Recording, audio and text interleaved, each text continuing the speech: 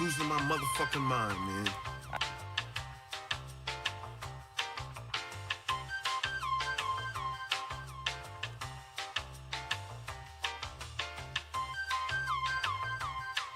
And y'all should be ashamed of y'allself. Y'all black. Y'all are black.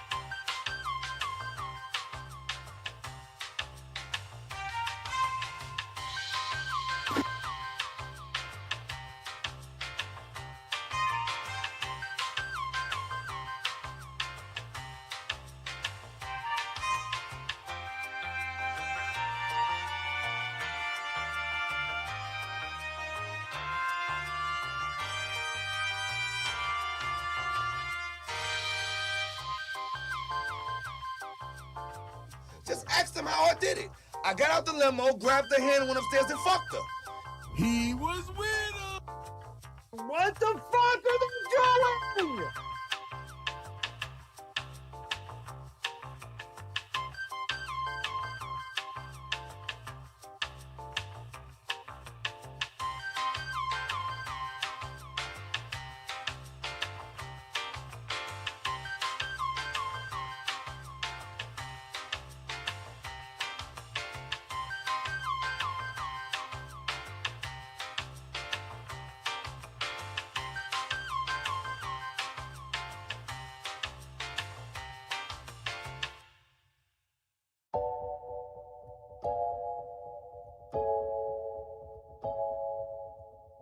I would have been swallowed up. Have you ever been swallowed up? Have you gone through a time of swallowing?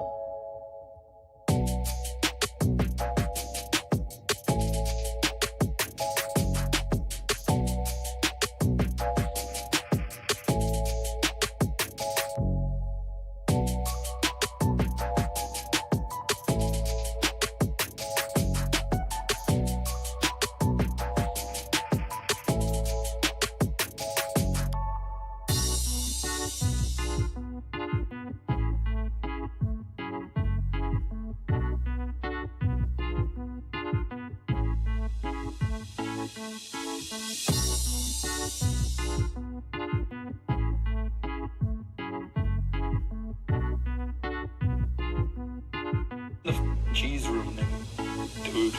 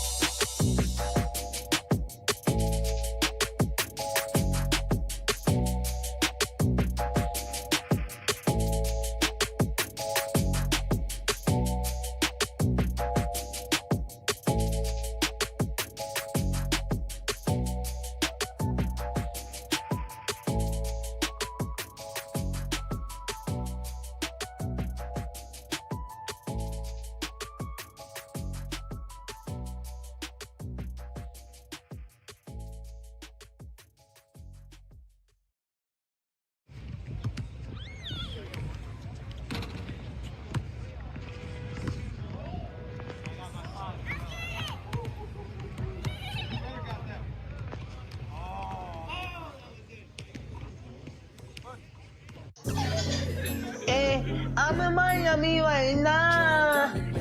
I'm in Miami right now. I'm in after your file. I'm on Ocean Drive. I'm in Miami. In Miami I'm in a feel for right now. I'm ocean drive right now. That's on my mama. I'm in Miami. I go to the window, so I'm going to Cali. I said I'm too official. I'm out with them niggas. I'm another rapper on the city. That nigga, he wicked. We pull out with them guns. You know me in the real. Well, mama pays, I ain't having ever since that I was real. Now I came up like an AK and never squeal. But never ever on my mouth, cause that's what I'm too real. Yeah, I'm in the East Coast, I'm living life for real. Why the fuck you can hate it? I ride you to chill. You gon' really piss me off, and I'ma pull up on the steel. I'ma pull up on the drink, go and get your ass killed. Man, stop capping, cause I'm fucking wicked. I pull up to your city, tell me your location, bitches. You know we fuck that shit. My youngest know you killin',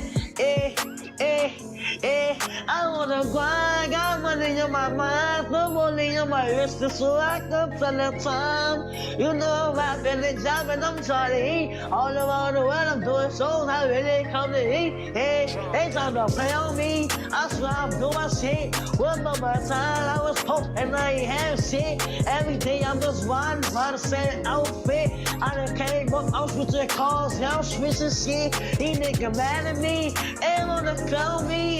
I'm in Miami right now, I'm off of South Beach. I'm living large, I'm living life. They know me, wanna take my life. Yeah, it's on my mama. I'm in Miami, I'm out there doing the video shooting, going to Cali. I'm on my mama, and I'm in Miami right now. I'm in the 305, yeah, I'm on Ocean Drive. Pull up with a red car, my life is on now. They wanna play with me, they wanna clone me. I'm bad bitch, Latino, she wanna sleep with me. I'm in the 305 right now. I'm in Miami right now. On Ocean Drive right now. I'm in Miami right now. I'm in Miami. I'm in the 305. I'm in Miami. I'm in the 305. I'm in Miami. I'm in the 305. I'm in Miami. I'm in the 305. I'm in Miami right now. Yeah, I'm on Ocean Drive. I'm in Miami right now. Yeah, I'm on Ocean Drive. Yeah, and the front car. That's don't look at me. I'm the youngest in the game. You can't beat me. Cause I'm that nigga from the bottom. No, I will never change. Diamonds on my really, I got diamonds on my chain. I'm in this song, no, that's right. Ain't no game. Yeah. In Miami right now. And the 305. Yeah.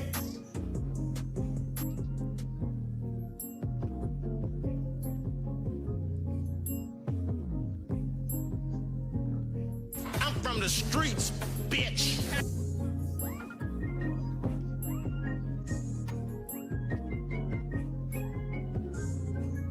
$117 steals. He's been cut down 39 times, which that too is a record set many years ago with the great Georgia Peach Tyrus Raymond Cobb.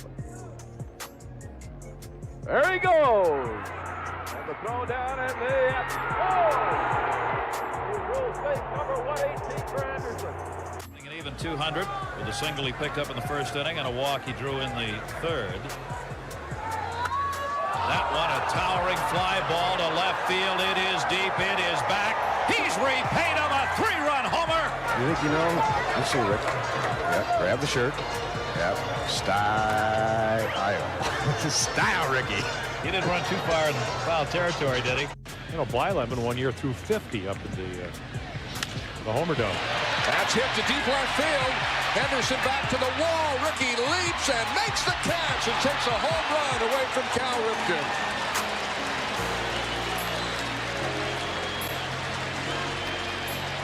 Highway robbery in left field. Well, right out of Brady Anderson's book. Looked like Cal got enough of it, even though it was up the bat a little bit. But he doesn't even hit that ball this well. Looks like it got it up on the trademark, and you get an idea of how far the ball does go here at Camden Yards, and you also get an idea of the agility and fielding skill of Ricky Henderson. So he beats you with his legs, his glove, and his bat. The A's, having come from behind A 1-0 deficit. Ricky goes. A pitch taken. He's going to have it. He does. Ricky Henderson, no contest, steals third base, jerks the bag from its moorings, and holds it aloft, representing number 939.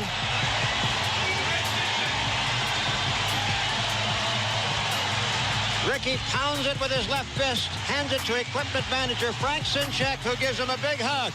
There's Ricky's mom.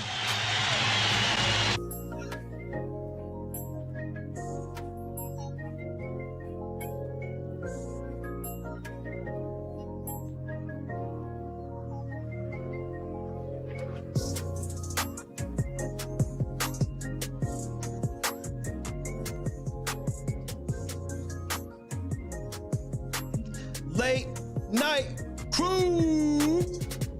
Happy Saturday, fuckers. Great evening. I hope everyone's doing okay. R.I.P. Ricky. You a bad motherfucker, bro. Say what's up to your boy. Say R.I.P. to Ricky Henderson. Or fucks with you heavy. Before I even started liking baseball, I fucked with you though. It's a bad dude.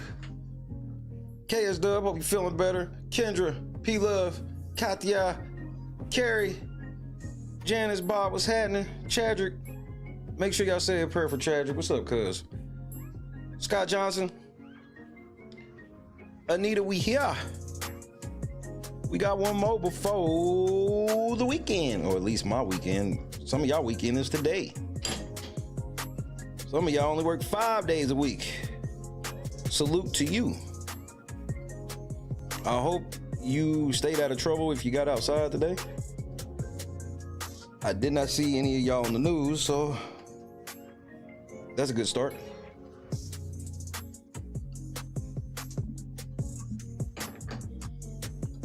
And that's what it do.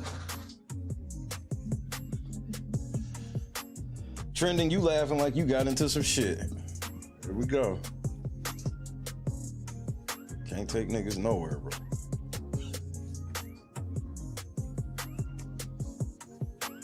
Speaking of not taking niggas nowhere, Fox Soul, y'all did a whole special caping for Jay?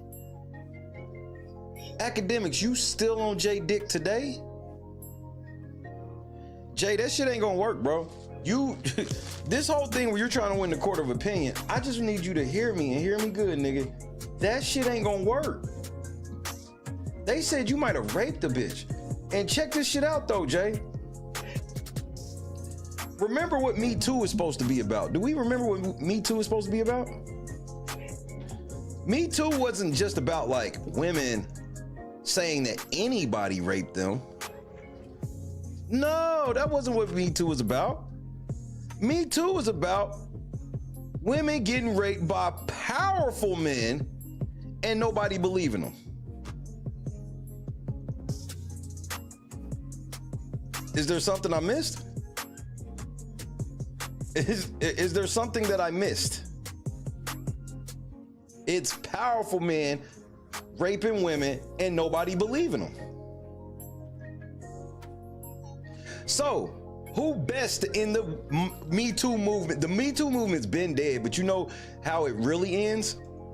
It ends with Jay-Z. President Obama ain't said shit. President Obama came out today with a playlist, nigga. I said, nigga, who the fuck are you? Kendrick, I will never fuck with you.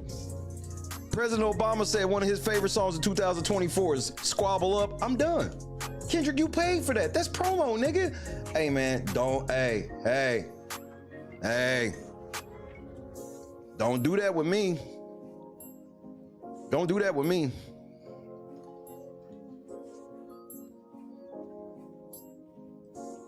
All of y'all niggas bought and paid for, nigga. All of y'all. We got the full lawsuit. We got both full lawsuits, actually. We got the lawsuit from the new Jane Doe that's filing one against Diddy. We got one against from Tranya Grayson or Troya or LaTroya. I'm so sorry. LaTroya Grayson. Yeah.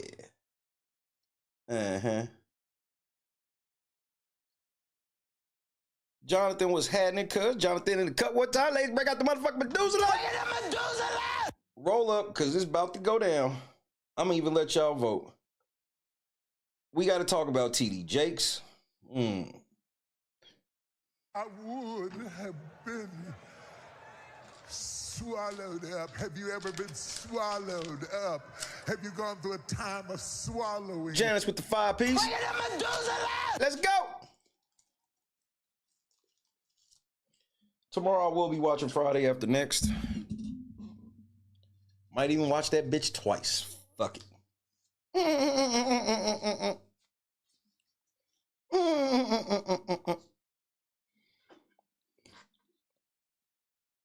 TD Jakes.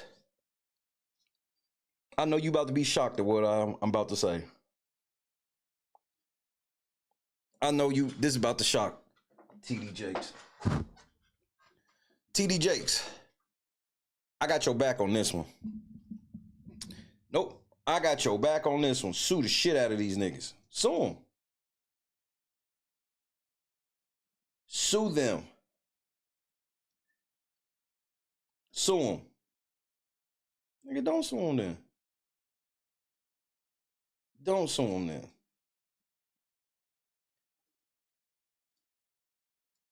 Diddy, I see the play. It sucks for you. Niggas circled the block this week like, hold on, Diddy. Don't laugh too hard at Jay. Man. How many consecutive weeks in a row did Diddy and Jay come out as winners, bro?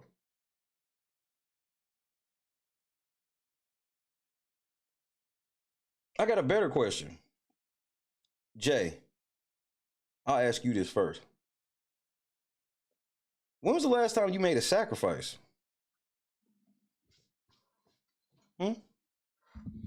Robert, what's happening? Jay, when's the last time you made a sacrifice? Lisa, what up, though? When?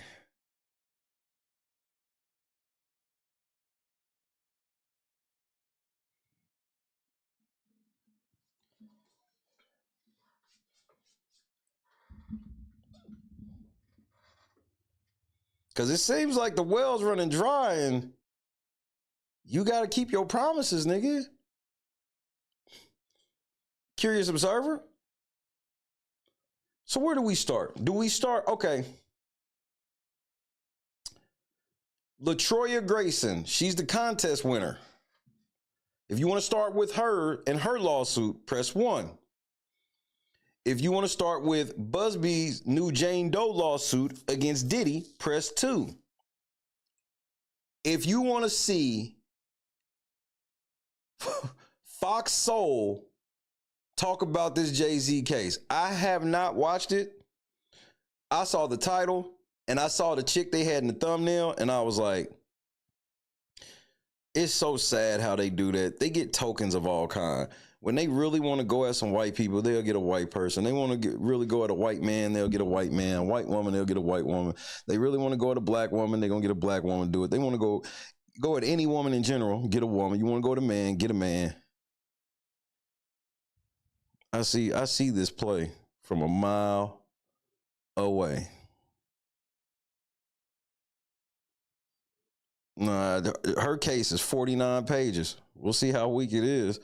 That bitch is 49 pages. Ain't nothing quick about her case. Steven, I don't know if I said what's up. Ebony, what's happening? All right, come on with it. Come on with it. Or, I'm sorry, it's 45 pages.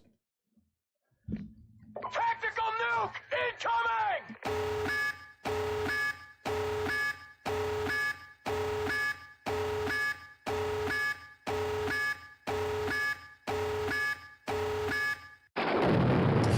But first, but first, it is Saturday night.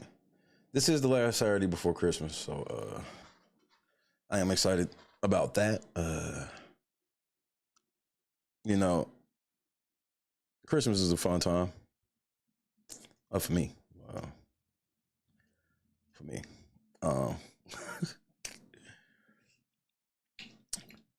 But before I get all the way where I need to get, what shall I do first? Oh, we know what I'm going to do. I want to listen to something. But what do I want to listen to first? I don't even know where I'm going to go with this.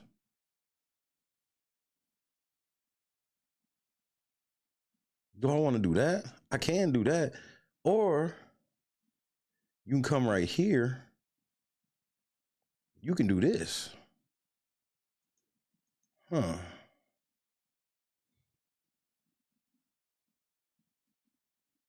Yeah, this is what I'll do.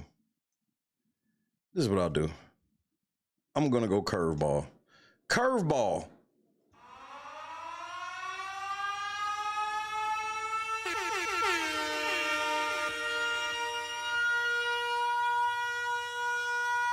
Brina, what's happening?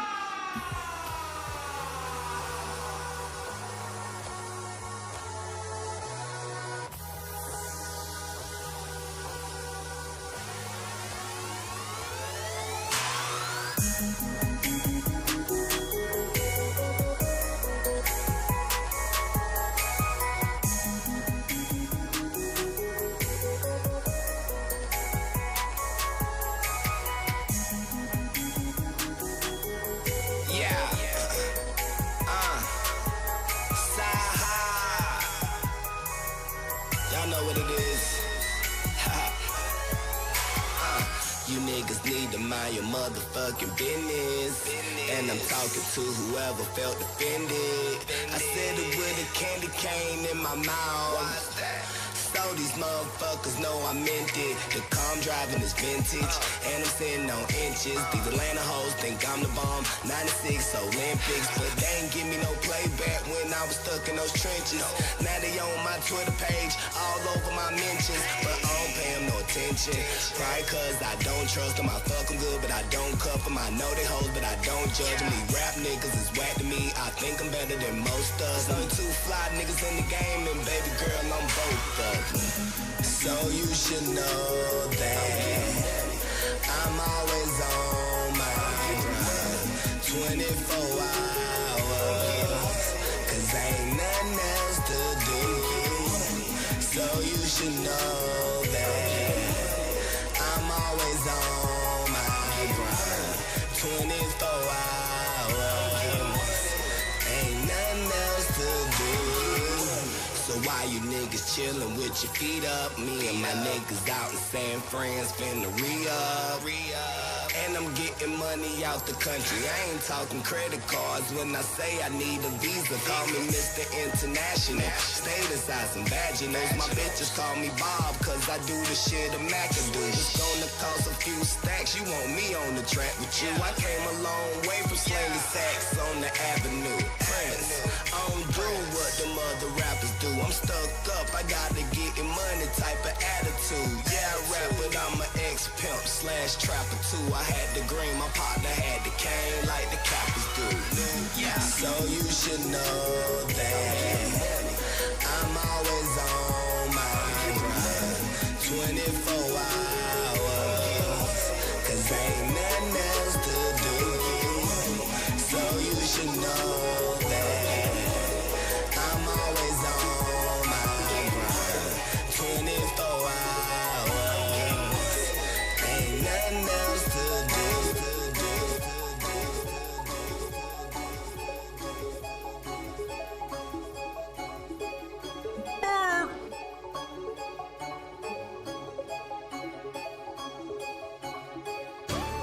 Drop it to the floor, make that ass shake.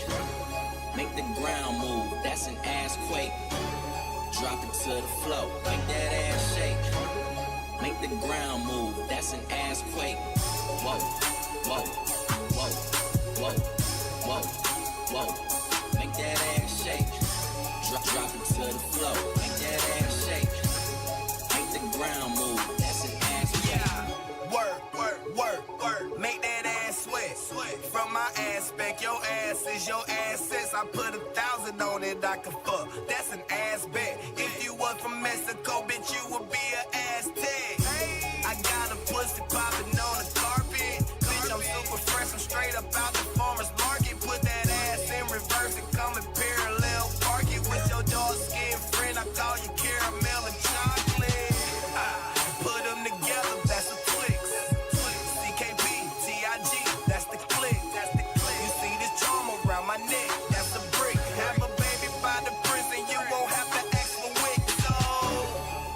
to the floor, make that ass shake. Make the ground move, that's an ass quake. Okay. Drop it to the floor, make that ass shake. Yeah. Make the ground move, that's an ass quake. Hey. Whoa, whoa, whoa. Okay. Whoa, yeah, whoa, yeah. Make that ass shake. Drop it to the floor, make that ass shake. Make the ground move, okay. That's an ass quake. I fucked every stripper plus the house mom. I had groupies way before I dropped the album. I'm probably with your ex like Malcolm, but I pull out when I'm finna bust. That's the outcome. So make that ass shake. Bitch, my cash straight. But if tricking was a race, I'll be in last place. That's my last date. Dropped her off on Cascade. She say I ain't a real nigga, but her titties and her ass fake. Pull off on her own, she see what's antique on my last plate. Find her go and holler at my Scottish bitch from Bathgate. Hit the club and ball for 30 minutes. That's a fast break, girl. I done had a bunch of bad bitches. You can ask yay. So drop it to the floor, make that ass shake. Yeah. Make the ground move, that's an ass quake. Drop it to the floor, make that ass shake. Make the ground move, that's an ass quake. Whoa, whoa, whoa, whoa, whoa, whoa. Make that ass shake. Whoa, whoa, whoa, whoa, whoa, whoa. Make that ass shake. Whoa, whoa, whoa, whoa, whoa, whoa. Make that ass shake. Whoa, whoa, whoa, whoa, whoa, whoa. That's an ass quake. Everywhere I go, man. Everywhere I go, man. They be frowning their face up at me and shit. Nothing wrong with these niggas. Everybody still just, you know, they said that cry why too. You know, they just, call them. Yeah. Soon as I pull out the driveway with a bad bitch standing about 5'8" around my way where I stay, niggas irate cause I skate like Stevie Williams tryna reach a million. Niggas showing love when I leave the building. Sold out shows at East Pavilion, probably with your bitch if she's appealing. My car in the house, why I need a ceiling? If she at the crib, then he is drilling. Run up on me, then the heat is spilling. Why you mad, nigga? You can barely feed your chillin'. If that's your girl, why she revealing her deeper feelings about me and stealing his dick in her, then fix dinner. Put my log in, but I don't hit in. What's wrong? You supposed to be the big spender. Pussy nigga, you should go and switch gender. You a female, I get weed mail. Got so much work, I need 3 scales. Tell them what to go and get detailed. Then hit Houston's, I eat well. But I gotta ride with the 4-5. They don't like me, and I don't know why.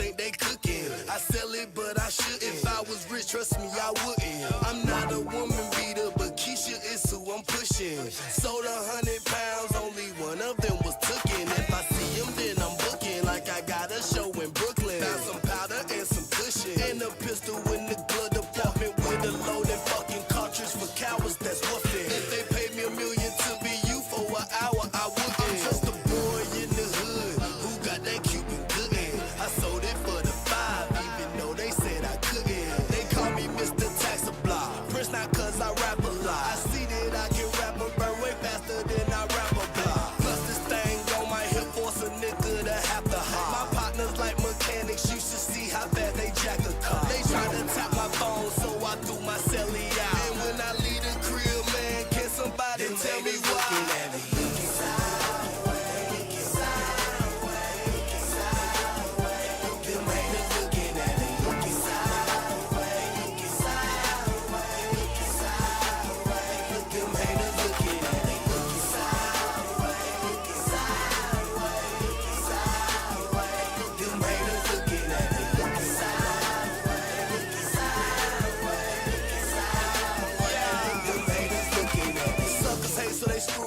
I'm high to death, no Blu-ray. I'm shy as hell, no Lupe. say I'm Bobby Cox, I'm too brave.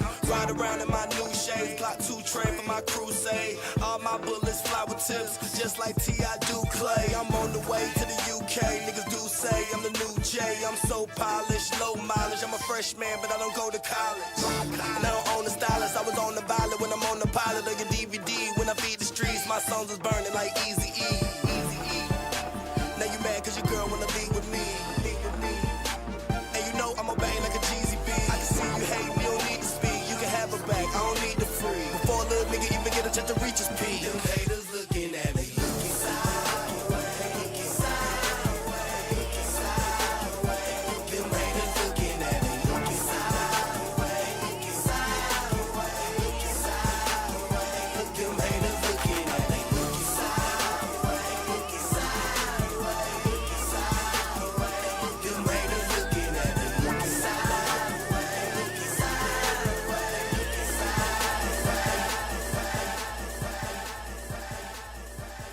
All right, let's get ready to go to work. I'm having too much fun.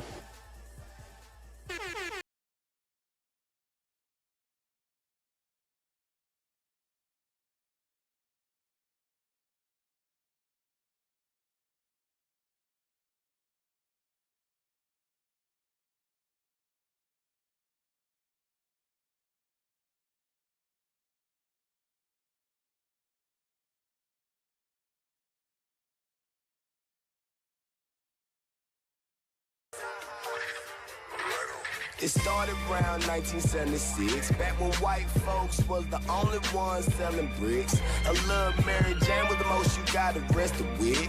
They hit you with some charges, but it really never stick. Back when my daddy was bumping earth, wind, and fire, blowing earth from the earth and the wind once it hit the fire.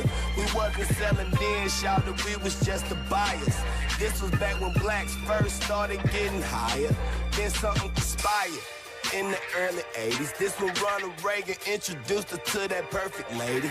If you cook it right, it's just like you're cooking rice. Now your pocket's looking right, then you bought your first Mercedes. Now people getting addicted, mamas having early babies. The streets is getting crazy, so you bought your first 380. And that's when niggas started dying every night. So go and sell some weed, cause nigga, this shit can carry life. I'm here to bury white. The accusations that the crack epidemic, which ravaged this country's cities, was spread was held I'm here to bury white. linked to the CIA. Well, for decades, it's been rumored that the United States government was secretly sponsoring I'm here to bury white. the country. Steve Young reports on a new kind of cocaine called crack. I'm here to bury white. Nationwide, especially among the young, a drug Fast forward 1998's the year. It started as a hustle, niggas made it a career. Now we fucking bitches, got paper up to here. Niggas killing in the 90s, thought the 80s was severe. All the leaders in the hood, they took y'all from us. Fucked around and gave them all football numbers. Like rap shows, niggas was getting booked out. Some of them folks don't give a fuck about you. Throw the book at your mama. Your honor, imagine growing up without a father. Section A, your family always gotta ride the martyr. Selling drugs was the only way I got a starter. Jacket and some Jordans is what the television taught us. And our daughters missing with no Amber Alert. Probably with some little boys with their hands up her skirt. Her mama dancing, go to work. Even got married twice, cause her first husband got indicted for that Barry White. That's why I'm here to bury white. What makes the world go round is cocaine. Cocaine isn't just used socially. I'm here to bury white. A form of currency. It's now the done thing among many rich and otherwise respectable Americans. I'm here to bury white. Hollywood may seem drug crazy, yeah, but it is, of course, still illegal. I'm here to bury white. Cities of all sizes. Put the drugs down, fool. Yeah. Now it's the early 2000s and the streets grew violent. From the baking soda and the see-through Pyrex mixed it with the yellow. Be careful when you meet new clients. For the love of money, they'll creep through silent. All you hear is police blue sirens. He used to play ball into a D2. College dropped out, met a plug from overseas who's supplying. Whoever thought niggas in the streets knew science? How we get them bricks if we ain't never owned a boat? They give you more time for hard than for soft, but on the low. The laws were made against us. That's how they Willie lynched us. Cause we only sold crack, we was never known for coke. They say it ain't over till the fat lady sings. But it's crazy how your own partner can hold a note better than Kelly Price just to save his petty life. Instead they giving you Barry Sanders, they gave you Jerry Rice. That's why I'm here to bury White. Let's sprinkle some crack on him and get out of here.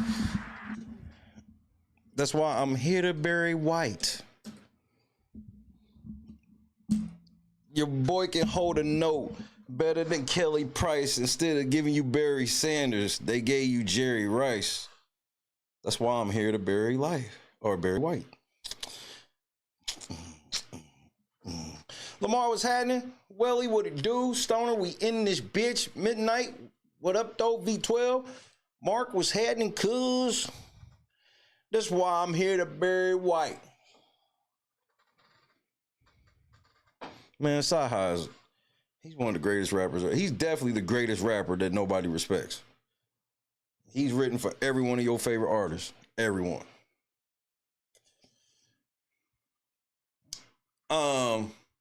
Let's get into this lawsuit. Let me start off first of all. I got some issues already. I ain't saying I don't believe her, but I'm gonna tell you, this is why you gotta stop fucking with Ariel, bro.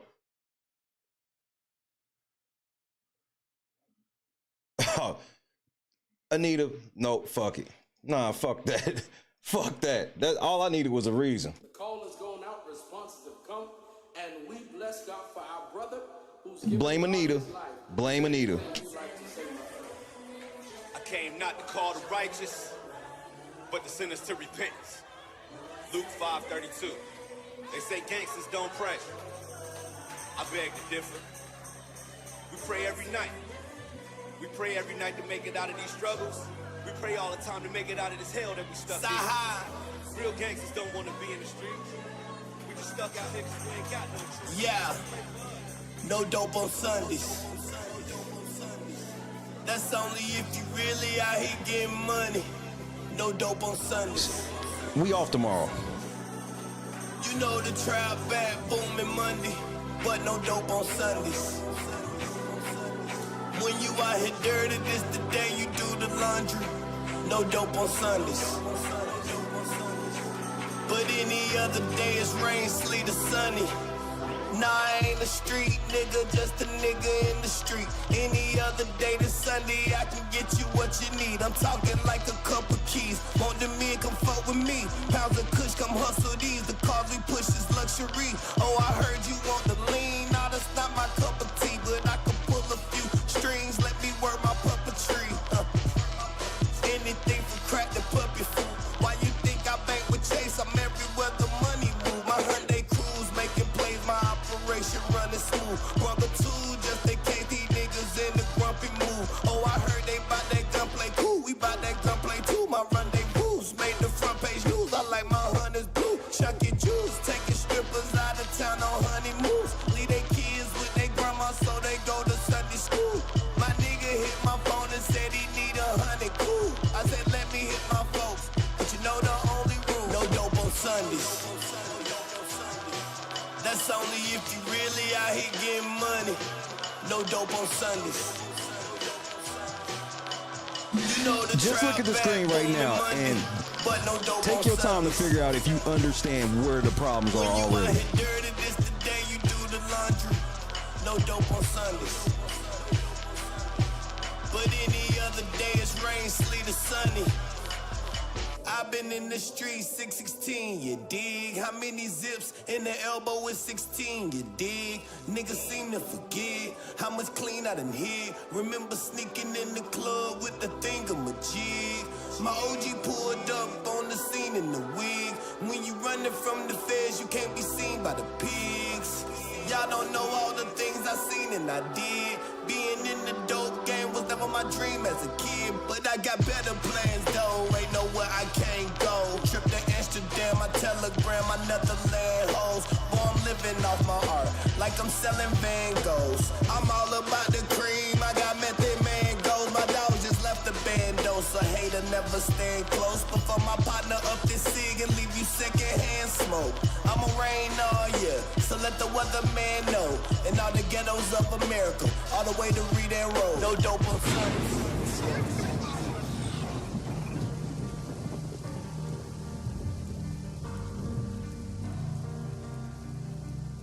Let Luca on the beat, so what the fuck you I worked the graveyard shift, that's how we made our chips. Bunch of AR clips, I pulled this KR dip. Where the young niggas die, we live our days in dark years. Boosie badass, I'm down to catch a fade if y'all live. We was the type to shoot at niggas dead, pray that y'all live. So we can swing by your house and come and spread y'all crib. Had to trap on Cleveland Ave by the Kmart, bitch. I brought them bags to the hood and made them slang God shit. In Atlanta, y'all don't know how good my face card is. Turn the racetrack on Boulder Crest to a baseball field. It's safe to say it's all real, but all my scars is all healed. Cause I've been stabbed in the back more times than Paul Pierce. But enough about my past, it's time to save our kids. So our sons will never have to live the way we all did. If you trapping, nigga, trap to send your daughter off to college. If you trapping, nigga, trap to get your mother out the projects. If you trapping, nigga, trap to get your people out the streets. Oh, you trapping just to be trapping. Oh, you trapping for these freaks. But if you a real trap, nigga, do me one favor and tell all my partners in Decatur. No dope on Sunday. That's how we made our chips. Bunch of AR clips, I pulled this KR dip. Where the young niggas die, we live our days in dark years. Boosie badass, and down to catch a fade if y'all live. Started out trapping, trying to get the new bows. Then I realized what it did for them hoes. When I recognized what you did to your nose, I couldn't justify what I did to my bro. Fed in addiction, I just let it snow. Felt my religion, I couldn't let it go. Fell in addiction, I just chased the glow. See, you don't need the drums when you just talking what you know. See what I seen, niggas snitching on the low. Niggas coming home, niggas out here acting like you owe. The truth is you love them, but they putting on a show. You gotta cash them out and validate to everyone they know. Times change and it's hard for some to grow. And the conversations are no longer, man, we bout to blow. I wanna see you back up on your feet and that's for sure. The whole city know I've done enough, so there's no more. I worked the graveyard shift, that's how we made our chips. Bunch of AR clips, I pulled this KR dip. Where the young niggas die, we live our days in dark years. Boosie badass, and down to catch a fade if y'all live. Bitch, let's start off, nigga. How the fuck are you suing 10 motherfuckers that you don't even know who they are? It's just man, this is Ariel, bro. Saha the Prince. This is Ariel. We blame it. Look, nigga, you understand what's going on here, right? We got, okay, Delta Airlines. What the fuck are you doing? K-Jams. What the fuck? You blaming the radio station?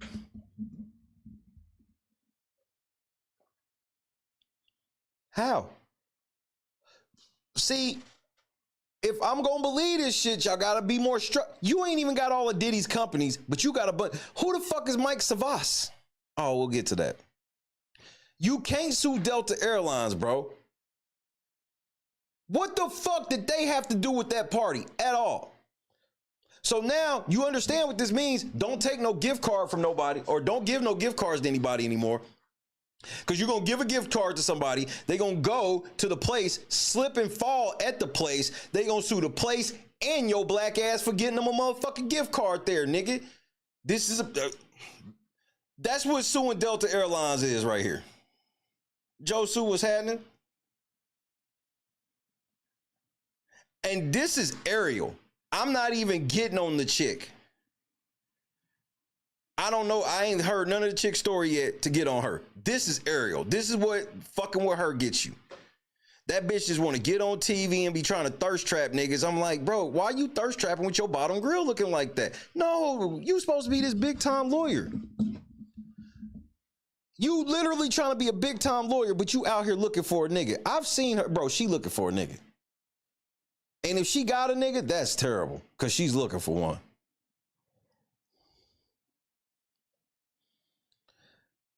LaTroya Grayson v. Sean Combs, a.k.a. P. Diddy, a.k.a. Diddy, a.k.a. Puff, a.k.a. Puff Daddy, a.k.a. Puffy, a.k.a. Brother Love. Here we fucking go, bro. A.k.a. 1, 1, 1, 1, 1, 1, 1, 1. Never mind. Y'all know nothing. KB, what's happening? Roger Smith Hotel. How are you suing the hotel? Unless, bro, you have to connect dots first. There has to be like bad boy people working at the hotel, bad boy people working at K-Jams, bad boy people working at Delta Airlines. Okay, bad boy, cool. Atlantic Records, cool. Because they the ones that took you out there, all this shit. The hotel, they picked you up and took you from the hotel. It'd be different if you caught a shuttle from the hotel there, maybe. And the maybe is you couldn't have requested a shuttle for a ride there. They had to go, we have this shuttle that's taking you and people here, there.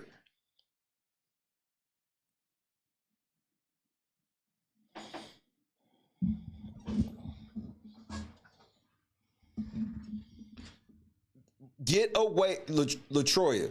Listen to me. If you telling the truth about this shit, which I got a feeling you are, you got to get away from her. She gonna fuck this all up, nigga. You need to call Busby. You need to call Busby. Granny, what's happening? Javon Barksdale, Ham Dog, we out here. Hey, you need to call Busby. I don't know what people Busby working for, but you need to see if he's allowed to take you.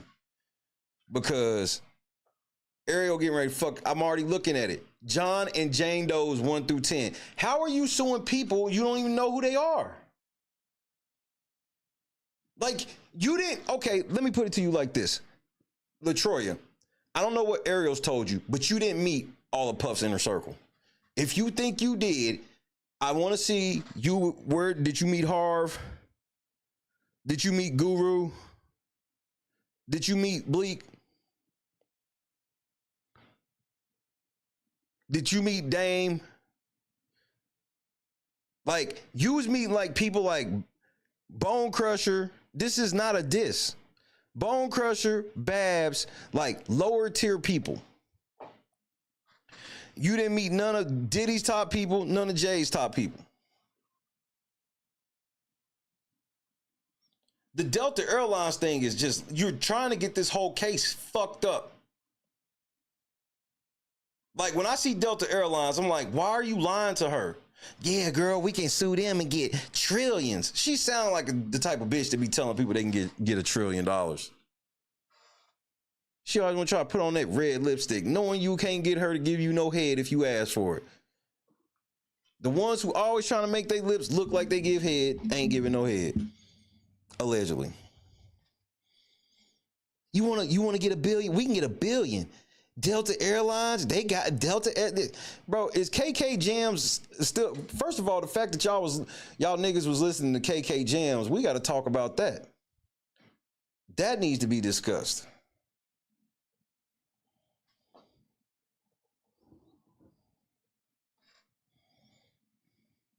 Roger Smith Hotel is a stretch. I'll put that's not as ridiculous as Delta. The radio station hotel super stretches that you're not gonna get. The only way you gonna get it is if they knew the plan was you was flying out and getting fucked on. We don't need you to do no bro. You got Diddy, Bad Boy, and Atlantic. That's enough. And Mike Savas, whatever this about, we'll get to. But Delta and all that, you don't even need all of this.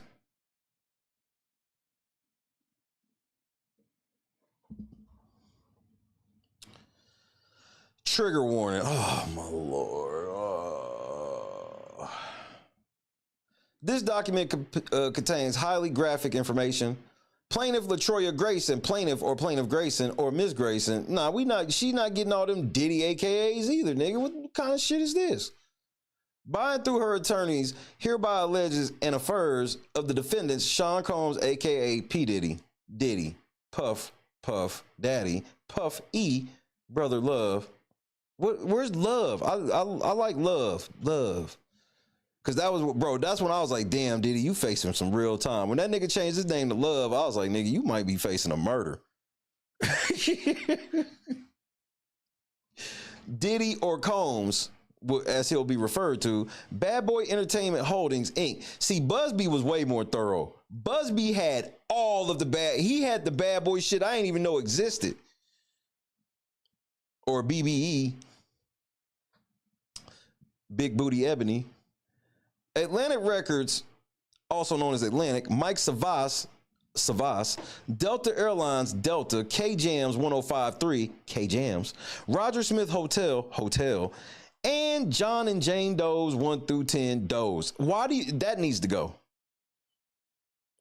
The only thing I'm trying to hear from that is you trying to pressure some people you can't get I don't even know how you gonna get these people summons.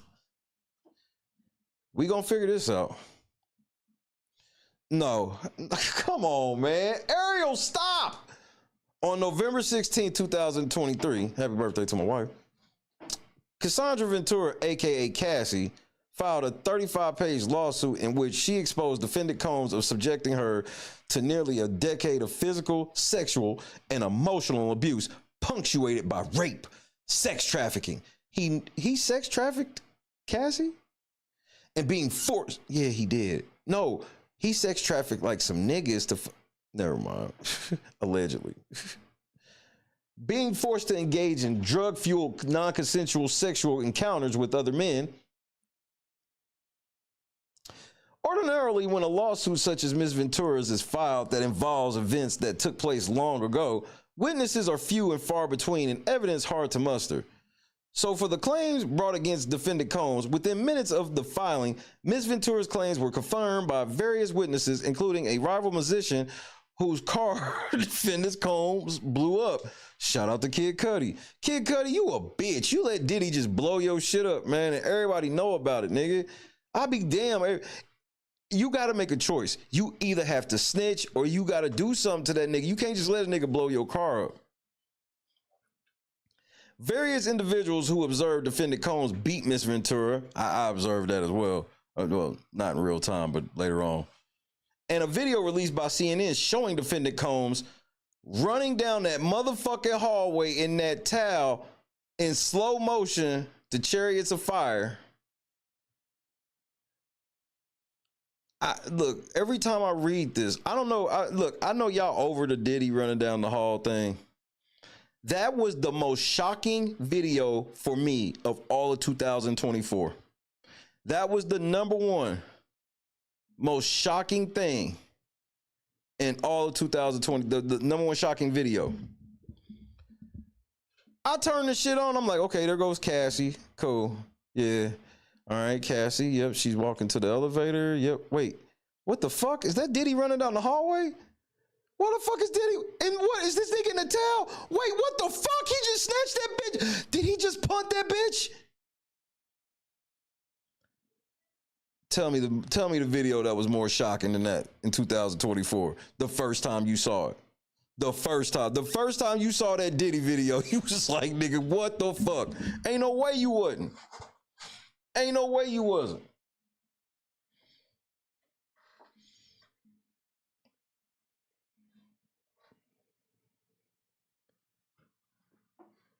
She said the diddler was a micro diddler. Here we go, bro.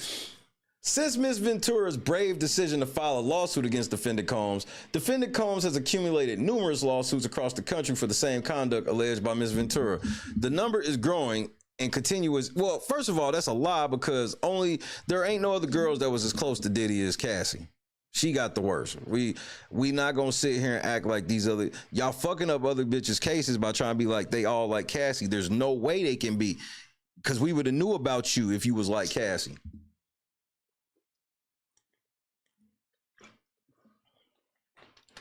And this is not, don't take this the wrong way. A lot of y'all was some one-offs, bro. And I don't say that in no type of disrespect. I'm saying it to underscore how bad it was for Cassie. She was like living up under it. Some of y'all got like and RIP Kim, obviously Kim. But as far as like these current lawsuits, I'm like, bro, y'all was just like, even if I'm gonna believe all y'all cases, one-offs, she was like living up under that shit, bro. I believe her if she said she thought she was gonna end up getting killed or some shit. In September 2024, defendant Combs was arrested and in the Southern District of New York, where he is currently being held with no bond while awaiting various serious criminal charges. Plaintiff now alleges she too is one of the many victims of the defendant Combs and the other defendants named herein. Plaintiff can support her allegations and has suffered extreme emotional distress impacting nearly every aspect of plaintiff's life and personal relationships. Given all the brave individuals who have come forward against defendant Combs, plaintiff is also doing the same. Look, let me give you a piece of advice. Ease up on that shit. Stop you, because again, you don't want to bring in all these other girls, because if one of them girls are lying, this is gonna fuck you up. Get away from Ariel. She don't know what she doing, bro. You understand this? When she's sitting there want to keep bringing up all these cases, all this, one of these motherfuckers get found completely lying on Diddy, this is gonna blow up in your face. Plaintiff brings this action seeking injunctive, declaratory, and monetary relief against defendants in violation of the Victims of Gender-Motivated Violence Protection Law, Gender-Motivated Violence Act, New York City, Admin Code 10-1101. Y'all trying to get Delta Airlines under the violation of the Victims of Gender-Motivated Violence Protection Law?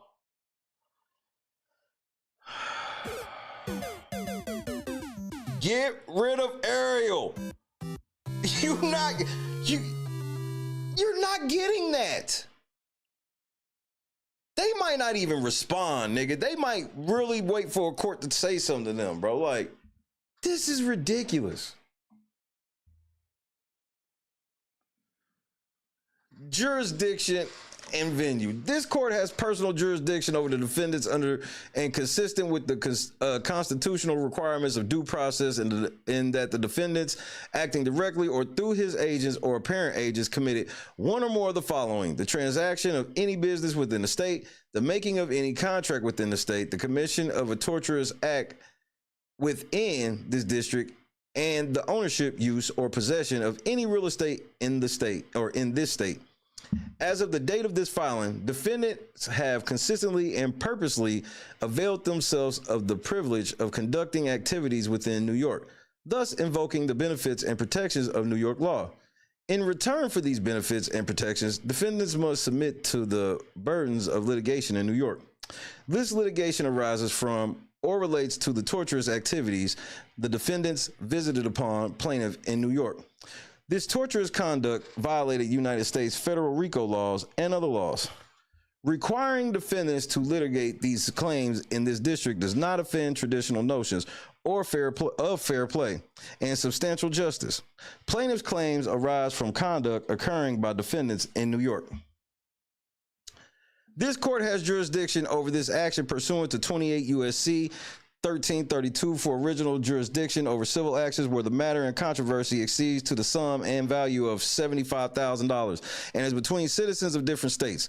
This court also has subject matter jurisdiction under 28 U.S. Code 1332 and supplemental jurisdiction under 28 U.S. Code 1367 because the state law claim forms part of the same case in controversy as the claim arising under the federal statute.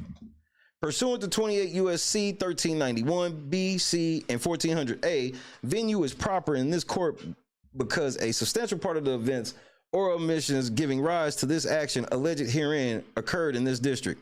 Plaintiff brings suit against defendants pursuant to the NYC Gender-Motivated Violence Act, you fucking idiot, NYC Admin Code 8-901 to redress the substantial and lifetime injuries she has suffered. This court has personal jurisdiction over defendants and each of them because defendants have purposely directed their unlawful conduct to this judicial district and have conducted substantial business in this judicial district. Procedural requirements. Yeah, let's hear this. For the NYC Victims of Gender Motivated Violence Protections Act. The NYC Victims of Gender Motivated Violence Protection Act, NYC Gender Motivated Violence Act. Really, bitch? Oh my goodness. Created a look back window on March 1st, 2023, which runs for 2 years for survivors. Bro, understand March, like February 28th, 2024 or 2025 is about to be crazy. I bet there's going to be a whole bunch of cases filed on that last day, nigga. Watch. The 2 year shit ends on March 1st, 25. For survivors of gender motivated violence, allowing them to sue their abusers regardless of when the abuse occurred, NYC Admin Code 10-1105A. The NYC Gender Motivated Violence Act revives any claims against a party who commits, directs, enables, participates, and Jay, they got you right before, participates in or conspires in the commission of a crime of violence motivated by gender has a cause of action against such party in any court of competent jurisdiction. NYC Admin Code 10-1104.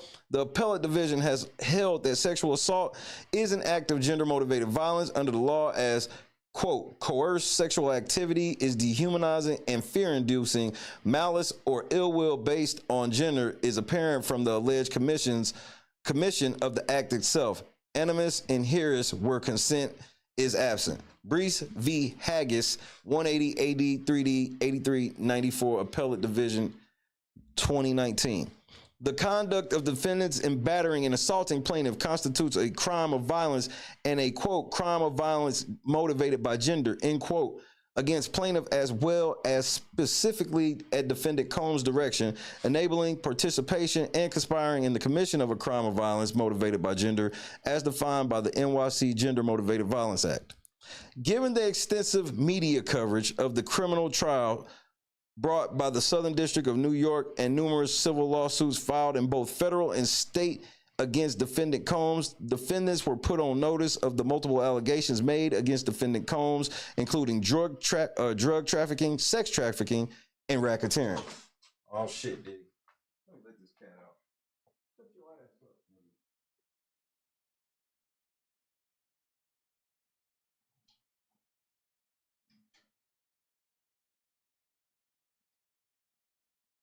nigga. The parties. It looks like it's Diddy. Hold up. Why would you do this? This is trash. Why the fuck would you put Cassie's picture in here? You couldn't find a fucking picture without Cassie? Why the fuck? Man, get rid of Ariel, bro. What is wrong with you?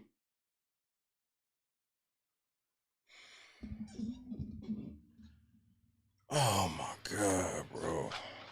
She be doing the most.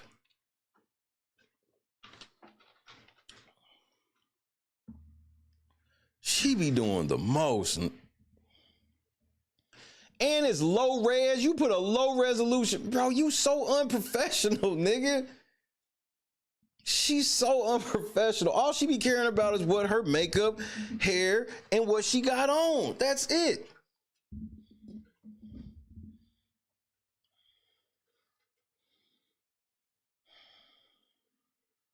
Defendant Combs is currently an inmate at Metropolitan Detention Center in Brooklyn. Bro, you can't have spelling errors. This is big time. You trying to get Diddy. Defendant Combs maintains residences in California and Florida and is believed to be a resident of the state of California.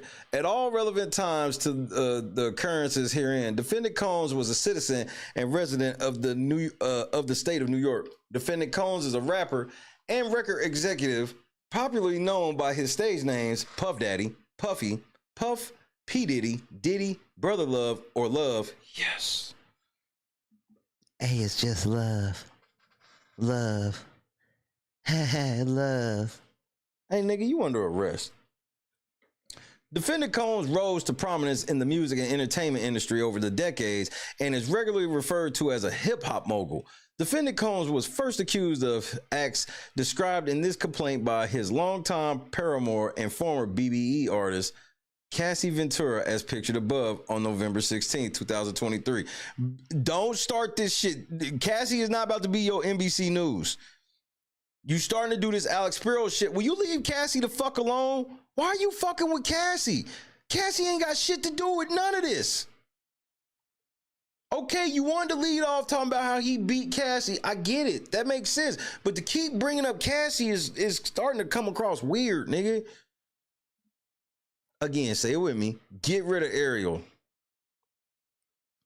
In 2008, 2 years after the assault and battery on plaintiff, Defendant Combs was the first male rapper to get a star on the Hollywood Walk of Fame. In 2022, Forbes estimated that Defendant Combs is one of the wealthiest hip-hop artists in America and that his net worth is over $1 billion. Yeah, but you didn't want to say what they said in 2024. Not slick. Upon information and belief, Defendant Combs has a long history of committing physical and sexual violence against women and men, similarly alleged in this complaint, as documented and publicly available in 9 lawsuits across the country and extensive media coverage. Bad boys, come out and play. Nigga, you was stealing everything, nigga. You was sampling shit from movies. It didn't matter for you, nigga. All right, you can just say all that. Yeah, why did you use these low resolution pictures? Who is this nigga? Okay, so we got Bad Boy in Atlantic Records. Defendant Savas, upon information and belief, is a citizen resident and is domiciled in the state of New York. Defendant Savas, upon information and belief and confirmed by Defendant Savas' LinkedIn page, was an employee of Defendant Atlantic at all relevant times. Was you the plug, the Atlantic plug that got her there? Defendant Savas is in his employment capacity with the defendant Atlantic, was responsible for promoting, coordinating, and arranging the promotional contest, which was the cause of plaintiff's injuries. Ooh, nigga, you in trouble. Yep, he can stay. His name can stay on the lawsuit. Yeah. His name can stay on the lawsuit. Yes, nigga. You coordinated this shit. You hooked. Yeah, nigga. Somebody got raped at your party. So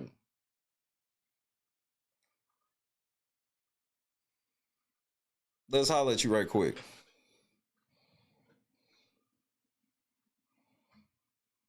Defendant Delta Airlines. Now listen, I gotta hear this. Defendant Delta Airlines' ongoing relationship and participation with Defendant Combs, Atlantic, and K-Jams was to transport potential Whoa. Whoa. You gonna have to tie this together just a tad more tight than this, baby girl. What is this? What are you doing? Nigga, you can't just assume, nigga, let's say they always bought they fucking tickets from Delta. You still need more than that. You need way more than that, nigga.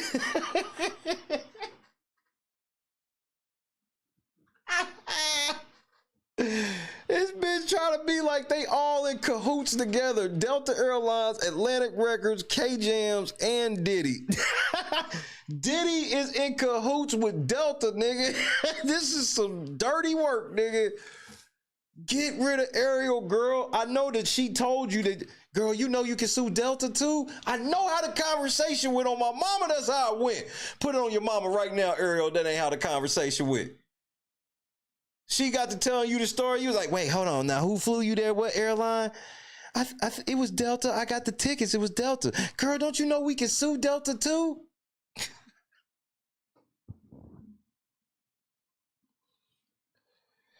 Buzby, why ain't LaTroya with you? You know who she is. You heard about her. You been knew.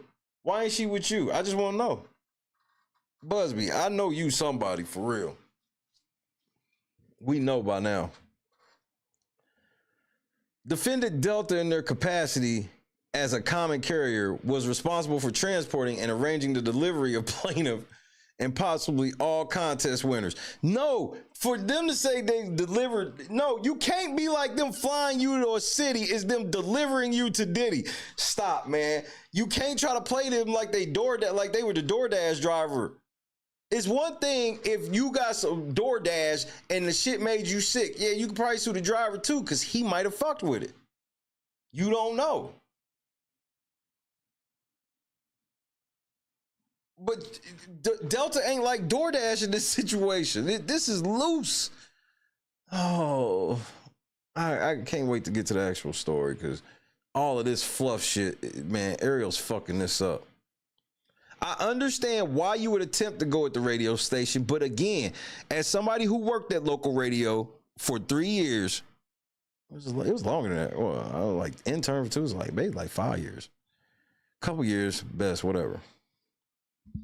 Either way, one thing I know is the way that these motherfucking contests go is you just get either a phone call or the mail where it's like, here, we got this. Like, we got this, the company sent us this and we giving away this. It literally be just that.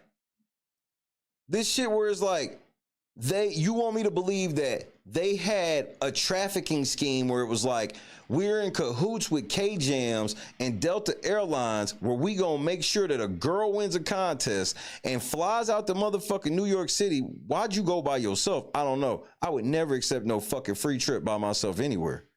I can't bring nobody I know with me. I ain't going. What kind of shit is this? Have you ever heard of an all expense trip paid for anything less than 2 people before? I haven't. But you're trying to make this shit like this was some trafficking ring between a local radio station who probably ain't got that much fucking money and big ass Atlantic Records and even bigger Delta Airlines, all under the watchful eye of Diddy.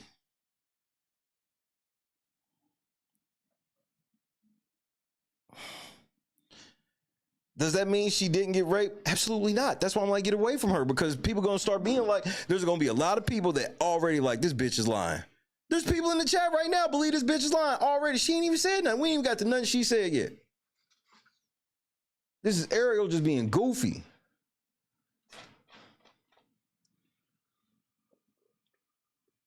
K-Jams was responsible for facilitating and facilitated the event that fraudulently enticed plaintiff. See, but again, okay, for you to be able to really sue Diddy on this, you gotta prove that Diddy knew what this nigga was on. Whoever it was. Bro, you're making this hard for her. Now you trying to Roger Smith Hotel. It's loose. Let's hear about these John and Jane Does. Upon information and belief, plaintiff alleges that defendant Does 1 through 10, inclusive, and other parties not yet identified who have violated plaintiff by assaulting, battering,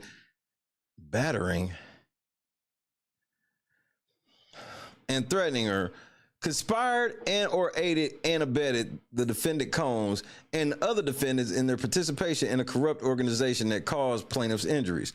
The true names, whether corporate, individual, or otherwise, of defendants 1 through 10, inclusive, are presently unknown to plaintiff, which therefore sues said defendants by such fictitious names, and will seek leave to amend this complaint to show their true names and capacities when same have been ascertained pursuant to CPLR 1024. Upon information and belief, plaintiff believes all of the defendant Does 1 through 10 are citizens of the state of New York.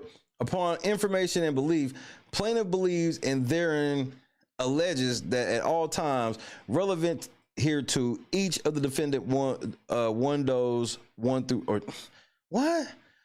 Nigga, you just get to why you suing these niggas. Defendant Does 1 through 10 were the agent, affiliate, officer, director, manager, principal, alter ego, and or employee of defendant Combs, BBE. We don't know who these niggas are. We don't know what these niggas did, but we know these niggas work for one of these motherfuckers.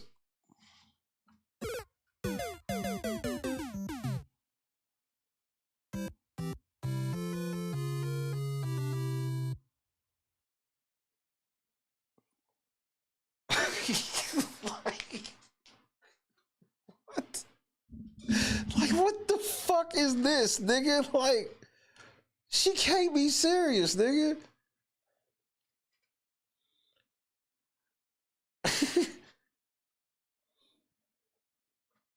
And actively participated in or subsequently ratified and adopted or both each and all of the acts or conducted alleged with full knowledge of all the facts and circumstances, including but not limited to full knowledge of each and every violation of plaintiff's rights and the damages to plaintiff's approximately caused thereby. The limitations Article 16 of the CPLR do not apply because one or more of the exceptions set forth in CPLR 1601 and or 1602 apply. Plaintiff LaTroya Grayson. So this is why I was like, I'm not using this picture as a thumbnail. So that's why you put a low resolution picture in this fucking case, and this is the picture everybody's using.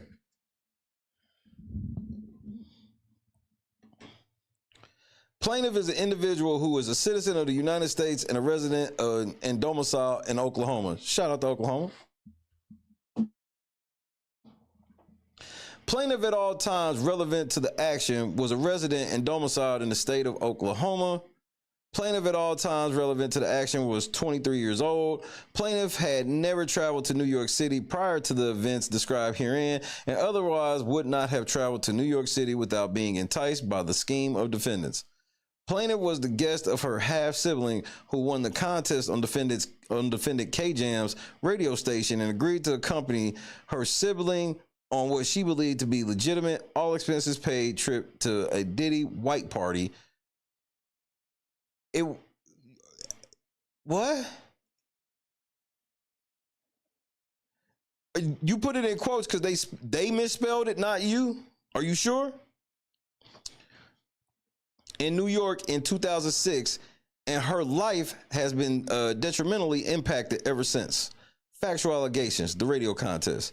In late 2006, defendant K-Jams began promoting a contest on his radio station 105.3 Jams in Oklahoma, sponsored by defendants Combs, BBE, Atlantic, and Delta, offering the winner a prize of an all expense paid vacation for 2 to New York City to attend a Diddy white party. At this point, defendant Combs' white parties, so you spelt the other one wrong. Oh my Jesus. You get rid of Ariel. This bitch don't know how to spell white party. Jesus. Demisha, what's happening? Miss Lady, what it do?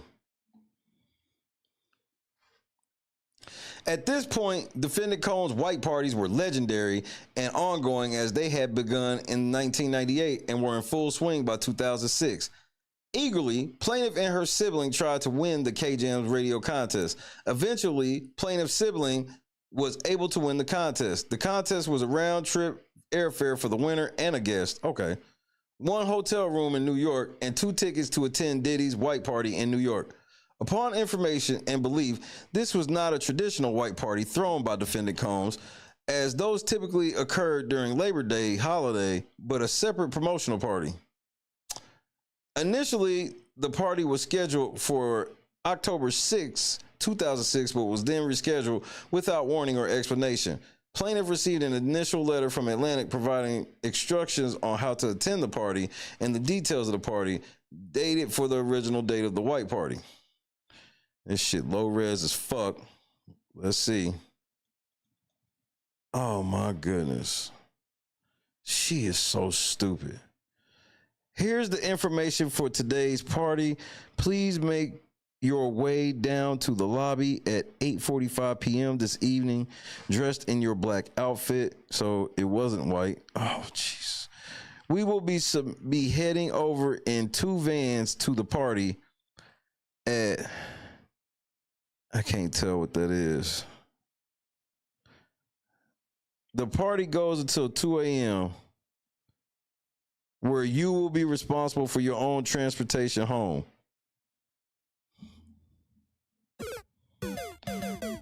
Ladies, you can't go. I'm so sorry, ladies. Don't get mad. I'm trying to help y'all stay safe. You can't go. You can't go. These niggas talking about you gonna come to this party until 2 a.m. and you gotta find your own way home. That's like the oldest trick in the book to get the bitch to stay the night.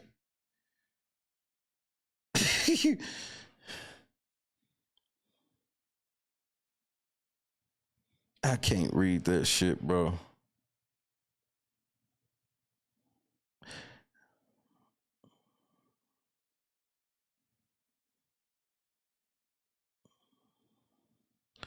That shit's bad.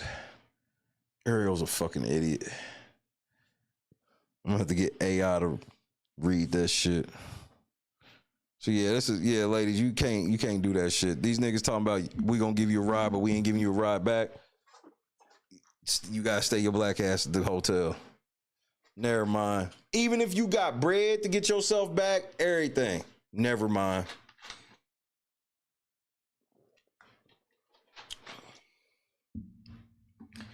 This ain't me. This is not me blaming the victim. This is me teaching you how to stay safe. There's a difference, I promise you. The party was then rescheduled for October 16, 2006. Plaintiff was provided a plane ticket issued by Delta for departure on October 16, 2006 from Tulsa to New York JFK Airport, returning to Tulsa the next day on October 17, 2006. Now, Diddy, this is where this sounds bad.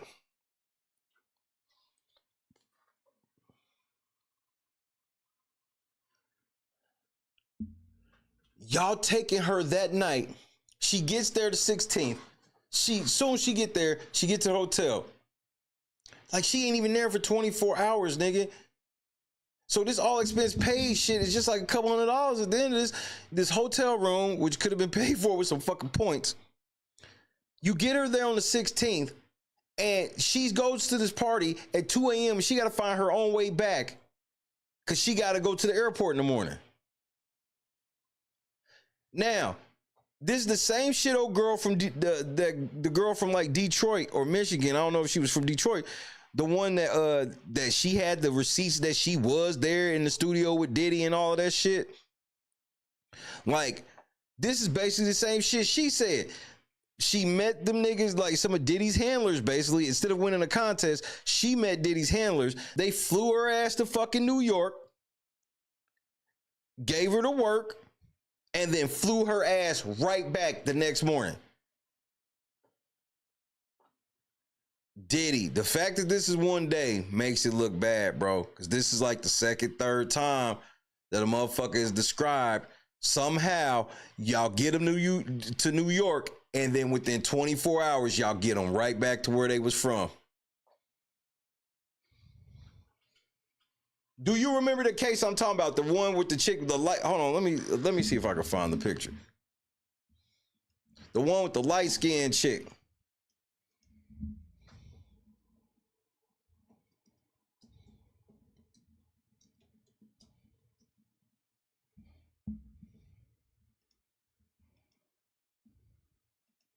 I got it.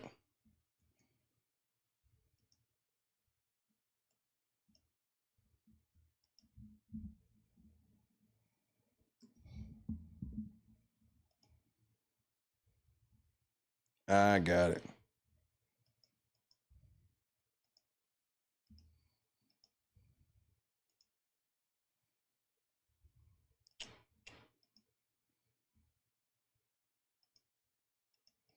This chick right here.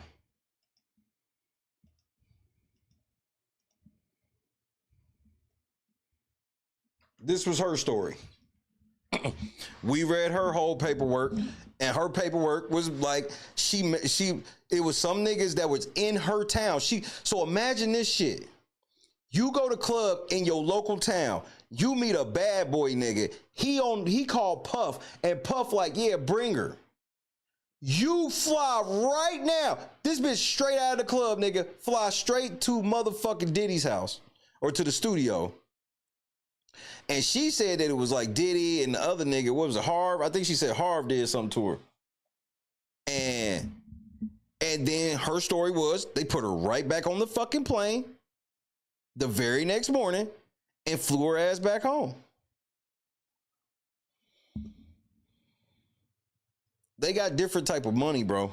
Diddy had, I don't even want to say Diddy had different type of money. He had different type of access, nigga. Like, that takes more than money to like be chartering planes and shit like that in the middle of the night for like just some hoes. I'm sorry, ladies. Don't get mad when I tell you this. Your pussy's not that good. A nigga trying to fly you on a jet right now? You gambling. You gambling. You gambling. Just for the record. You gambling. I'll tell niggas when they gambling with the girls, but I'll tell the girls when they gambling with the men too, nigga. This ain't no hater shit. This ain't like, there's never a situation where a nigga can fly you out or you can get on a nigga's jet. Within the first couple hours of knowing a nigga, the answer is no. I'm sorry. I hate to fuck your day up. Hit the like button. Hit the PayPal Cash App so we can hit our last $20 goal of the week. In addition to the date of the party being rescheduled, the theme of the party was also changed from a white party to a black party. Due to the change of required color attire to attend the party, plaintiff was forced to purchase a new outfit that was within the new theme and dress requirements for attendance.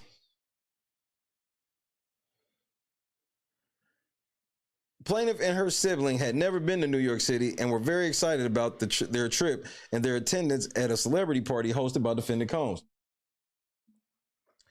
Plaintiff and her sibling rented a limousine to transport them from the airport to the hotel in an effort to make the most of their free trip. Why would you do that? And where was your sister when all this was cracking? Bro, y'all be doing dumb shit. Why would you spend that money on that? What the fuck? Upon arrival, plaintiff checked into the prearranged hotel, the Roger Smith Hotel. See if we can try to see how much that shit was.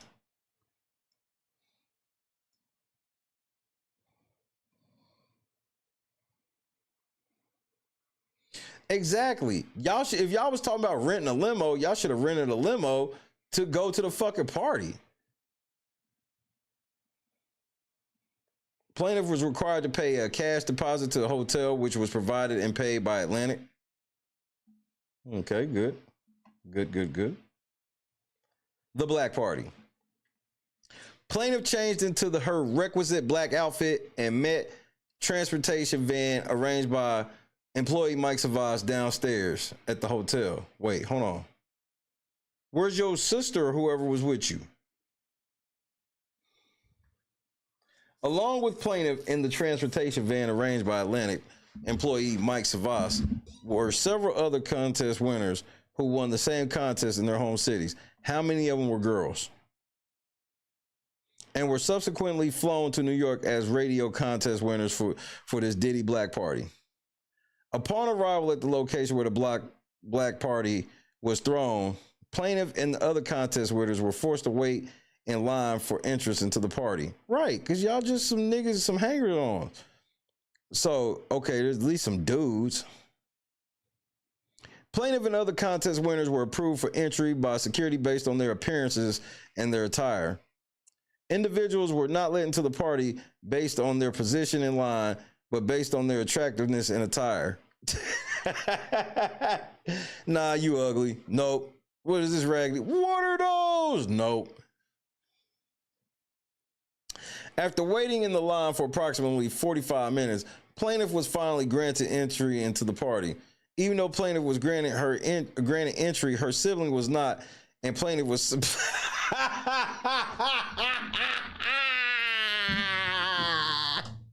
I love you. I'm sorry, I said I love you. So your sister's busted is at least how they felt. Oh no, you ain't shit. Why the fuck would you leave your sister if she can't go? You can't go. Oh my Lord. Ladies, if your sister can't go, you can't go. I'm so sorry. I know you went all the way out there for that party. That's cool in the game. But this is me again trying to keep you safe. If your sister can't, well, look what happened. I'm not trying to be funny. Look what happened. Her sister's with her. That doesn't mean it doesn't happen, but the odds definitely decrease. Because that could have been a setup. This easily could have been separate them. They could have had Diddy, while they sitting here talking about letting them in based on attractiveness and shit, whoever's in the club could have just literally been like, all right, we got everybody out for the contest shit. Now, bro, they could have been in there bidding on y'all niggas silent auction style, like, get out, nigga. Y'all think y'all just waiting in line? Them motherfuckers is in there.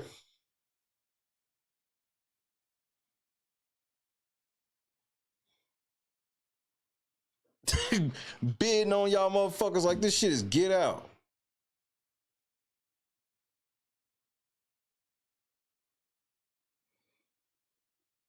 Like, what? Now that I hear Joe, like, because I know y'all said something. If you didn't, it's hard for me to believe you didn't. I believe that you was like, but my sister.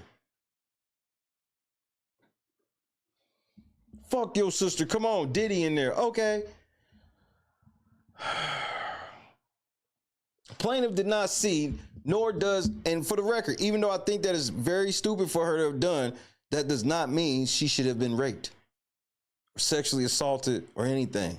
That's not what that means. No.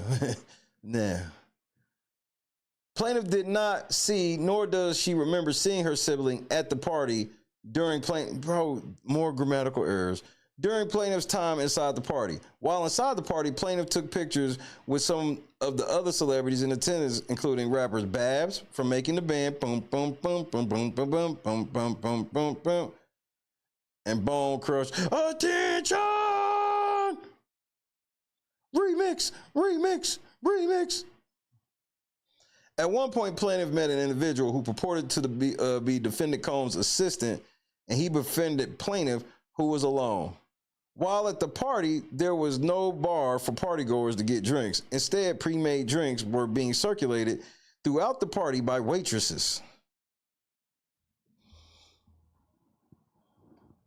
From the streets did she emerge, into the street she will return. She belongs to the streets. All five of y'all. Oh man, she's so scary looking to me.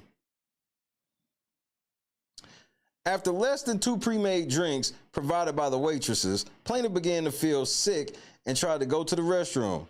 The next memory plaintiff has is awaking in St. Vincent's Medical Center of New York. Oh, nigga.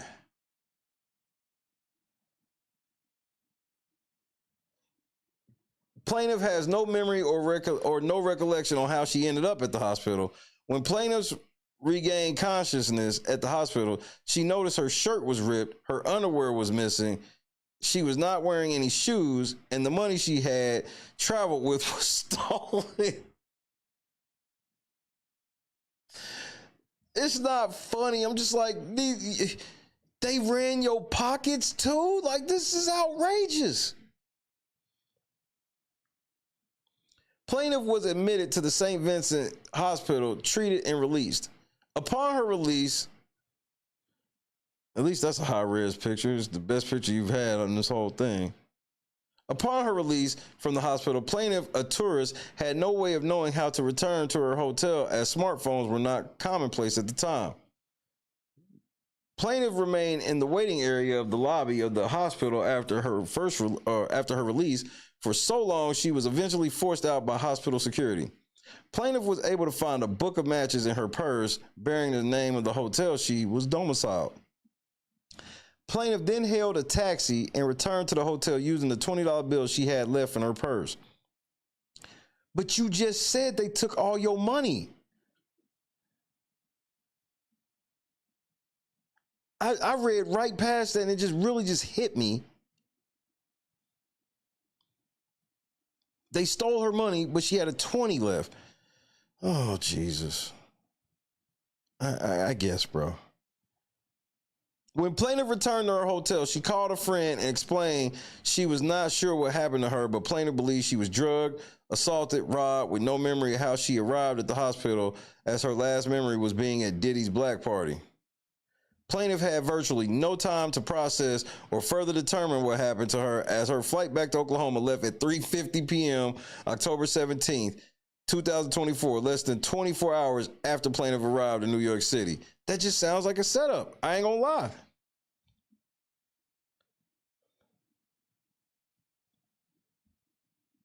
they hyped this up as this all expense paid trip, and then you ain't even gonna be there 24 hours.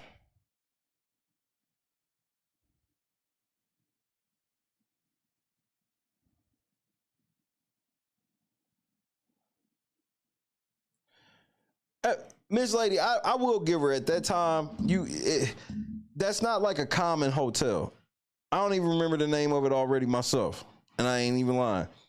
If it was like a Holiday Inn, a Days Inn, a Howard Johnson, some shit like that, then I'd be like, bitch, you knew the name of that hotel. But it's something weird. It's like it's a hotel like with a very unique ass name. So I actually do believe that.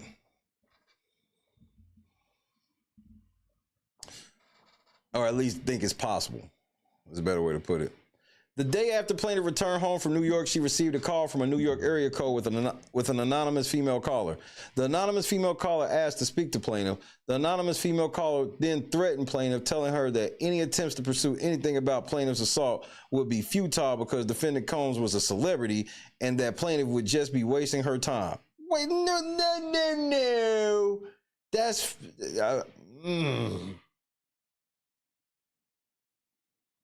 You said you didn't even have a smartphone, so...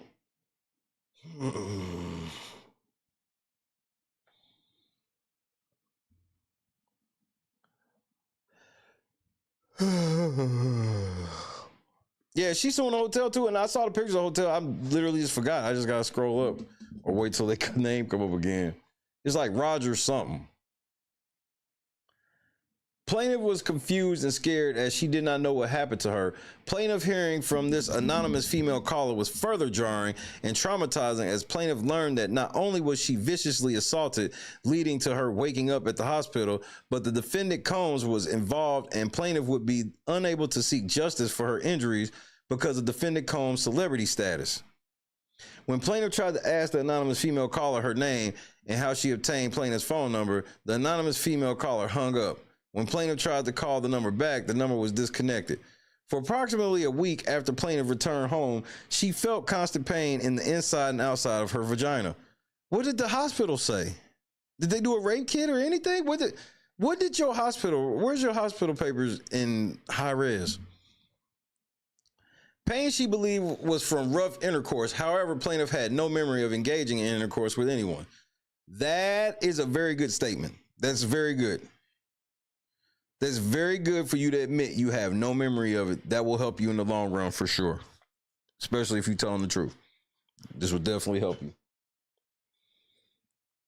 Plaintiff did not seek medical treatment or otherwise report her assault to law enforcement because she was scared and confused. But she had, bro, ladies, if your drawers are missing, let them check you, please. And this is not a joke. You ain't got no shoes on and your drawers are missing, you've been robbed and you in the hospital, you might as well let them check you. First, because she did not know exactly what happened to her, and I'm not blaming her for that. I'm just saying. Second, because of the threats she received from the anonymous female caller of defendant Combs' involvement and in it being a waste of time due to his celebrity status. Plaintiff became severely depressed and felt shame despite not fully remembering what happened to her. Plaintiff felt betrayed by defendants, specifically defendant Combs, Atlantic, and K-Jams. See, you, no, don't do this. Ariel, damn it. Because she believed attending a party thrown by defendant Combs would be a safe environment. You have to prove that K-Jams knew she was going to get drugged like this. You'll never be able to do it. And you forgot about mentioning Delta Airlines already. Man, she is really bad at this shit.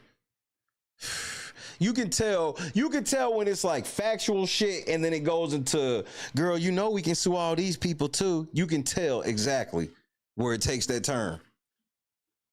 Where she's adding shit on. Because they failed to protect her despite creating, promoting, and financing a contest that led to her injuries and lured her to an unsafe place without warning. The assault and fear after the assault led plaintiff into a tailspin of anxiety and depression. Plaintiff was unable to maintain employment or otherwise be a productive member of society for at least a year. I thought you was about to say ever. at least a year after her assault and battery in New York City. Plaintiff believes defendants committed the assault and battery against her solely because of her gender. I can dig it. That's why I want to know how many girls were these other winners. Plaintiff has been reminded of her assault by defendant Combs, as he is in an inescapable presence in music, television, and film. Nah, that's a bit much. That's a bit much. You said you don't know who it is. Why are you mad at Diddy? You never said you even was in the room with Diddy. How you mad at him? You understand that this Diddy party thing, Diddy is not aware of every single person that comes to the party where you guys get to come. See, the party that you want us to think it is the party where it's that exclusive list with the NDAs. This is not that one. There's different levels to the Diddy parties. You were at one of the... It's kind of like when you go tour a stadium or something, they let you visit in the locker rooms and shit like that. Well, yeah, that is the locker room, but it ain't like, it's not set up like it would be on game day. You don't get to see that. This is the same thing. So you got to take this part out about every time you've seen Diddy since then. Bruh. All you got to do is grab your phone, and if you like any songs from Atlantic, nigga, you ain't going to be able to use that.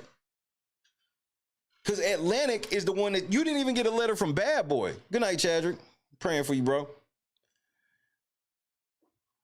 You didn't even get a letter from Bad Boy. Maybe if her letter said Bad Boy on the top of it, maybe she can kind of do this. But the letter said Atlantic at the top.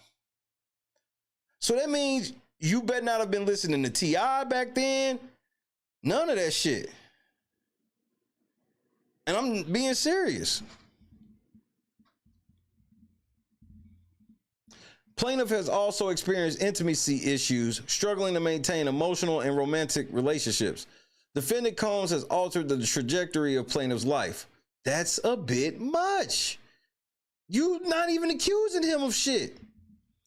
To this day, plaintiff experienced bouts of depression, anxiety, body image issues, feelings of worthlessness, and intimacy issues because of her trauma stemming from her assault.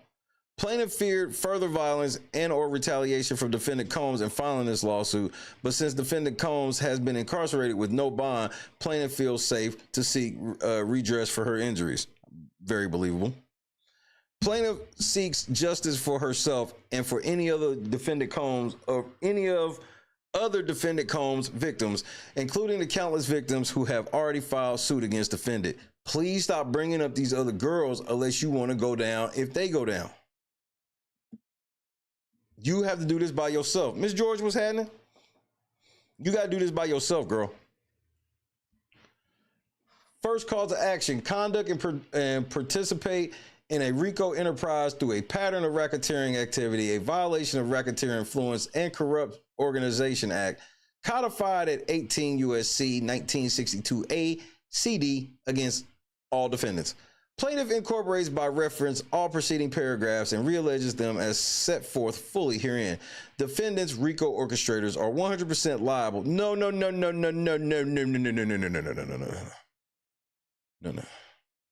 I know when I read in this RICO shit, you not gonna mention Delta Airline in this RICO. I know you not. I know when I get down here, they not gonna be mentioned. I know.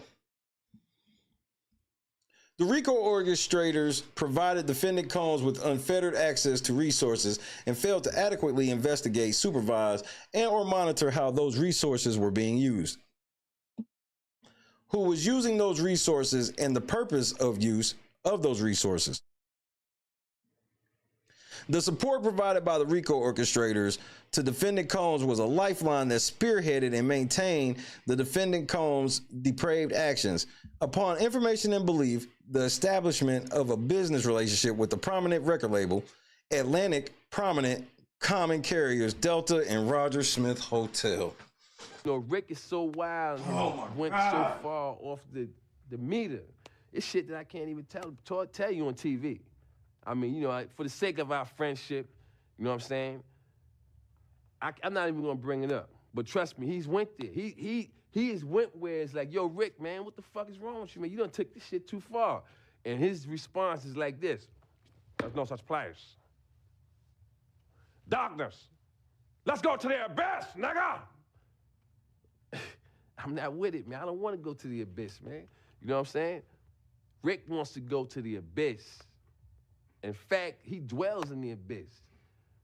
Rick James dwells in the abyss, okay? And he wants company sometimes, you know? And for some reason, he likes to reach out for me. Whenever I'm around, when he wants to go there, he will reach out for me to try to take me to the abyss with him. And I'm not with it, man. I'm not with it. And that's when we end up, you know, tussling or whatever, you know what I'm saying? Bitch, you not getting no fucking RICO with Delta Airline, bitch. What the fuck is wrong with you? Fire that bitch. LaTroya, fire her. She's stupid as fuck. You about to get a RICO with Atlantic Records, Diddy, Delta Airline, and Roger Smith Hotel. Bitch, are you for real? Fire that hoe, bro. Unbelievable. Man, let me grab a drink. This bitch done made me fucking mad. I can't believe this.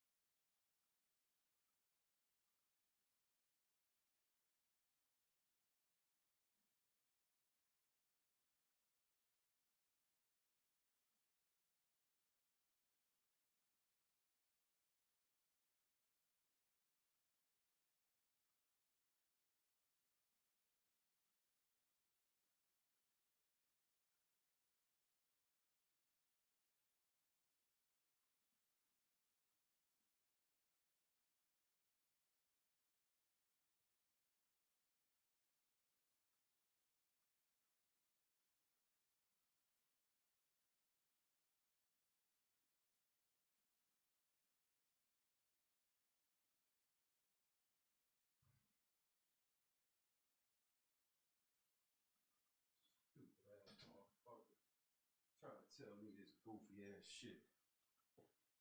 This bitch is so stupid, bro. Why is Ariel gotta be so damn dumb? She makes me so mad with this idiocracy. Cause this shit don't make sense. You're not getting no fucking RICO with all these people.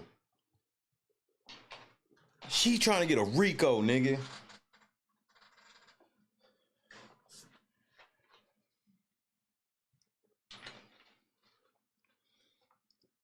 A RICO.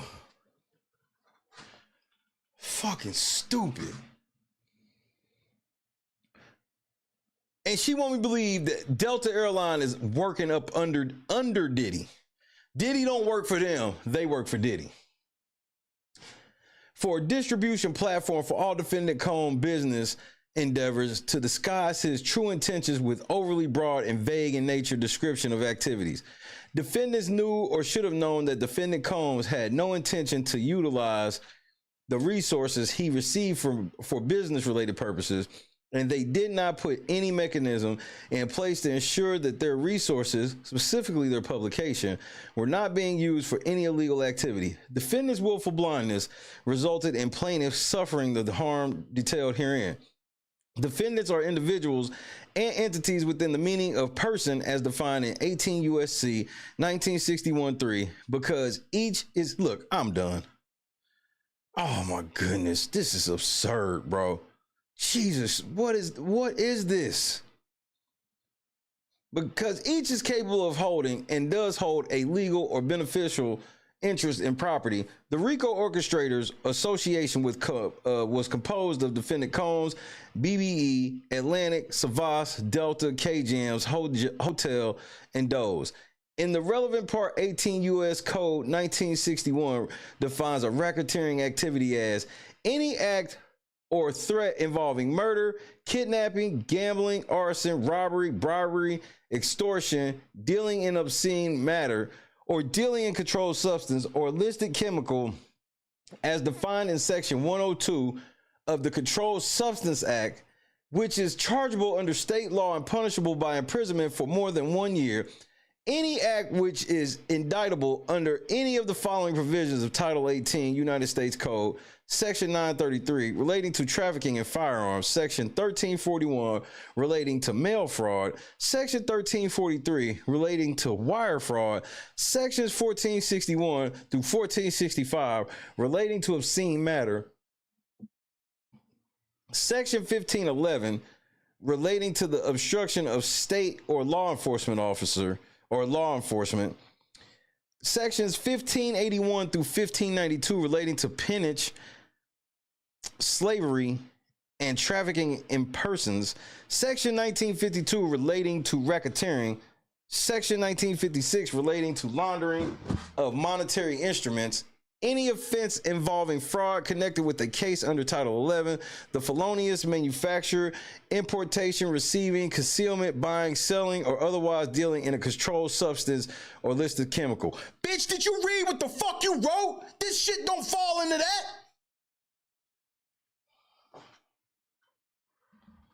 I'm losing my motherfucking mind, man.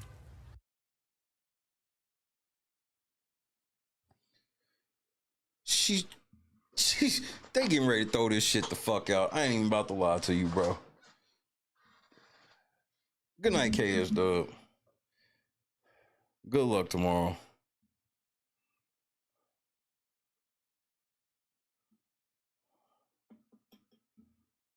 They throwing this shit the fuck out. Ariel's a fucking idiot. I saw Busby make, she was trying to latch herself with Busby in the beginning, and I get why now. You was trying to get some credibility.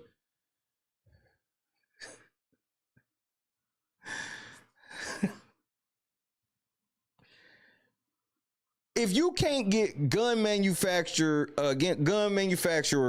and like people who make bullets, if you can't get them on a RICO when like a school shooting or something happens, I don't understand what you think you getting ready to do here. How we getting ready to do a RICO? You trying to say you proved a whole sex trafficking ring all by one person. And this is not to diminish what could not have happened to this young lady at the time. That's not to diminish that. But you need more than like one person before you talking RICO.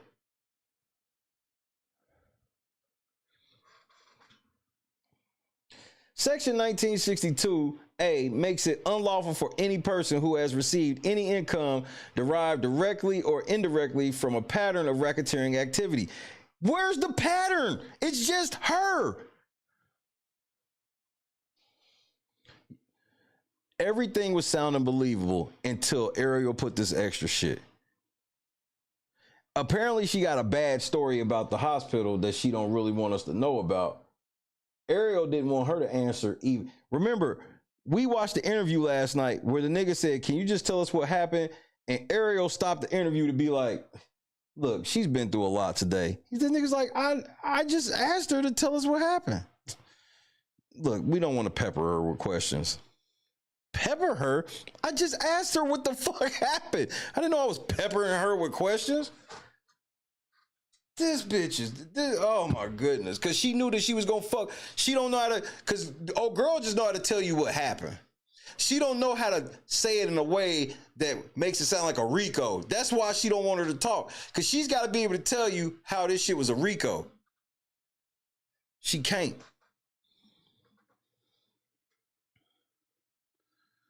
Or through a collection of an unlawful debt in which such person has participated as a principal within the meaning of Section 2, Title 18, United States Code, to use or invest directly or indirectly any part of such income or the proceeds of such income in the acquisition of any interest in or the establishment or operation of any enterprise which is engaged in or the activities of which affect interstate or foreign commerce, 18 U.S.C. 1962A, Section 1962C makes it unlawful for any person employed by or associated with any enterprise engaged in or the activities of which affect interstate or foreign commerce to conduct or participate directly or indirectly in the conduct of such enterprise affairs through a pattern of racketeering activity, 18 U.S.C. 1962C. So answer me this then, bitch. Then how come the police ain't been able to take down Delta Airlines before? Do you know how many times they've caught niggas getting off their planes with bricks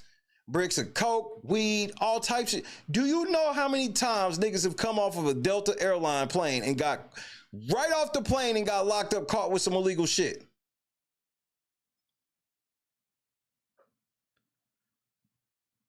So this shit where you like trying to tie in an airline for being like that, you have to prove that they literally had a deal with Diddy, that they were trafficking hoes to Diddy to rape.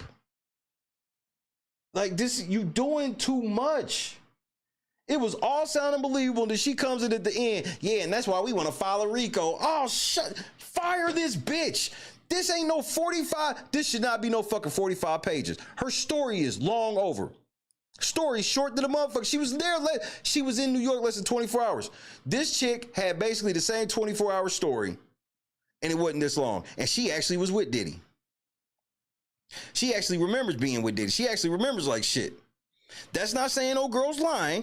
That's just saying that Ariel's just blew this shit up into a 45-page document just so it could sound salacious.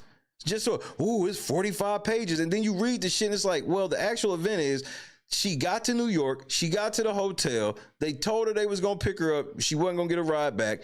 She got picked up, went to the party, stood in line for 45 minutes, got separated from her sister, woke up in the hospital. I'm not diminishing her story and saying anything other than that's not 45 pages long.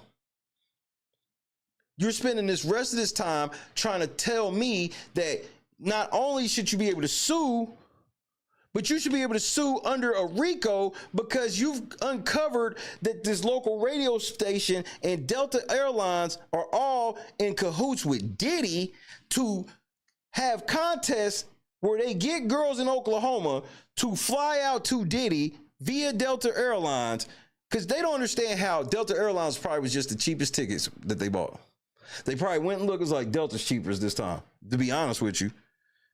And now you're trying to tell me this whole criminal enterprise that she's just one of many that has funneled through this radio station contest ruse. And then the hotel too. The hotel is also in cahoots because they housing these bitches, but couldn't nobody give them a ride home. It's too much, bro. No, you're not getting all of this. What are you asking for, a gajillion? Yeah, Your Honor, and we respectfully, our prayer for relief is respectfully 1 gajillion. We want a gajillion, Your Honor. I think we deserve a gajillion.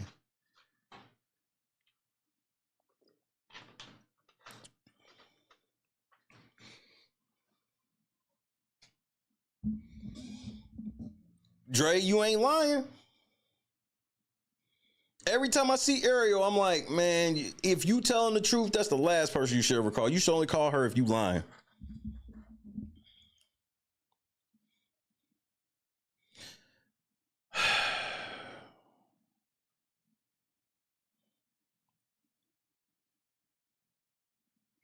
Section 1962D makes it unlawful for any person to conspire to violate. You're not getting them on conspiracy. You can wrap that up. Section 1962A and C, among other provisions, 18 U.S.C. 1962D. Defendants mentioned herein are associated with each other as an enterprise within the meaning of enterprise as defined in 18 U.S.C. 1961-4. Plaintiff in its pleading has detailed acts by defendants which are prohibited under 18 U.S.C. 1962. Defendants have unlawfully increased their profits by luring and deceiving individuals such as plaintiff under false pretenses for defendants' personal desires and deviances and gain. The RICO enterprise activities affected interstate commerce is comprised of an association of persons, including each defendant and other unnamed co-conspirators herein. That association was structured by various agreements, deals, contracts, and non-contractual relationships between the defendants, by which defendants assume different roles in knowingly and directly or indirectly participating in the acts necessary to carry out the directives of the enterprise. As detailed herein, plaintiff was a guest of a contest winner who won all expense paid trip to New York City to attend a Diddy party.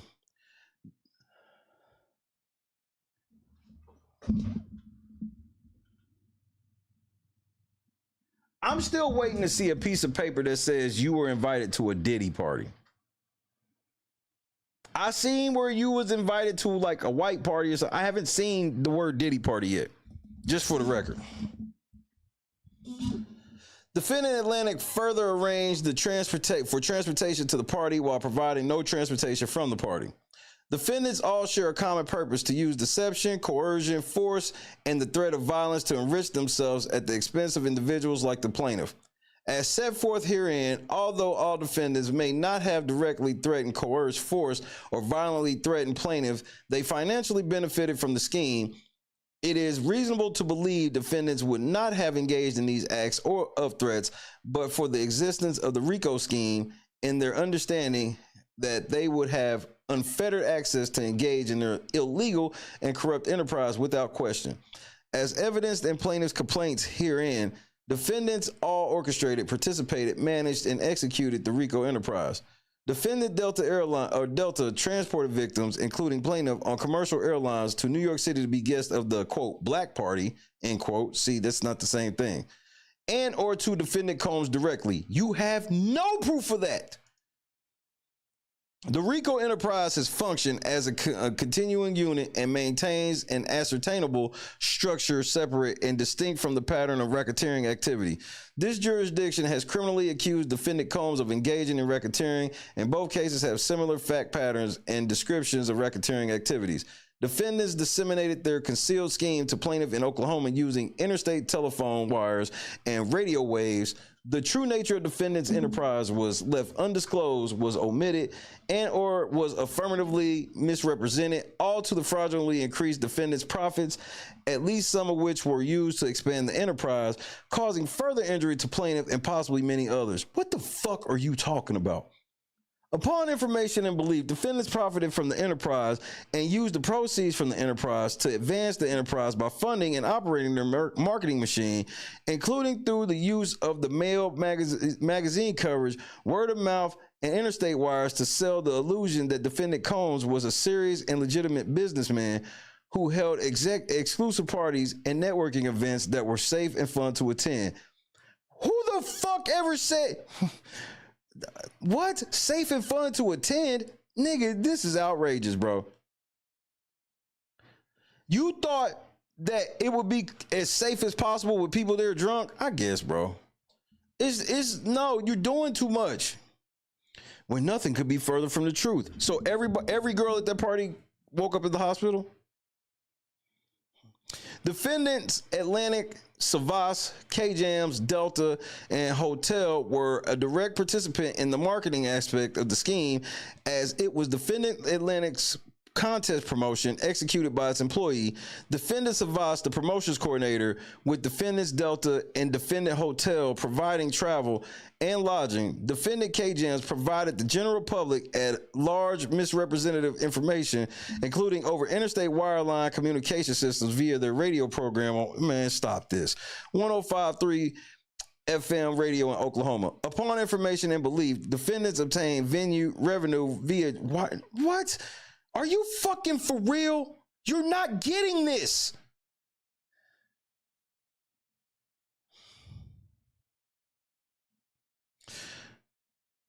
This is outrageous. I got something I'm gonna really say about this shit. I'm skipping past this shit. I'm not reading this shit where you trying to convince me that fucking K-Jams is part of a RICO with Delta. You're fucking insane.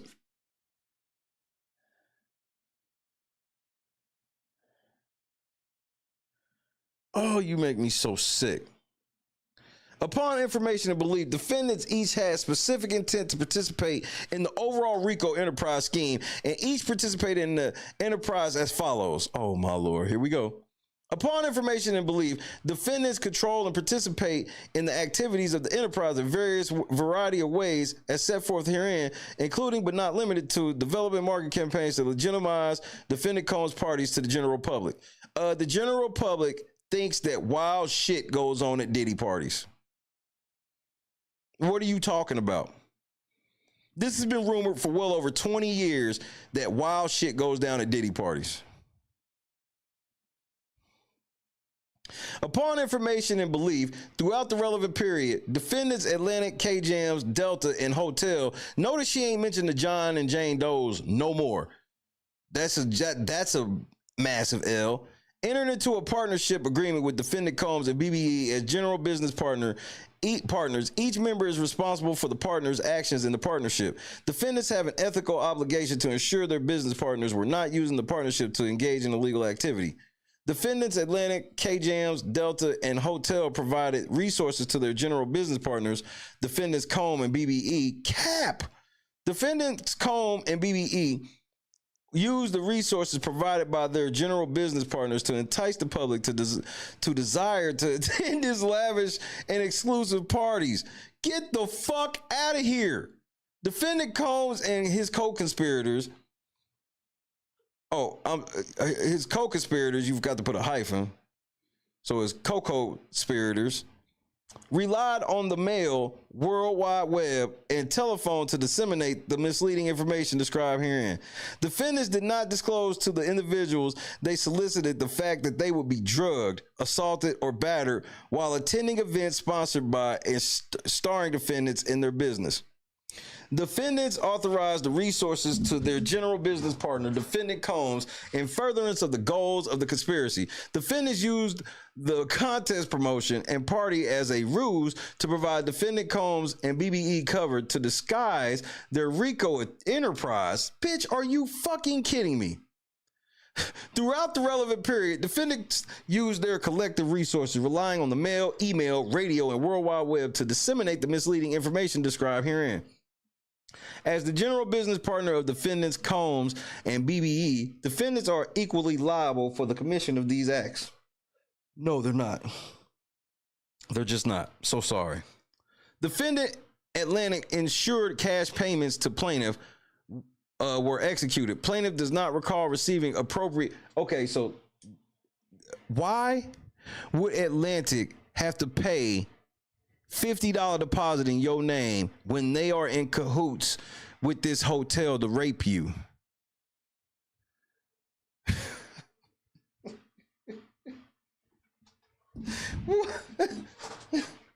Okay, I got you. Plaintiff does not recall receiving appropriate United States federal tax documents for payments or the value of the trip as they independently declared these payments on their taxes. It is unclear if defendants requested an audit of defendant Combs' business financial records to ensure the resources provided to defendant Combs was not being used to fund illegal activities. Nigga, you got to stop this. During the 10 years preceding the filing of this action and to the present, all defendants did cooperate jointly and severely in the commission of predicate acts itemized at 18 U.S.C. 1961-1 in violation of 18 U.S.C. 1962-D as described in this complaint. Beginning at an exact date unknown to plaintiff, but within 10 years preceding the filing of this action, defendants have knowingly, willfully, and unlawfully participated in a pattern of racketeering activity that continues possibly to this day.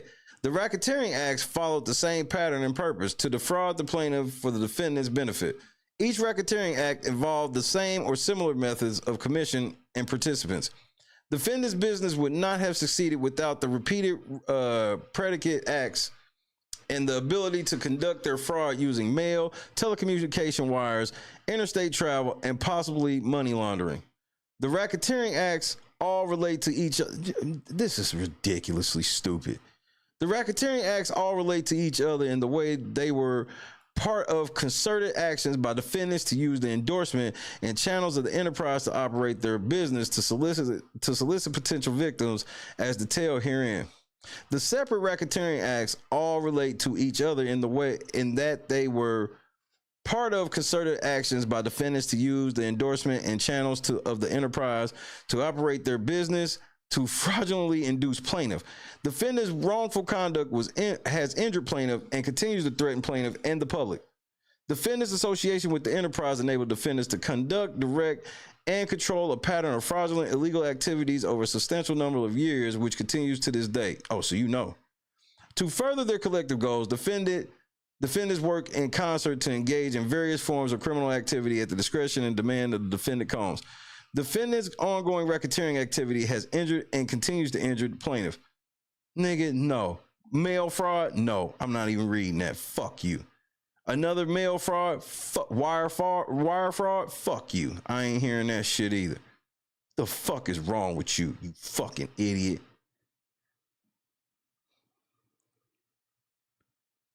So here's my question. What happened at the hospital? Let's talk about it. Let's talk about the hospital. What the fuck happened at the hospital? You want me to believe you got dropped off at the hospital unfucking conscious and they didn't check nothing on you. You just woke up and said, "Oh, I'm ready to leave," and left. What? I have to ask, because it must be asked. Did something you didn't like go down and you ashamed? You don't remember anything. You woke up in the hospital. You don't say they ran no rape kit. You didn't say they ran a toxicology report. They didn't do nothing. This ain't the 80s. They would have did a rape kit in 2006, cousin. They ain't test your blood. They didn't test you, nothing. You just left. Where's your doctor's report? Okay, that's cool. I got to see your ID bracelet. So if you got your ID bracelet, where is the report itself? You trying to sue everybody on a RICO when you said you don't know if you were actually raped. You said, yes, your vagina was hurting on the inside and outside, but you admitted you did not remember if anybody actually did anything to you. So how the fuck can a potential victim be like, they don't remember anything that happened to them, and Ariel's stupid ass come up and go, that's a RICO? I'm losing my motherfucking mind, man.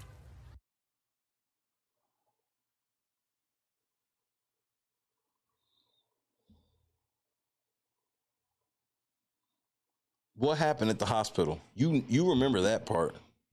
You told me you woke up and remembered that. So what happened?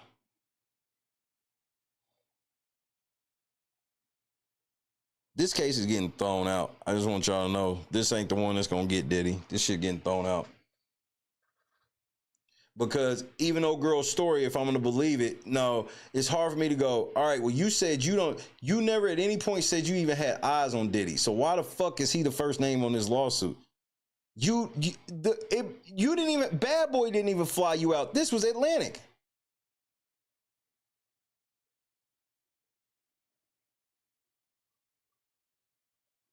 You never put eyes on Diddy, not once. I didn't see any communication that mentioned Diddy or nothing.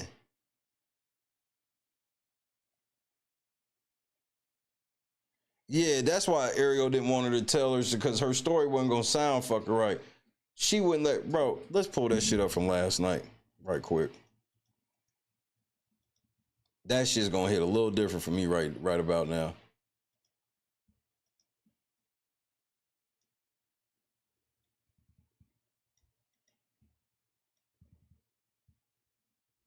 I don't think you sounding as bad as Talia Graves, but bruh, this shit don't smell the best. I'm not gonna lie to you. I'm just not. A woman named LaTroya Grayson, who says she believes that she was drugged and assaulted at one of Diddy's parties in 2006. And LaTroya, look at Ariel thirsty ass. Oh, bro, oh man, she get on my nerves. joins us live now. This is her first time speaking out since filing this lawsuit just today. We're also joined by her attorney, Ariel Mitchell. I appreciate both of you ladies being with us on a Friday night. LaTroya, I want to start with you. Walk us through what happened. I know that your sibling won a contest to go to a Diddy party. You flew out to New York. What happened from there, LaTroya? What's wrong with that question? Do you have a problem with that question? Press 1 for yes, 2 for no. Do you have a problem with a news reporter or anybody, a YouTuber, whoever's doing an interview? Do you have a problem with them asking this question to a potential victim? I just want to make sure that I'm not tweaking. That seemed like a very simple question. Why don't you just tell me what happened? Because if she don't want to talk about what happened at all, what the fuck is she doing on this show?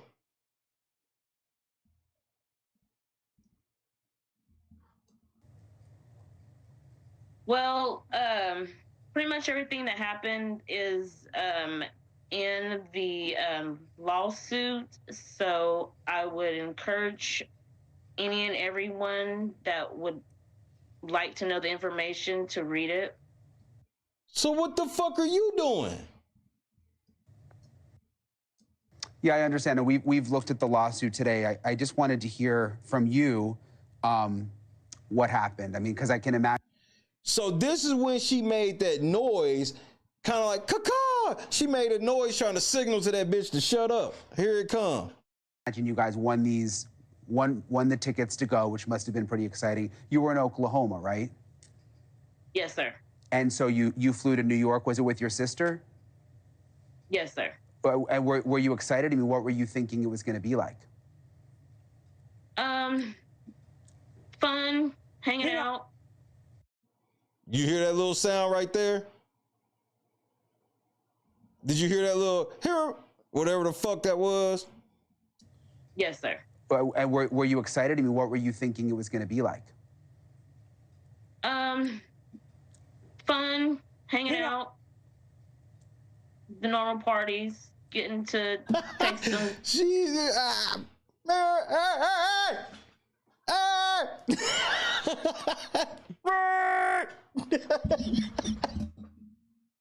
Achoo! Achoo!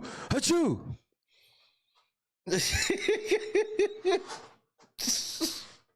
Like. Fun, hanging out. The normal parties, getting to take some pictures with some celebrities. Yeah, I would imagine getting to go to a Diddy party. I mean, now we know that, you know, what was really going on allegedly, but I'd imagine at the time that would have been exciting to win that. What do you remember it being like when you got there? Can we just for a second, you know, I don't want to put too much on Mrs. Grayson in terms. Wait, he gave her an opportunity to put all this shit in her own words. She didn't want to add. Nigga, they throwing this shit the fuck out, nigga. This is, you called Busby, and Busby said the answer is no. You want us to believe that you feel, you in your own mind think it makes sense to you to sue Diddy instead of it. Bro, you could just sue Atlantic. That's the same thing. No. You never even saw Diddy. You never even saw any celebrities that, bro, you saw Diddy, one of Diddy's employees in Babs. You ain't suing Babs. She ain't suing Bone Crusher. She ain't suing Babs because they might have seen what happened. No, she's suing all these other people, and she got a RICO with Bad Boy, a hotel, Delta Airlines, and a local radio station. Shut, get the fuck, man. Oh my goodness, bro. In terms of answering a lot of questions, today was already a hard enough day. Then why did you bring this bitch on the... Ariel, are you fucking serious? Why did you bring this woman on this damn show if she can't be asked questions? Did take us some time even, you know, for her to come forward and be able to, you know, talk publicly about what happened to her. So, you know, I hope we can just not pepper her with as many questions about, you know, that night. I know everyone wants to hear from the victims, but it's very traumatic having them relive these things that happened to them. That's why you don't bring them on the show. By bringing her on the show, she's reliving it right now, whether she says anything or not. Like, all this nigga asked her was, can you tell me what happened? She didn't want to tell what happened, so he just asked her piece by piece. He didn't even ask her anything about being sexually. He asked her, what was it like when you got there? So, you know, I want to make sure I'm also preserving what we need to do for our litigation with Mrs. Grayson as well, and protecting anything that she does say. I like to explain to people in the evidence rules, anything she says can be used against her. The fact that you, like, your client needs to plead the fifth is, bro, that's not good. I've never heard genuine rape victims be worried about and quote unquote incriminating. Did she commit a crime? Because that's the only thing she would be. That's where incrimination applies. In this situation, is she would be incriminating herself on a crime. Did she commit a crime?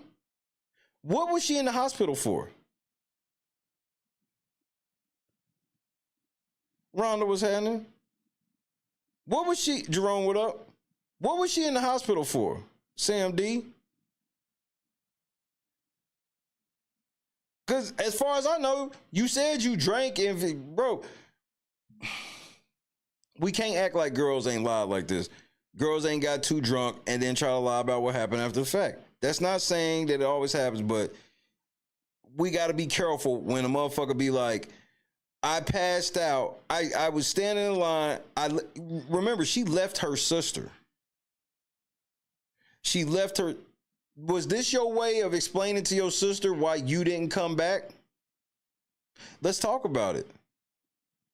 You got separated from your sister. What did she do? Where did she go? What, she got back to the hotel?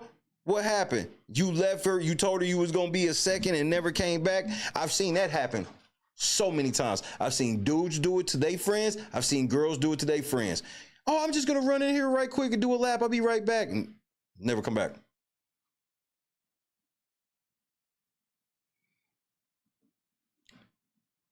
Is this how you explain to your sister why you didn't come back?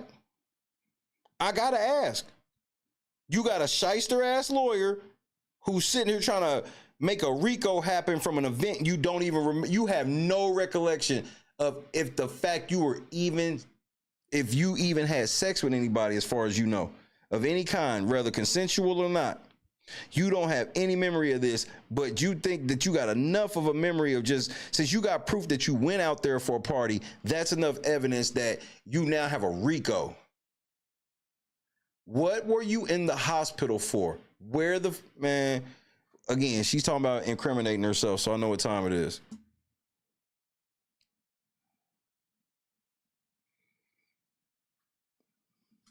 Because if she,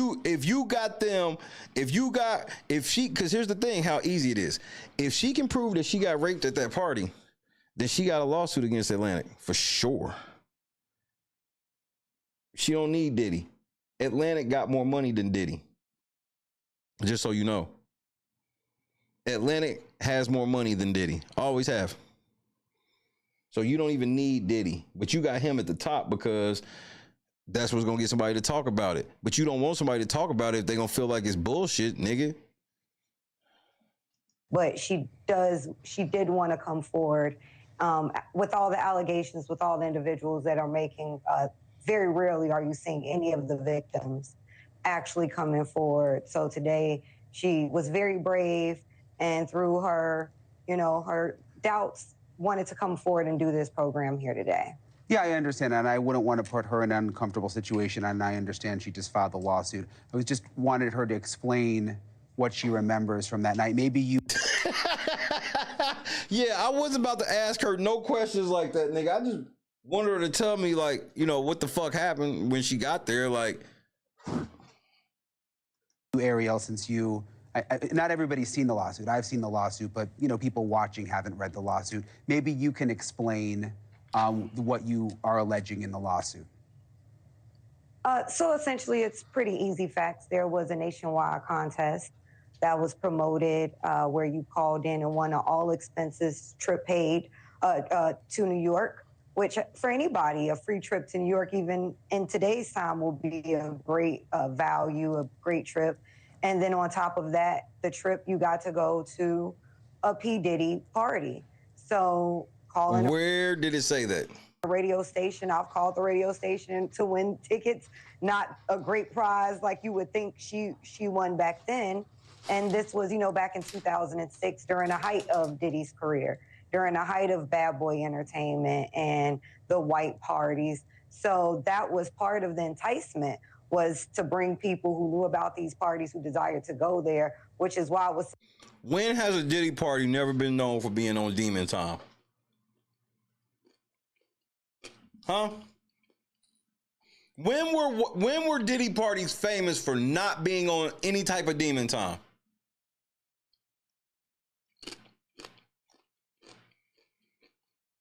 It's been rumored that rituals happen.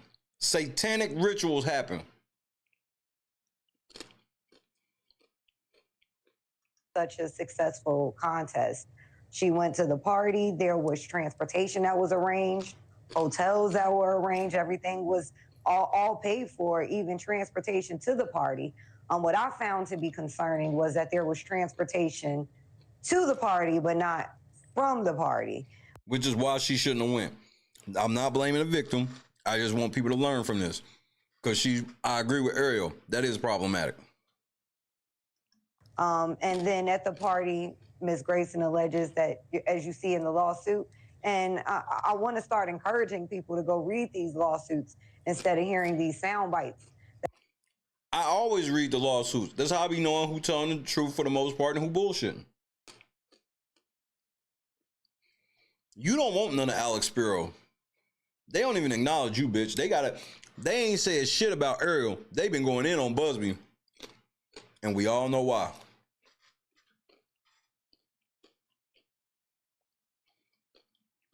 She know ain't nobody gonna go read it. She know nobody's gonna go read it. That they see in the news or on social media, because before you go and start to make an opinion, you should go read these lawsuits. They are there. They are free. They are public record. But essentially, she was drugged. She woke up and was in the hospital. Her next memory was being in the hospital. After finally returning back to the hotel, she had. No. I'll allow you to skip the shit where she says she don't remember. She didn't say she don't remember her hospital situation. What happened at the hospital?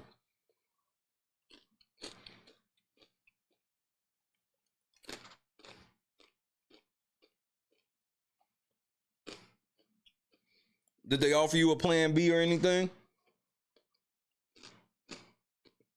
To leave shortly thereafter to go back to Oklahoma. And then the next day she received a call from an unidentified woman telling her that she shouldn't pursue anything against Diddy because it would be a waste of time. Why would somebody, this chick has no recollection of meeting Diddy, and then somebody calls her out of nowhere, is like, yeah, and you better not sue Diddy either. Thanks for watching. Go to join. Somebody said in the chat, stop giving motherfucking Ariel this platform. I agree. She a shyster lawyer. Shyster.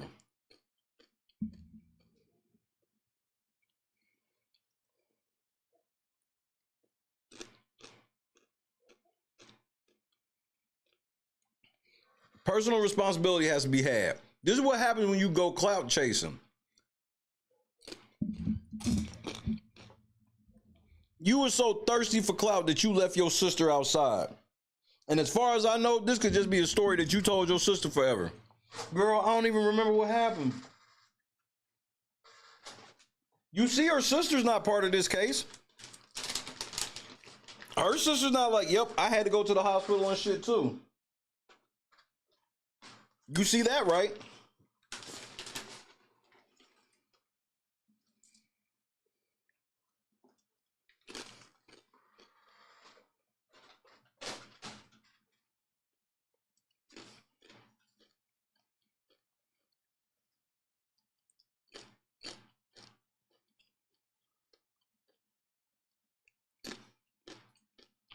They don't understand, Midnight. Just like they not hearing me with 49-year-old 50 entering year 50 in 2025. It's about to be the year of 50. Let the satanic times roll for y'all niggas. Not for me. I'm God's son. The rest of y'all niggas go on get it. And you better dress like this all the time, LaTroya, because they're going to find out if you don't. They're going to find out if you really be wearing turtlenecks and shit like this on the regular. But I'm going to be honest with y'all. They throwing this shit out. This shit has no merit. She's not even claiming that there was an actual rape, but instead that there's a RICO of a criminal enterprise between all these companies that traffic her only. RICO.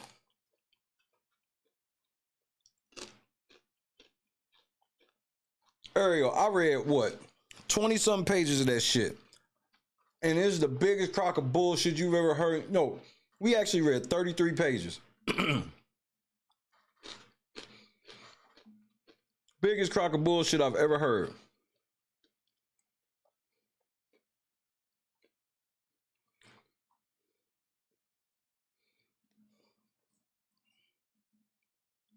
A RICO, bro. I did not expect this to be a RICO. And the RICO ain't a believable one like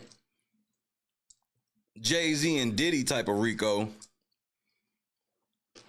with a splash of R. Kelly. Remember, that shit can go back to the 90s. R. Kelly better be cool and be quiet.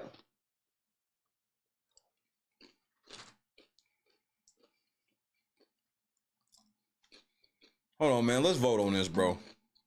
I had to get my damn pretzels out, bro. This bitch done made me mad. Let me start the poll. Pause.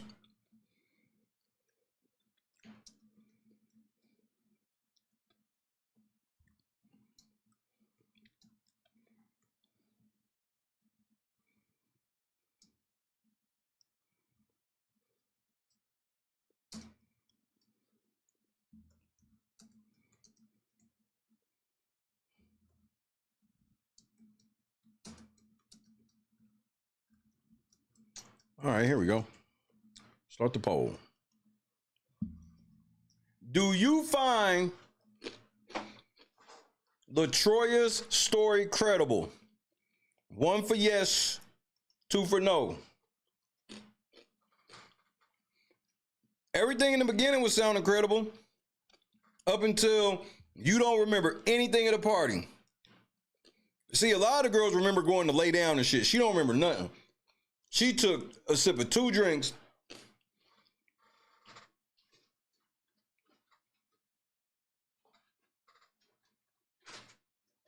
And all you know is Diddy's responsible for you. Maybe you got raped. You don't know.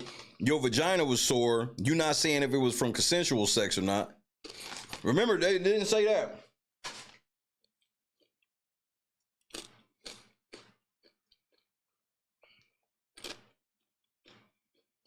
You just said it might be sore.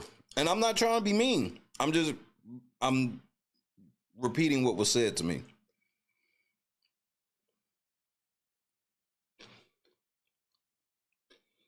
If you want me to believe you, girl, you gotta tell me what happened at the hospital.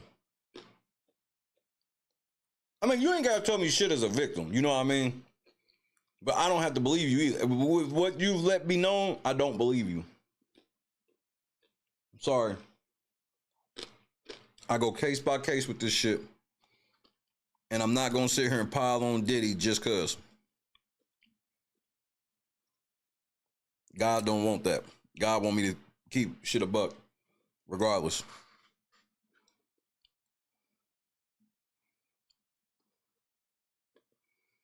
Yeah, this shit started off credible, and then this shit just fell off the fucking track.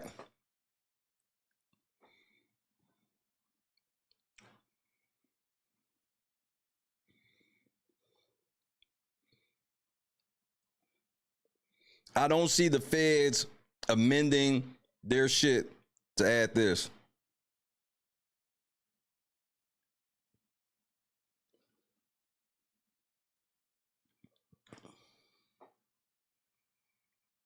The feds are not amending this to add her to this.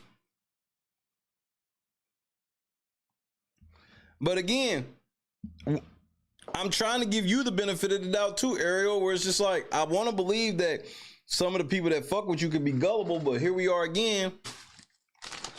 You and Gloria Allred, no credibility whatsoever, nigga.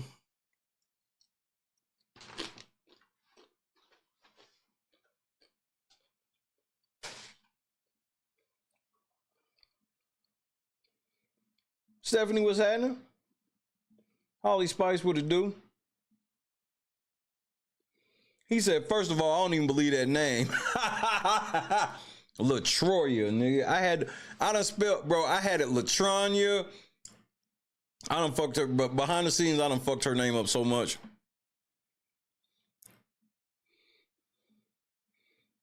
First of all, I don't even believe that's a real name. That's facts. That's big fact. Well, I guess here are our two choices. Because yeah, wow. I'll let y'all vote again. For Diddy's new lawsuit from Buzbee, press 1. To see what Fox Soul's talking about with Diddy, press 2. Shan, I don't think I said what's up.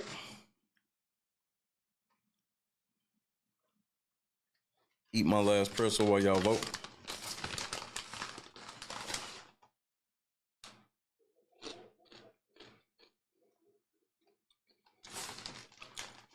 Oh, this one's gonna be a close one.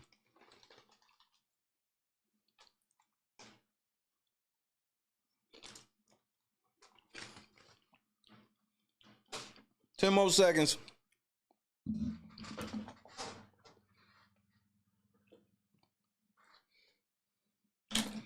All right, we're gonna read this one.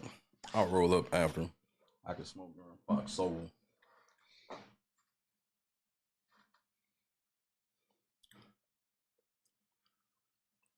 Morgan, what's happening, cuz? Hope all's well. Let's see. 1, 2, 3, 4, 5, 6, 7, 8. 1, 2, 3, 4, 5, 6, 7. All right. 1 wins. 1 wins. Ayo. Tactical nuke incoming! Jerome, I'm not feeling this one. And Latroya, she acting like she full of shit. She acting like she's full of shit. I'm gonna come on here to do this interview, but I don't wanna, don't nobody talk to me. What? It's Busby time. Dirty Dick Busby. Dick be dirty. Dirty Dick Busby. Crunch bar, dirty dick Busby. Busby, dick like a crunch bar. It's Busby. Yeah, Busby, he like it raw. Yeah, Busby, he like it raw. Yeah, Busby, he like it raw.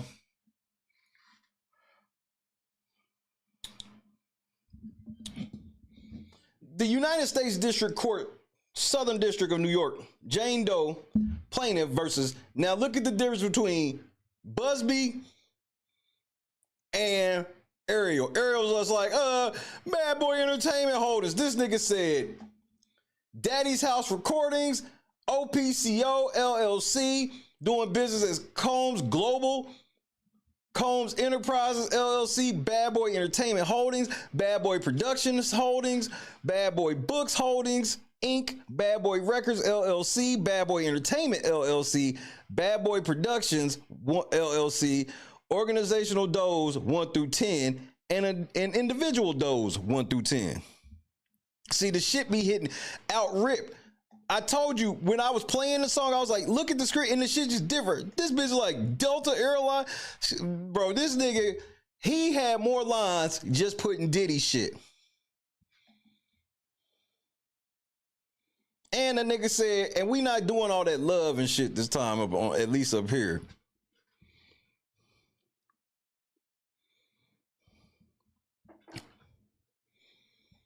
Dirty Dick Busby, dick like a crunch bar. It's Busby. Plaintiff Jane Doe hereby alleges, by and through her attorneys, the Busby Law Firm for her complaint alleges as follows. This case seeks compensatory and punitive damages for a violent sexual assault. The conduct described herein is shockingly typical of how defendant Sean Combs conducted himself for many years. Many individuals and entities facilitated and conspired with this abhorrent conduct. Sean Combs believed he was above the law. He is not. Busby shit just hit different, Ariel. I'm trying not to be jocking, but his shit be hitting different, bro. And this shit's only 19 pages. For decades, Sean Combs, aka P. Diddy, aka Puff Daddy, aka Diddy, aka PD, and aka Love, described herein as Combs, abused, molested, raped, assaulted, threatened, and coerced men, women, minors, and others for sexual gratification to assert dominance and to conceal his abhorrent conduct. He accomplished these acts by and through a criminal enterprise built on his success as a rapper, record producer, and record executive. Combs is one of the wealthiest musical artists in the world. Behind the facade of being a 3-time Grammy Award winner, discovering and developing multiple famous musical artists, and ranking on Forbes' list of the highest paid entertainers in the world, there existed something sinister, a dark underbelly of crime, sex trafficking, forced labor, kidnapping, bribery, and prostitution. I'm telling you, Busby shit hit different. Combs is a menace to society. Hold on, Busby, that might be racist. I don't know if you're allowed to say that. Women and children. While his wealth has kept him above consequence for years, Combs now faces the awesome power of the American judicial system and ultimately a jury of his peers, who will be asked to punish him for the deplorable conduct described herein. Combs businesses. Combs business enterprise is central to the pervasive acts of sexual assault and abuse committed by him during the last decades. Combs operated his business, headquartered at various times in Manhattan and Los Angeles, under a variety of United States-based corporate entities, including Bad Boy Entertainment, Bad Boy Books Holdings, Inc., Bad Boy Records, LLC, Bad Boy Entertainment, LLC, Bad Boy Productions, LLC, Daddy's House Recording Studio, Inc., and CEOPCO, LLC, doing business as Combs Global, further known as Combs Enterprises, LLC. Combs Enterprises and Combs Global, collectively the Combs Business, corporate entities in the Combs business portfolio included record labels, a recording studio, an apparel line, an alcoholic spirits promoting business, a marketing agency, talent discovery, a television network, and a media company. On the surface, each of these businesses served a legitimate purpose related to entertainment, music, and other subjects, but in reality, Combs, by and through himself and his agents, employees, and contractors, used these businesses to sexually assault, abuse, threaten, and coerce hundreds of individuals through sexual quid pro quo schemes, as well as to take advantage of individuals with impunity, thinking the victims would never seek recourse. Combs and his agents, employees, and contractors through these Combs businesses would tell victims, quote, "This is what it takes to be famous," quote, end quote. Quote, What are you willing to do to become a star? End quote. And, quote, perform this sexual act or else. Getting. I was getting some head. Or you getting out, bitch. Give me some head. Or get out, bitch. Bro, Diddy, you be on some savage shit, nigga. To coerce the victim into performing a non-consensual sexual act for the gratification of Combs and his cohorts, members and associates of the Combs business engaged in and or attempted to engage in, among other activities, sex trafficking, forced labor, interstate transportation for the purposes of prostitution, coercion, and enticement to engage in prostitution, narcotic offenses, kidnapping, arson, shout out to Kid Cudi, bribery, and obstruction of justice. The Combs business constituted an ongoing organization whose members function as a continuing effort for a common purpose of achieving the objectives of Combs. Combs' pervasive history of sexual assault and violence. For years, Combs and his businesses engaged in a persistent and pervasive pattern of abuse toward women, men, and minors. This abuse was at times verbal, emotional, physical, and sexual. As part of his pattern of abuse, Combs manipulated both men and women to participate in his highly orchestrated performances of sexual activity with both commercial sex workers and unsuspecting partygoers.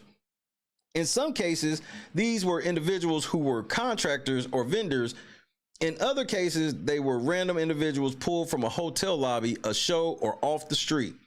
Combs ensured participation from these individuals by, among other things, obtaining and distributing narcotics to them with or without their knowledge, controlling their careers, leveraging his financial support, and threatening to cut off the same, and using intimidation, violence, and illicit drugs. Combs, while celebrated for his business acumen and influence in the entertainment world, has often been described in a more troubling light as powerful, manipulative, and problematic. His aggressive tactics, both in business and personal dealings, have drawn criticism, with many viewing him as someone who leverages his power to intimidate and control. This darker side of Combs' persona has been underscored by the numerous lawsuits and allegations that have surfaced over the years. Despite his undeniable success, his rise to the top is marred by a reputation for being ruthless and manipulative, using his influence in ways that have left a trail of legal and personal controversies, including but not limited to the following. A nightclub shooting incident in '99, Combs was embroiled in a high-profile case related to nightclub shooting in New York involving his then-girlfriend Jennifer Lopez and rapper Shine. Combs was acquitted of all charges, though the case remains a significant legal event in his career. Multiple assault allegations. Combs faced several lawsuits related to the alleged physical assaults, many of which have been settled out of court.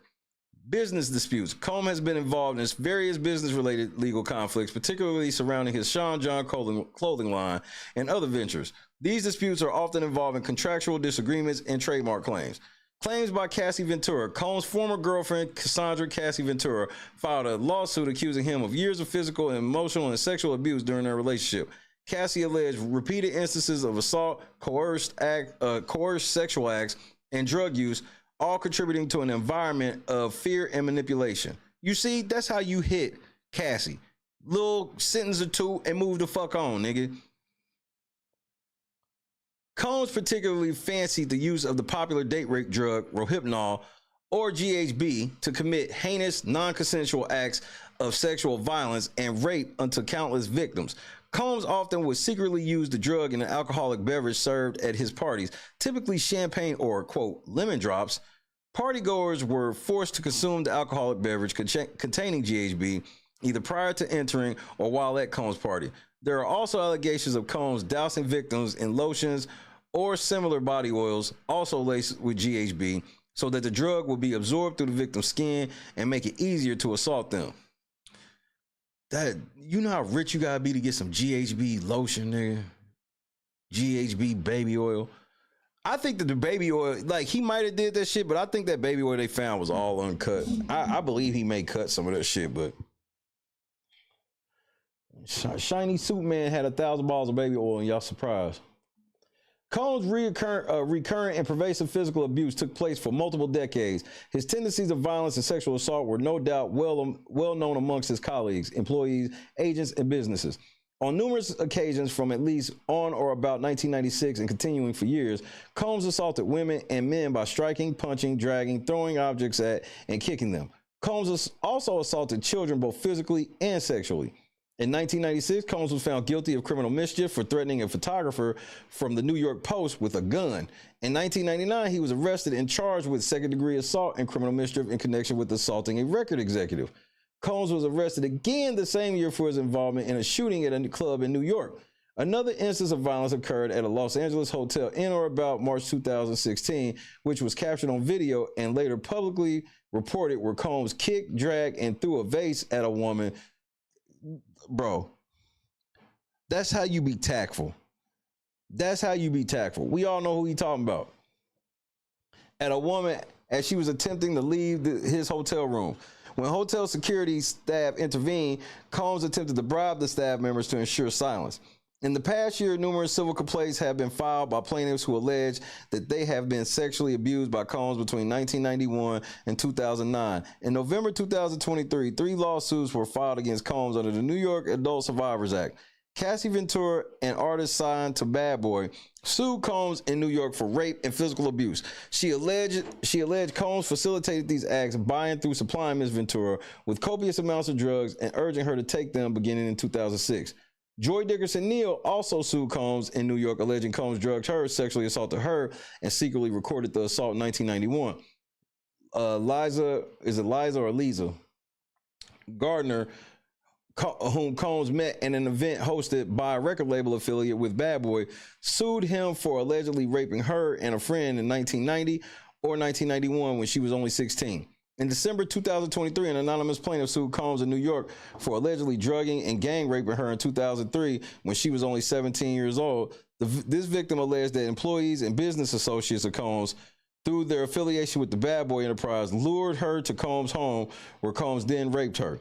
In February 2024, Rodney Lil Rod Jones, one of Combs' former producers, and sued Combs for allegedly forcing him to engage in unwanted sex acts and sex trafficking, among other allegations. Mr. Jones alleged that Combs regularly drugged others, including minors, by giving them drugs laced with ecstasy, MDMA, and other date rape drugs. Mr. Jones alleged that Combs, in fact, drugged him as well in order to commit acts of sexual assault. In May 2024, former model Crystal McKinney and April Lampros sued Combs. Ms. McKinney alleged that Combs drugged and sexually assaulted her at this recording studio in 2003.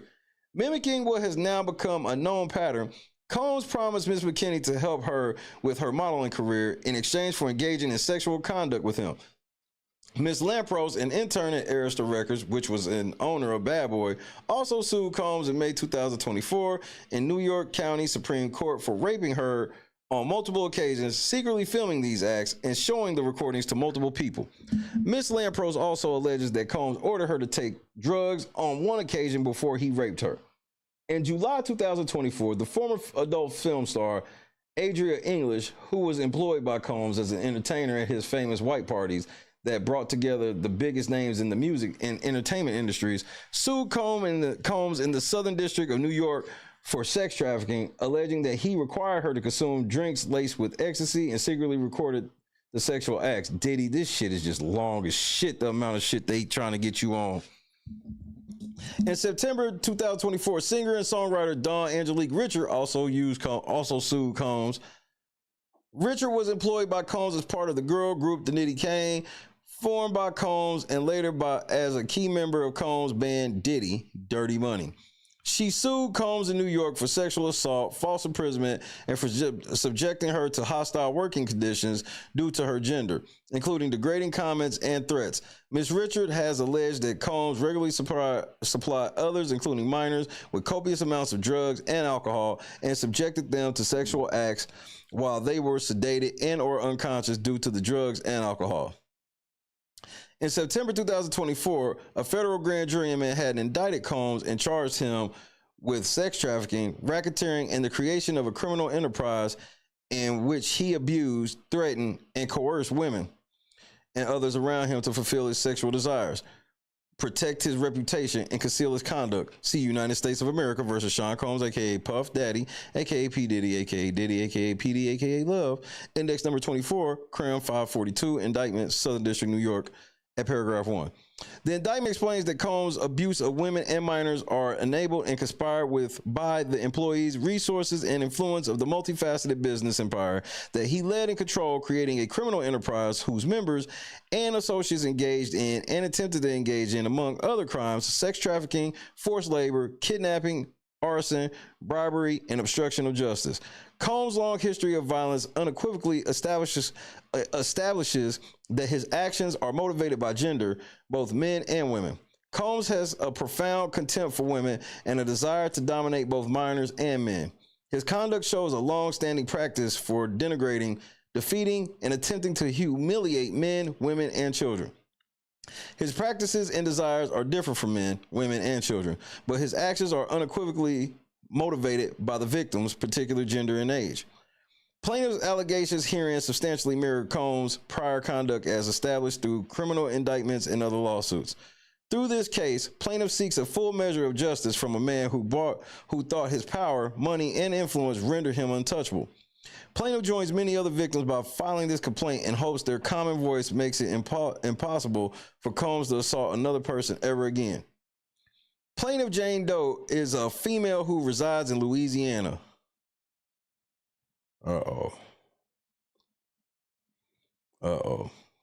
Defendant Sean Combs is a male who, on information believed, resides in New York City, who is otherwise currently incarcerated at the Metro Detention Center in Brooklyn. On information and belief, at all relevant times, Combs owned and or controlled Bad Boy Entertainment Holdings, Inc., Bad Boy Production Holdings, Inc., Bad Boy Books Holdings, Inc., Bad Boy Records, LLC, Bad Boy Entertainment, LLC, Bad Boy Productions, LLC, collectively Bad Boy, Daddy's House Recording Studio, Inc., and CEOPCO, LLC, doing business as Combs Global, further known as Combs Enterprises, LLC, altogether, the Combs Corporations. The facts of Combs' ownership and titles at the Combs Corporations enabled and conspired with him to commit the unlawful sexual violence against plaintiff described herein and or to harass and subsequently intimidate him into silence after the sexual assault. Defendant Daddy's House Recordings, Inc., Daddy's House, is a domestic partner business corporation that is incorporated in New York and on information that believed now has its principal place of business at 9255 Sunset Boulevard, second floor, West Hollywood, California, 90069. Combs is listed as the CEO in public filings with a listed address of 1710 Broadway, New York, New York, 10019. At the time of the events alleged herein, Daddy's House was a world-class recording studio owned by Combs located at 321 West 44th Street, Suite 201, New York, New York, 10036. On information and belief, at all relevant times, Bad Boy and Combs together owned and operated Daddy's House. On information and belief, the Bad Boy recording studio was located on the premises of Daddy's House. Combs used the Daddy's House brand. Man, pause. This is enough Daddy's House, nigga. Shit. Stature and their ownership and titles at Daddy's House. Nigga, what did I just say? To commit the unlawful sexual violence against plaintiff described herein.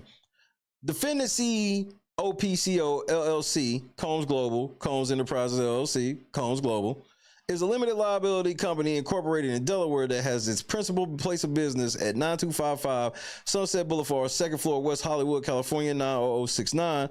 On information and belief, all members of Combs Global are citizens of Delaware, New York, and or California. On information and belief, Combs Global is an alter ego for Combs and or successor in interest to Combs or other corporations and or was established or used by Combs for the purpose of moving, disposing of, and or insulating his assets, including in connection with his criminal activities and to avoid liability. Combs Global currently owns, controls, and oversees Bad Boy and Combs' other business ventures in the music, fashion, fragrance, beverage, marketing, film, television, and media industries. Are you fucking paying attention, Ariel?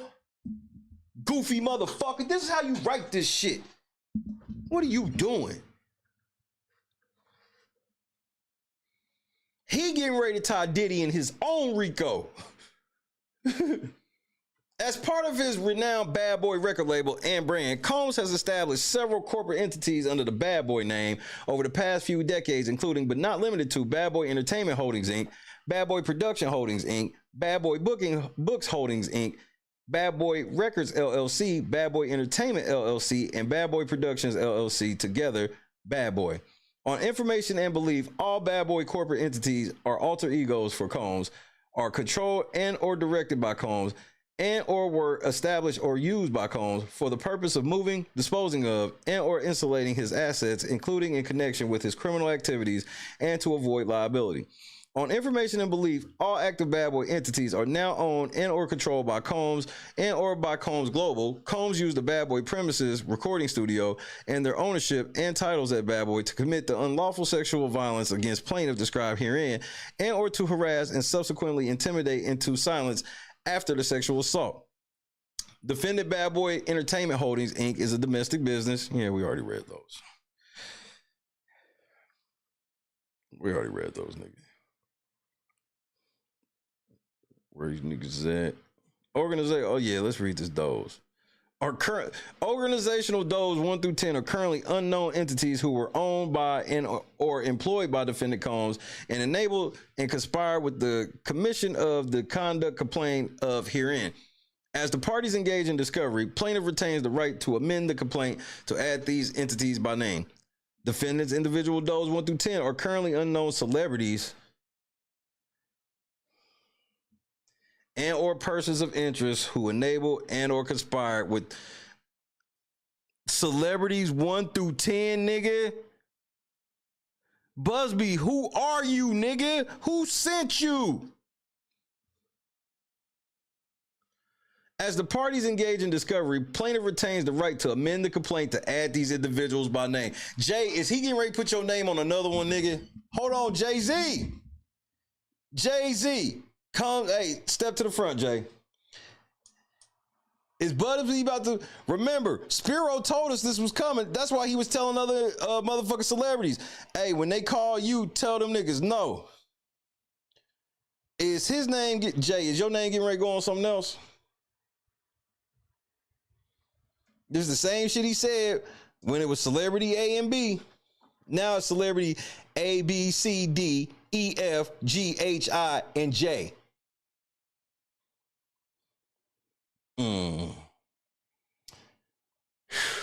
Each of Combs' corporations aided and abetted Combs in committing the unlawful sexual violence against plaintiff described herein. The alter egos for Combs completely dominated by him and used for his personal interest and to engage in wrongdoing which harm plaintiff and others, and or serve or have served as vehicles for Combs to move, dispose of, and or insulate his assets, including in connection with his criminal activities, and to avoid compensating the victims of his many crimes, including plaintiff. Plaintiff reserves the right to add as defendants any individuals, including but not limited to celebrities and business entities. Jurisdiction and venue. Yeah, come on, Busby. I know it's you. Factual allegations. Here we bro. Only 5 pages of factual allegations. So he spent the first 14 pages doing all procedural shit. Let's see if he gets right to it. Let's see if he's about to tell us this is a RICO with Delta Airlines. Plaintiff and her friend or female friend visited New York City in December of 1991 to spend Christmas with 2 of her friends who lived in the city. After the holiday, plaintiff stayed in the city to attend an event she was invited to by another acquaintance of hers, a rapper who was prominent in the industry at the time. Oh no! This is already starting off bad, Diddy.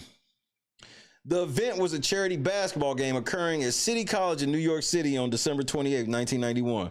Plaintiff and her female friend were dropped off at the event early so that they could get in to see the rapper who invited her. Plaintiff recalls the crowd being outside being very large and growing unruly. But once she spoke to security, she and her friend were let in ahead of the crowd. Once inside, plaintiff watched security attempt to contact her rapper friend via radio, but was unable to. Plaintiff recalled him telling her to ask for his co-sponsor of the event if no one could find him when she got there. That co-sponsor was an up-and-coming producer by the name of Puff E. Combs.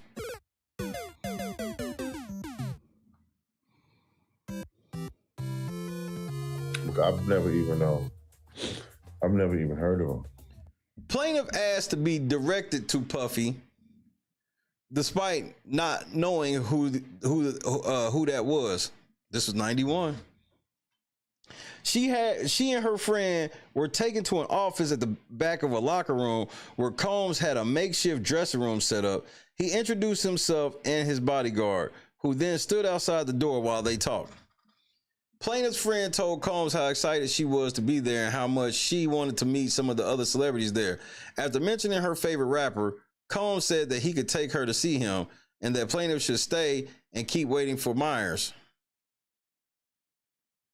Plaintiff did so, but Myers, who the fuck is Myers?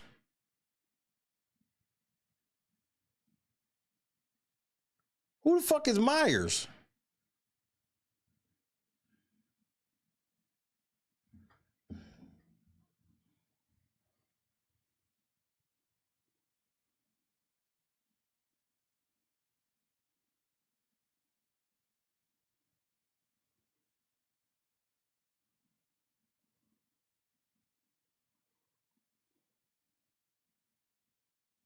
Heavy D, nigga? You know, Rick is so wild and has went so far off the meter. It's shit that I can't even tell you on TV. I mean, you know, for the sake of our friendship, you know what I'm saying? I'm not even gonna bring it up. But trust me, he's went there. He has went where it's like, yo, Rick, man, what the fuck is wrong with you, man? You done took this shit too far. And his response is like this: there's no such place. Darkness. Let's go to the abyss, nigga. I'm not with it, man. I don't want to go to the abyss, man. You know what I'm saying? Rick wants to go to the abyss. In fact, he dwells in the abyss. Rick James dwells in the abyss, okay? And he wants company sometimes, you know? And for some reason, he likes to reach out for me. Whenever I'm around, when he wants to go there, he will reach out for me to try to take me to the abyss with him. And I'm not with it, man. I'm not with it. And that's when we end up, you know, tussling or whatever. You know what I'm saying? Is it good to you? I like it. Nigga, what's Heavy D's last name? What's Heavy D's last name? Oh, man, Diddy. Who the fuck is Buzby and where this nigga come from, bro?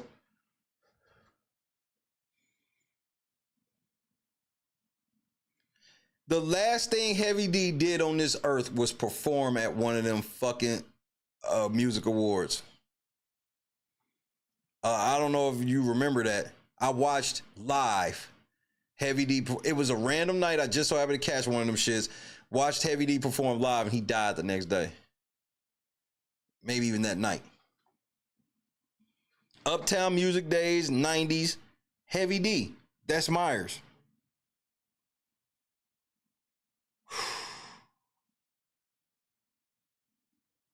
And he killed that performance too.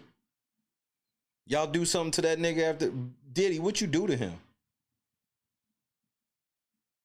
Well, let's ask Andre Harrell.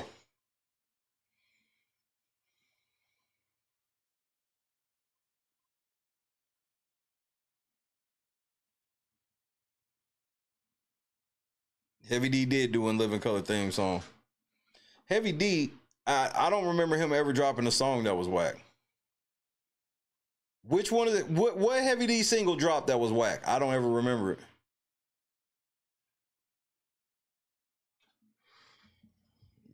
Just for the record. So these bitches was there to see Heavy D. Heavy D wasn't there yet. And yes, at that time, who did you know? Heavy D or Diddy? This shit's blowing my fucking top, bro. Busby got shit from when, not just when Heavy D was alive, but when Heavy D was the nigga. This is crazy. Did you mean to leave that in there, Busby? Cause you bro, you said you wasn't gonna say shit, then you was just like Myers. You don't put no first name or nothing, you just put Myers. Because people got to figure out how to learn what Myers is. But you see me, you can't pull this one past me. Plaintiff did so, but Myers did not arrive. Eventually, Combs returned with a plastic cup full of what he purported to be Coca-Cola. Plaintiff drank some of it but did not finish it as she did not like the taste. Plaintiff began to feel woozy and attempted to leave to find her rapper friend on her own, but Combs blocked her exit. He told her she needed to stay, and that is when she noticed he was touching himself in a suggestive manner.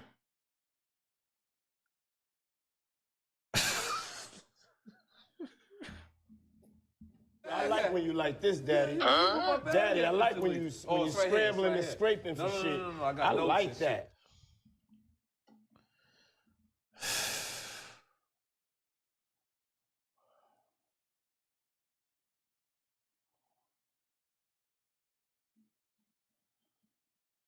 He began the final plaintiff and overpowered her when she struggled. Combs removed her underwear and began molesting her before climbing on top of her and penetrating her. Shortly after the assault began, Combs was called to the door by the bodyguard who was standing watch on the other side of it. Combs came back and told plaintiff he had to go deal with something. Plaintiff told Combs what he did was not right and she needed to tell her rapper friend because she was there to see him and did not want him to think that she had sex with Combs willingly. Combs told her that she should not do that because, quote, people can come up missing.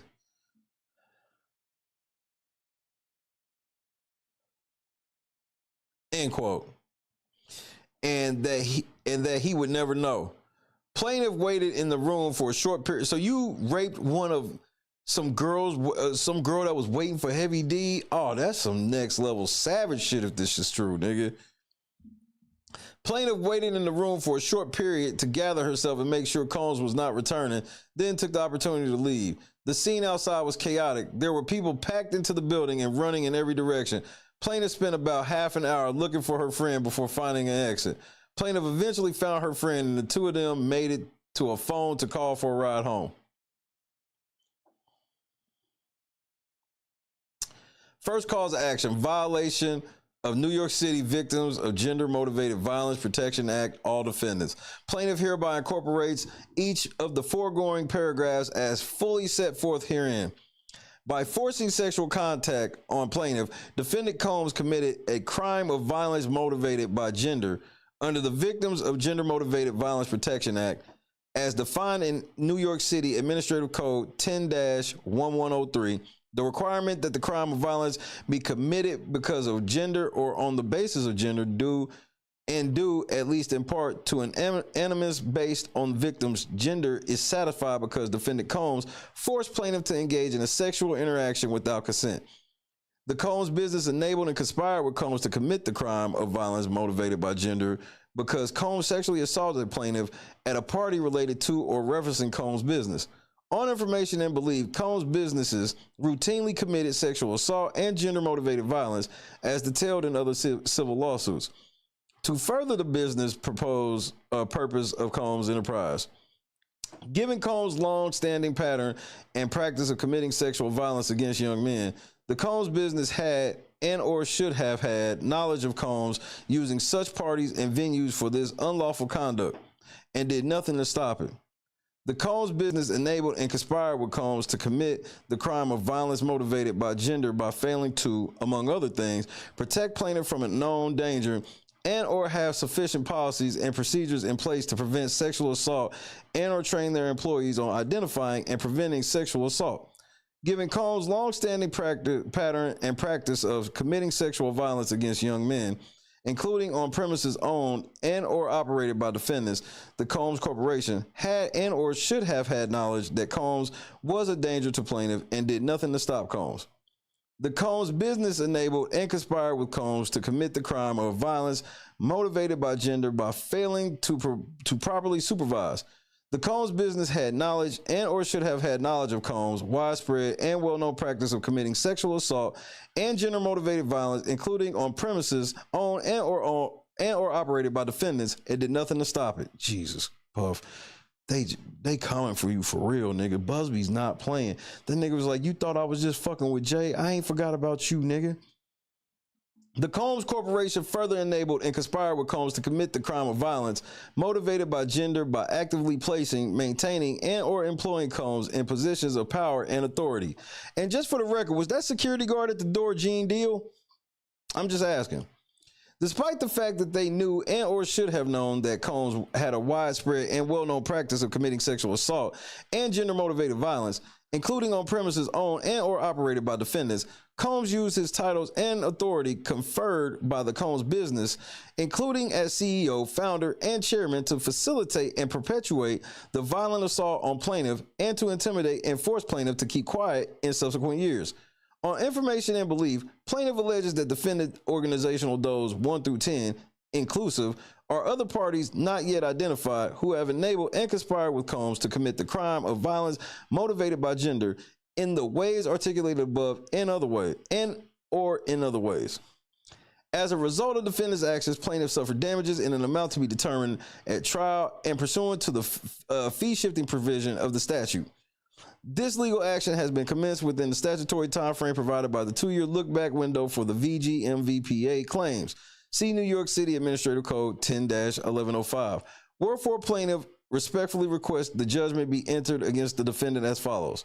A, awarding compensatory damages for all physical injuries, emotional distress, psychological harm, anxiety, humiliation, physical and emotional pain and suffering, family and social disruption, and other harm in an amount to be determined at trial. Awarding punitive damages in an amount to be determined at trial. Awarding attorney fees and costs pursuant to any applicable statute or law.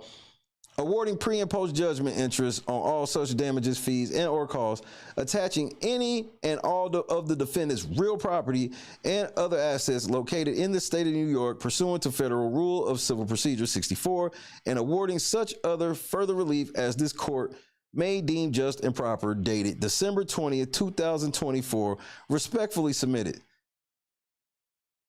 Bad, dirty Dick Buzbee. Sophia Rose, what's happening? Dirty Dick Buzbee. Nigga, Busby is just, I've never seen one motherfucker go at Diddy and Puff like this. Alex Spiro tried to jump in the middle of it. Nigga, Busby ain't paying that nigga no attention. Nigga, Dirty Dick Busby is on y'all neck, nigga. He about to drape that bumpy dick all across your face, Puff. Puff, you ever had a grown man wipe his bumpy dick all across your face? Because we know you into some weird shit.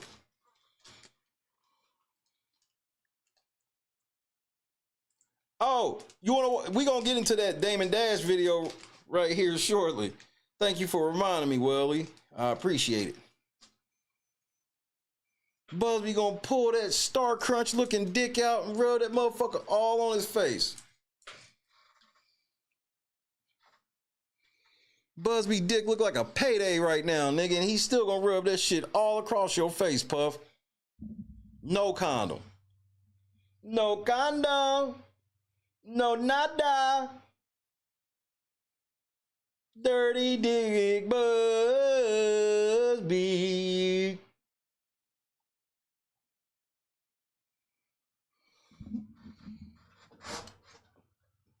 Nigga Busby out here.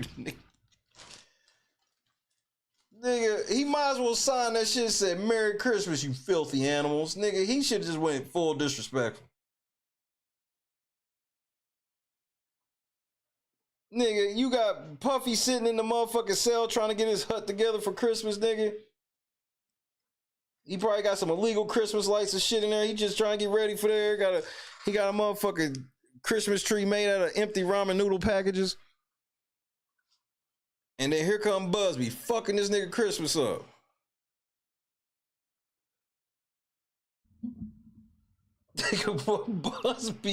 Busby's told us he was not gonna be intimidated by these niggas, and bro, he's kept his word so far, nigga. Busby is the whole plug. I don't care. Somebody said that. I don't believe that he's just some random ass nigga in Houston that just decided, nah, nigga, you were sent.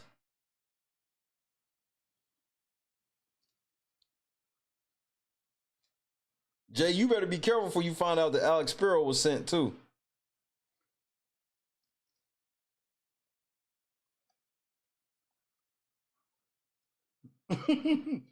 Not 4, Willie.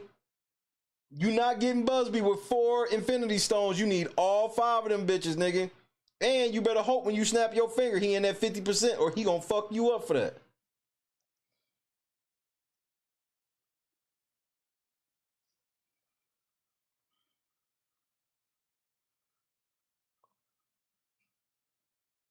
Fine. I'll do it myself.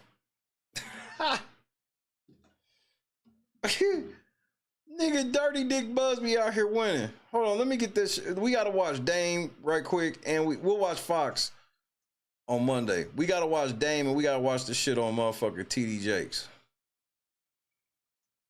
Let me get this TD Jake shit together. So I think that's gonna take a little bit of prep.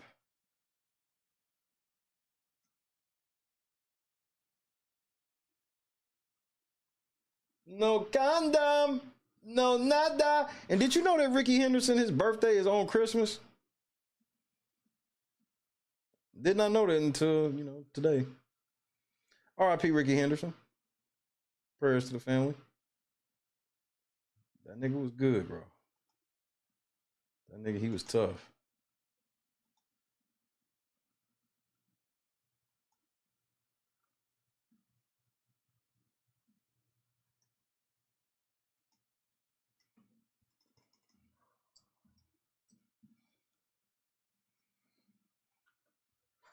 I'm just being honest, like Puff better be careful, or Diddy or Jay better be careful, because Spiro's messing up really bad. And I seen that Spiro's like Eric Adams lawyer, Elon Musk lawyer, and all this shit. And I'm just like, nigga, like, how is he gonna be lawyer of all these motherfuckers and be like really bad at the same? Like, Jay, you better watch out. He might be dogging you on purpose.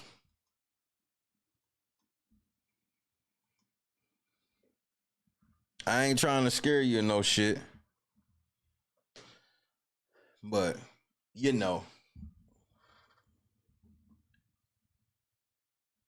me make sure. Which one we doing first? Let's do Dame first. Well, I don't know. Which one? I'll let y'all pick, bro. I don't give a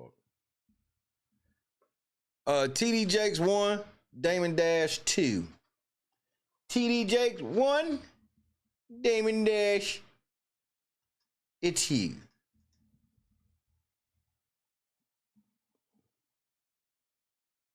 No condom, no nada, bumpy dick Busby.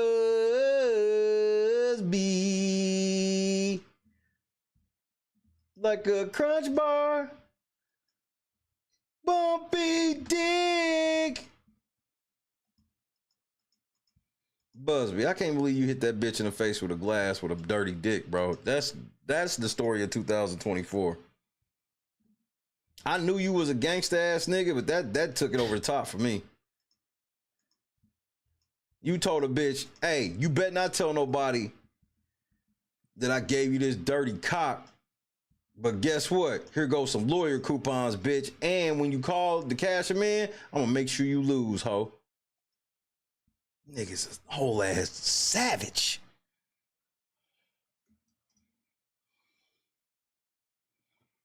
Hold on. What was 2, Dame Dash? Okay, so let me count them up.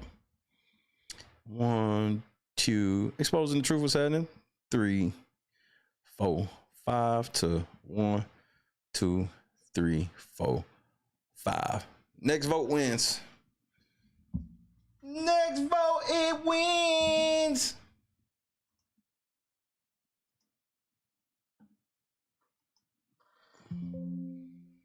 Clee with the bucket. Voting is now closed. Damon Dash, CEO, Rockefeller Records. Do you have anything you want to say? Or former CEO? Shout out to the Art of Dialogue. Is how people are reacting to the. How you feel about what Jay-Z is being accused of? Terrible accusation. I think what's iller is how people are reacting to the accusation. Like they putting them through the ringer. And I've never seen them do that before. So That's the thing. Like, usually things get brushed under the rug with him. And I've been accused of shit that I haven't done before, and people don't scrutinize. I didn't get as scrutinized as he's getting. So I'm like, it's just odd to see him in that, getting looked at in that way by white people, Oh, Like that's strong, because I know exactly what you mean. See, because Dame, whenever they looked at Jay-Z and Dame when they first hit mainstream, Dame was this wild ass nigga. So they always looked at Dame just like a nigga. And I'm telling you, that's what Dame, the way you acted is why them people told Jay, we can help you get away from him. Because,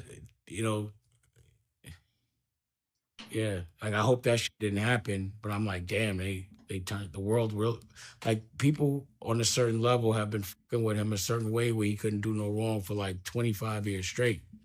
This is the first time he's not getting a pass with white media. Facts. And they still caping for him though too. Like he can control black media because a lot of them either work or do business with him.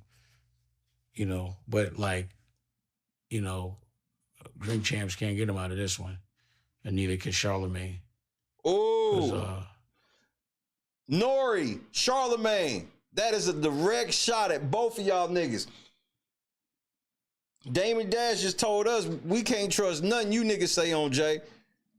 Those are the guys that hold him down no matter what he does anyway. So he got to get to People Magazine and Entertainment Tonight right now because they on his head. But the question is why? Like, why now? Great question, Dame. Why now? Because for me, I'd be like, yo, that's so ridiculous. Yo, take that to trial. You're not going to win. Let's get a deposition. Come on, Dame. Uh-oh. I was wondering which way. Dame, hey, I know a lot of people going to be like, this is kind of like sour grapes for Dame and all this shit. Hey, y'all got to understand. They talking about 2000 and back in the day and shit when Dame was there. Yeah, I'm going to separate myself from this shit too. Position is something, So I don't know why they get on his head so much, pause. But I never seen him, under this, I never seen him in this position to have to explain himself. Pause. How you feel about the statement he came out with? Nigga, did you just say pause on that? You always pausing the wrong shit. I never seen him in this position to have to explain himself. Pause.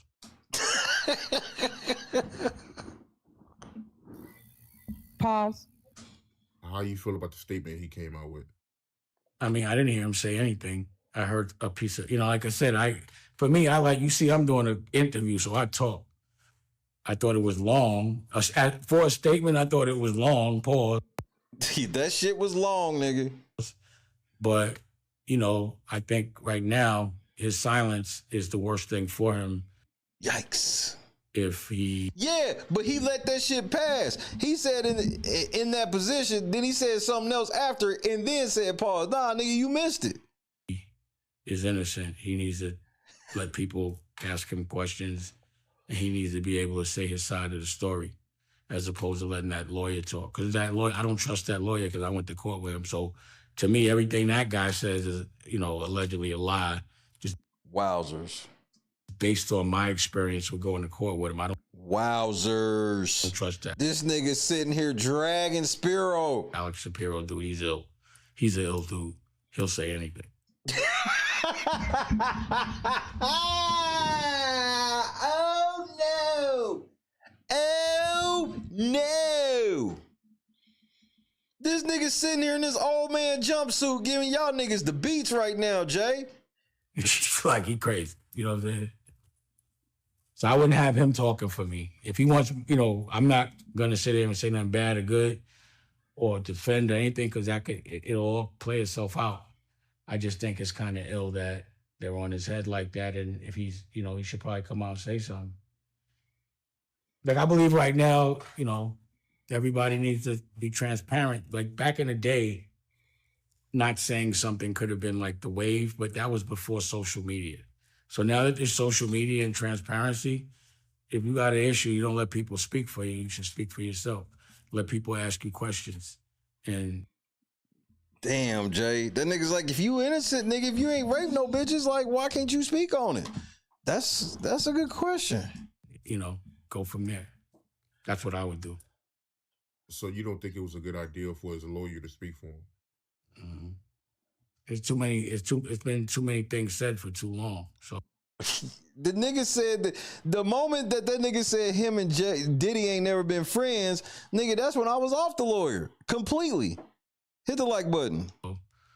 I'd be like, yo, again, I'm telling you what I did. So I got accused of a sexual assault. I went through a full trial. The first thing I did is I made my statement. He's speaking from what happened with him. That's crazy. And then I went and did an interview. You know, that's what I did. And I went. You telling me that, Sandy, you telling me you don't see him sitting here in his old man, this nigga look like he worked for the Sopranos, nigga. This nigga just left the bada bing in that jumpsuit. The trial, it didn't affect me.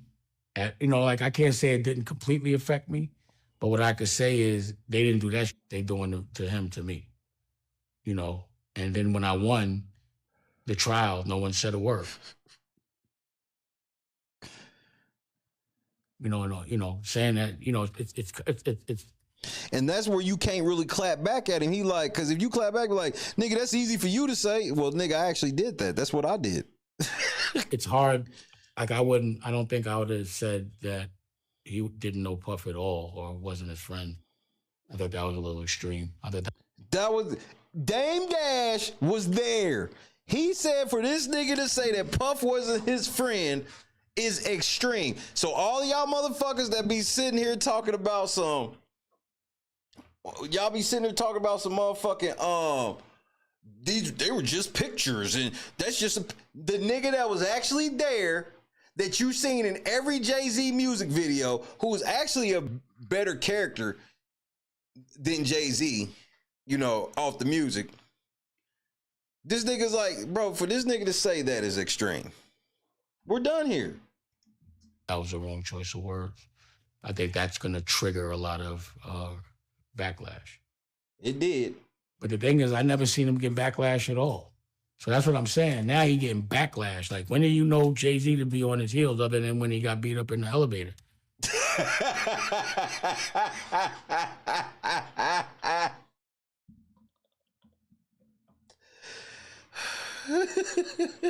I'm petty. Jay got the paws put on him, nigga. She put the paws on that nigga, bro. Nigga, Solange put the paw.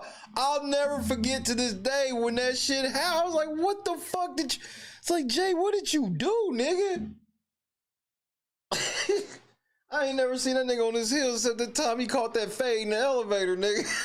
You ain't shit, dang.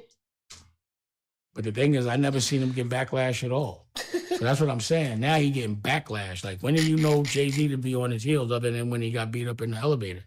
But that was nothing. But I've never seen him under the fire ever. Not in a long time. Not like, I've never seen people on his head like that, Paul. Ever. Yeah, this might be my first time seeing people come at him like this. Like I said, I didn't hear him say anything. Like, I'm not some white man speaking for another black man doesn't add up. It just doesn't work like that. Like, he doesn't know what to say on Jay's behalf. That's what I told a nigga in the comments. The nigga be like, damn, man, how you gonna do this to another one of our brothers, man? Nigga, Jay-Z got a white lawyer, bro. I don't want to hear shit about brothers. Nigga. Jay-Z lawyer white. We're done here. Jay would have to say that. So if he instructed him to say that, like, you don't even know if Jay told him to say that. He could have got off the stage. Bars. And they was like, why'd you say that? He was like... I think that's possible. I truly do think that's possible. I'm not going to hate on Jay like that. I do truly think it's possible that when that nigga said him and Diddy wasn't friends, that Jay was like, what the fuck is that? I had to. You know, like, he probably said it because homeboy wouldn't. You know what I'm saying? So who knows? Like, I didn't hear him say anything. I haven't heard Jay say a word yet. Have you? Not one. I haven't heard him say anything. I haven't heard him say a single word. There it is. So y'all going by a piece of paper with words? Don't get caught up in that. I have. Talk to these niggas, Dame. Will you spit this game to these motherfuckers? When I try to tell them this shit, they be telling me that I'm a fucking hater and a conspiracy theorist when it's just a simple fact. Have you heard this nigga say anything? Not heard him say one thing yet. You know? Until I see him speak, he hasn't spoke to me. That's bars. That's why I said I don't think he did not say that. His lawyer said it. So that what else is a lawyer gonna say? You know what I'm saying? Right. But speaking of his lawyer, what did he do to you personally? Alex Shapiro, he's the one. I'm gonna tell you what he did. I could tell you this is not allegedly. First of all, he works for Jay personally, as we see. He represented Rockefeller Inc. For Jay, for Rockefeller Inc. And they made that phony case against me saying that I was trying to sell the whole thing. Remember we went to court? That's when I started speaking about him again, because he was like, now you taking me to court, you lying. It was a straight lie. And the only purpose of it was to illegally change bylaws so that it prohibited me from selling my interest unless they all agreed to it. And then the way they had the meetings, he was the one at the meeting changing the bylaws, speaking and talking in such a disrespectful way. Wow. Like he ran Rockefeller or some shit. So, and then the comments that he's made, like Jay getting his master's back in certain years, like every single game that he played with me was a lie. Like he lied. Jonathan in a couple of times, that motherfucker said Jay-Z was his friend, he was Jay-Z's friend. That's basically what everybody's finding out. Dame found that out. Diddy found it out. Everybody found it out with Jay. And Jay gonna find it out with Beyonce. A lot. Like it was a straight lie. And then they was harassing me with the lawsuits, sending me all type of papers and shit. And I just didn't give a f, because I knew. I was like you see, look at the way that no one ever talks about the fact that they just dismissed the case. Nah, he's an ill nigga. That's what I'm saying. He's like, he does whatever, says whatever, he does whatever, he doesn't play. I'm saying he's the real deal. Those two going against each other will be very interesting.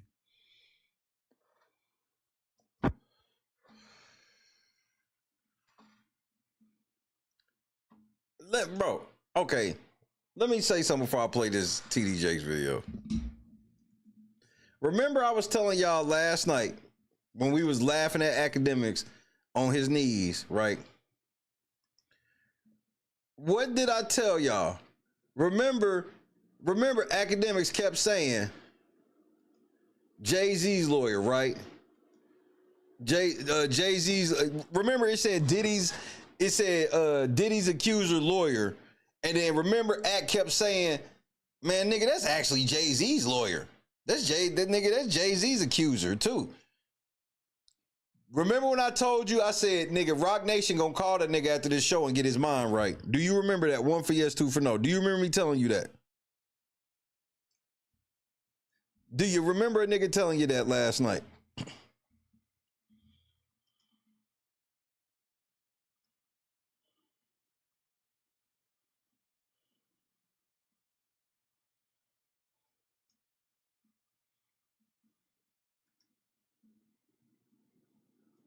Good.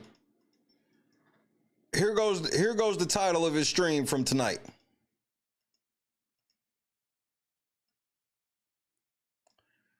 Jay-Z war against Diddy accuser lawyer goes crazy. Why would Jay-Z go to war with Diddy's accuser lawyer? So you try, bro. I told y'all, nigga. Y'all think I be making this shit up. Y'all niggas be thinking I'm making this shit up, nigga. Got his mind right, nigga. They hit that phone again. Hey, nigga, don't say that shit no more. Nigga, that's Diddy's accuser. She not accusing Jay, even though she literally is.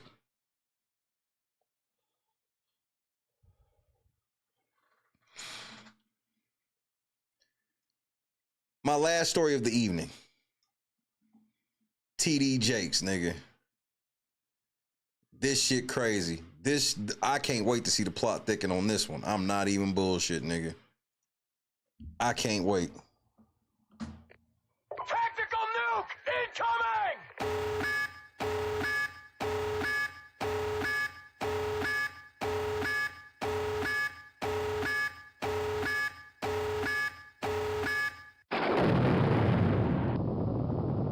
TD Jakes is angry.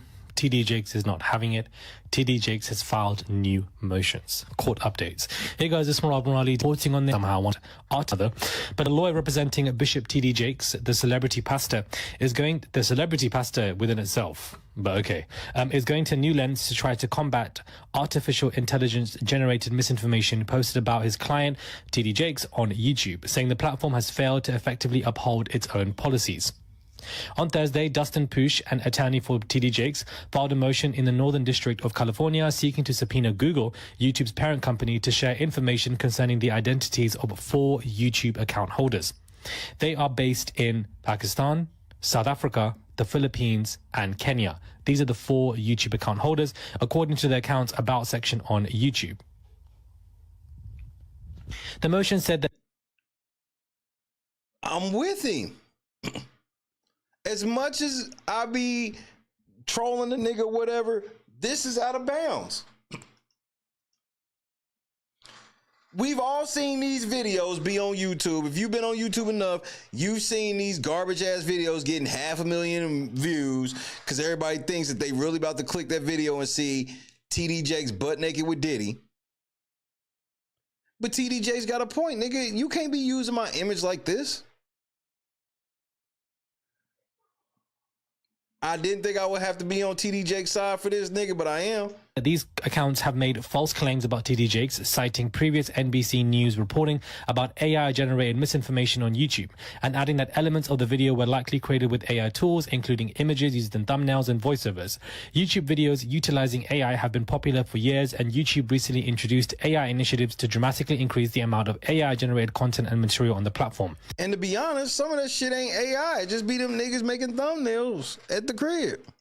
But AI elements have also been used to spread misinformation on videos that have the potential to make a large profit for both YouTube and their creators by monetizing them. The motion filed by TD Jakes' lawyer to combat viral AI generated misinformation on the platform, being one of the first of its kind to attempting to unmask the creators behind it and expose them. In previous reporting, a YouTube creator behind similar content previously confirmed their use of AI tools to NBC News, and AI detection experts found a highly likelihood of similar content involving AI-generated images and audio. YouTube have not responded. In the last year, TD Jakes has been the subject of hundreds of YouTube videos. I'm telling y'all, within the next year, 2 years max, there's about to be massive changes on this platform that have received millions of views, part of a torrent of misinformation that stemmed from speculation surrounding allegations made about Sean Diddy Combs, with whom Jakes has been associated in the past. Since Combs was the first accused, with Cassie, a flurry of allegations have come forth, and of course his home was raided and he was arrested in September. Some of the videos falsely reported the individuals being arrested, and others featured thumbnails with salacious fake images of celebrities in bed together.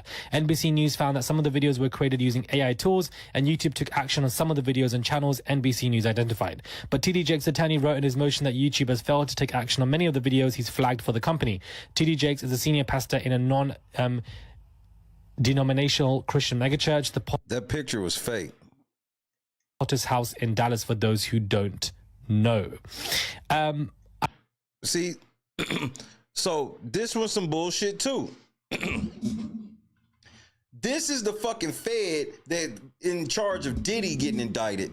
They gonna put him on a thumbnail with TD Jakes allegedly getting off a plane looking like he's getting off the plane getting ready to get arrested.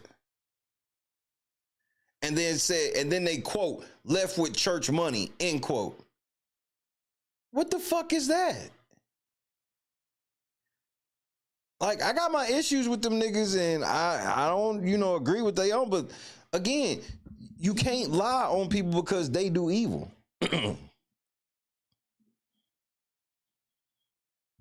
I'm with TD Jakes on this, nigga. Sue the shit out of these niggas. I absolutely agree. I absolutely agree with basically what they're saying. These YouTubers are perpetually using the sordid and sensational allegations revolving around I mean, that's outrageous. You making people think you lying on TD Jakes, So people like, oh my God, TD Jakes is getting arrested. He left with church money. Then they click the shit and find out it's total cap. In some cases, some of you niggas be believing the shit. It's some fucked up shit. To humiliate, attack, and degrade and defame Bishop Jakes and many other prominent black celebrities with manufactured claims that he is guilty of the That's how Gary Coleman would look if he were alive. R.I.P. Gary Coleman. Miss Lady, you a fool. Same crimes and other lewd and repulsive conduct as Mr. Combs.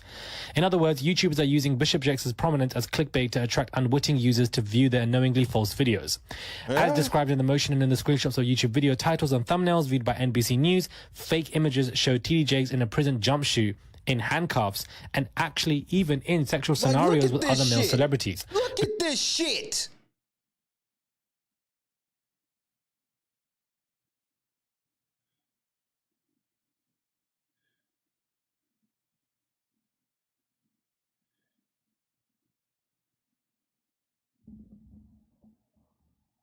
I would have been swallowed up. Have you ever been swallowed up? Have you gone through a time of swallowing? And the amount of people that think this is a real fucking picture is going, bro, it will shock you. Us computer nerds and shit like that, we, you know, these are easy tells real quick.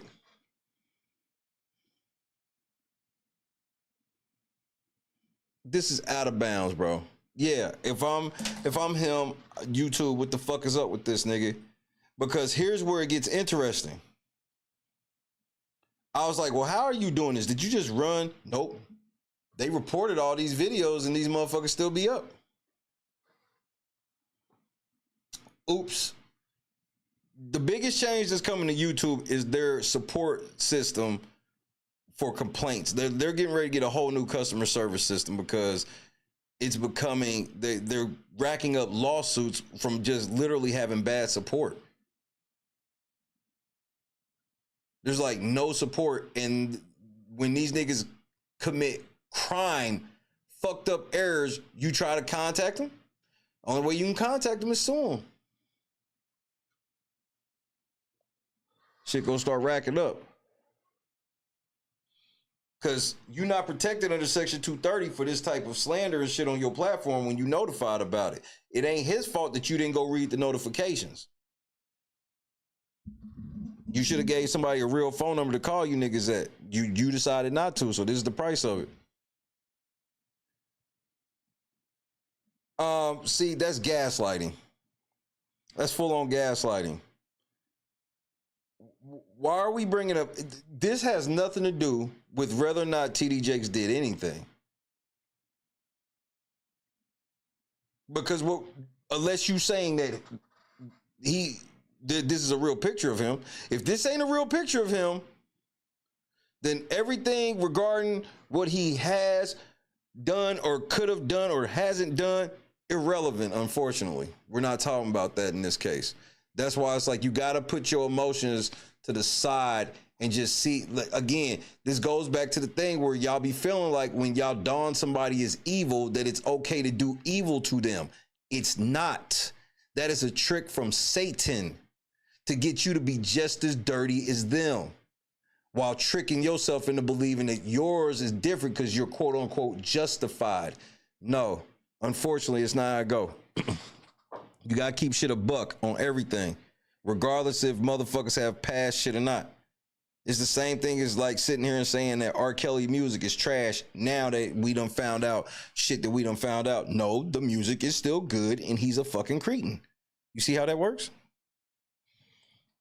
So yeah, I think TD Jakes has done a lot of fucked up shit. I think he leading people to the path down darkness. I believe that in my heart. That's my personal opinion. But I'm not gonna sit here and let this type of shit slide because this is out of pocket. It's out of pocket.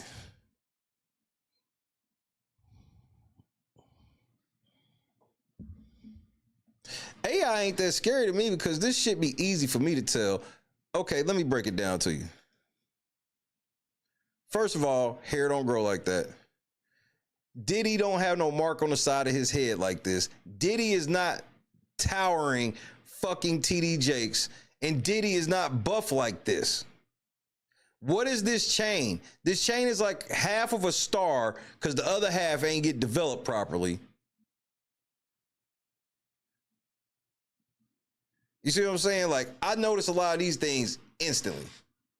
Yes, I see how it favors them, and you clearly see that's supposed to be Diddy and him. But when you really look at it, TD Jakes ain't even got no lips. Yeah, Buff Daddy, nigga. AKA Buff Diddy, AKA Buff, AKA Buffy.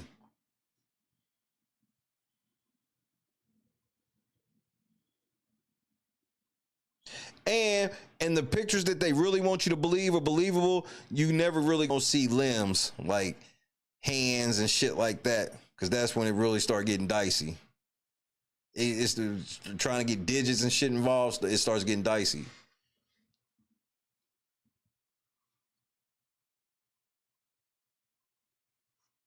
It can only get so good. There's such a cap on AI that people don't realize, because AI, no matter how much you try to train it, can never understand human emotion, because even though we understand human emotion, we also understand there's trillions of types and everybody ain't the same emotion on everything. Some people are emotionless. It will never be able to like pull Diddy's emotion, because you will never know everybody's true emotion. We can sit and tell a motherfucker all day these are true emotions and hold back something. Even if it's not in a nefarious way. It's hard to explain this shit. So like, if you can't train another person, because even people that be married for years and years and years, it ain't like they totally train. No, it's just, you just kind of get used to what you know they're gonna do. It's never that you know, some things you understand, others you don't. You don't understand why your dude got to put that on certain food. You just know that he does. You may not understand it, but you put it on the plate for him. That type of shit AI can't really reason with. So it'll never get to where people are afraid of it. Because we don't even know what each other are truly thinking at any given time. I could tell you what I'm thinking right now, but you never know what I'm truly thinking about, ever. You can never prove if I'm lying about it or not. Best they got is polygraph test, which even then it has to be concentrated around just like a certain thing to an extent. It ain't just like a psychic test. Hold on. I want to show y'all something that normally, I guess we'll finish this TD Jake shit out, but let me pull this up before I forget, because there's something that normally I would ignore, but I couldn't, and I'm going to explain why. Matter of fact, I pulled it up right quick. We got to just the TD Jakes. It was basically over.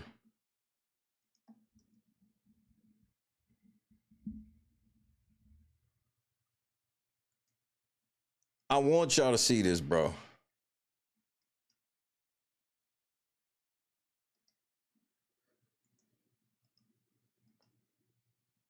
And I'm going to explain before everybody see it and be like, nigga, what the fuck is happening to you? Nah, pay attention first. This may not fuck you up, but this fucked me up. Watch this.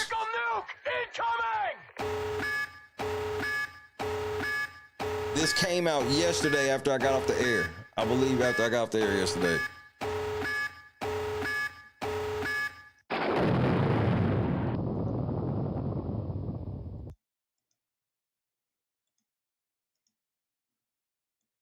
Beyonce and Jay-Z could be set to split as tarot cards expose their future. First of all, Yo, the devil's in full effect. Thank you, Lord. Jinx.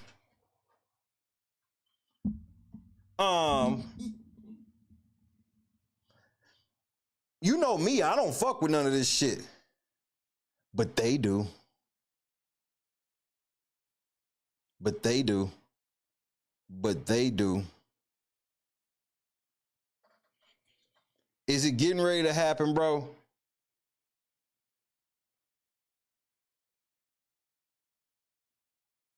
They believe in all of this shit.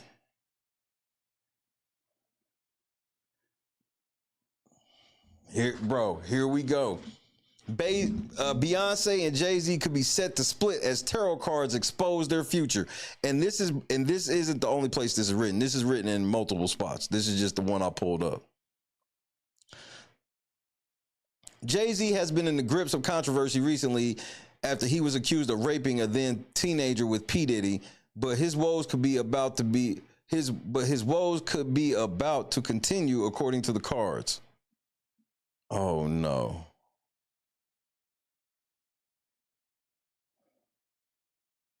Legendary music couple Beyonce and Jay-Z could be about to split according to the tarot.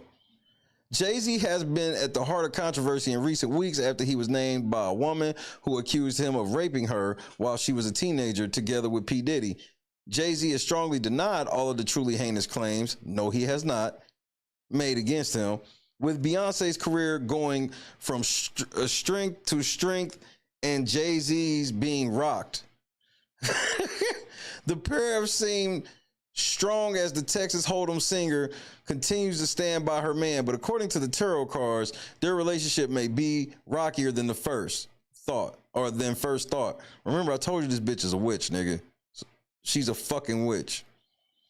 Speaking to tarotcards.io, world-renowned reader Sonnery Co. claimed that both world-renowned, I don't know your name, claimed that both Beyonce and Jay-Z are headed for troubled waters. She added that while they may have been perceived to be strong pillars working together, their time could now be short-lived. Quote, the cards show mounting external pressures that could test even the strongest of bonds, end quote, Sonnery explained. Quote, the Justice card appears prominently, highlighting legal and moral challenges. Combined with the Tower card, it signals potential upheaval that could lead to dramatic and far-reaching consequences for their union. Jay-Z, whose real name is Sean Corey Carter, has vehemently denied all allegations made against him after he was accused by the unnamed woman of raping her when she was aged just 13. She claimed that the incident took place at an after-party following the 2000 MTV Music Awards, together with P. Diddy, real name Sean Combs, who is currently detained on counts of sex trafficking. The court case has reached around the globe, with Jay-Z shutting down the accusations being made.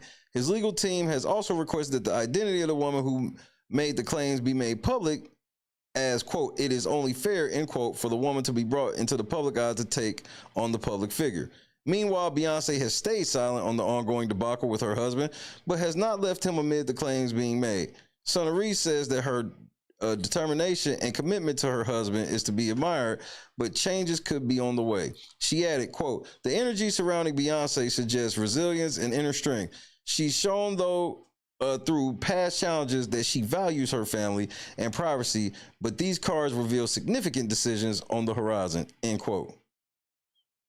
It comes as former partner of Jay-Z spoke out to give her thoughts on the ongoing drama surrounding the 99 Problem singer.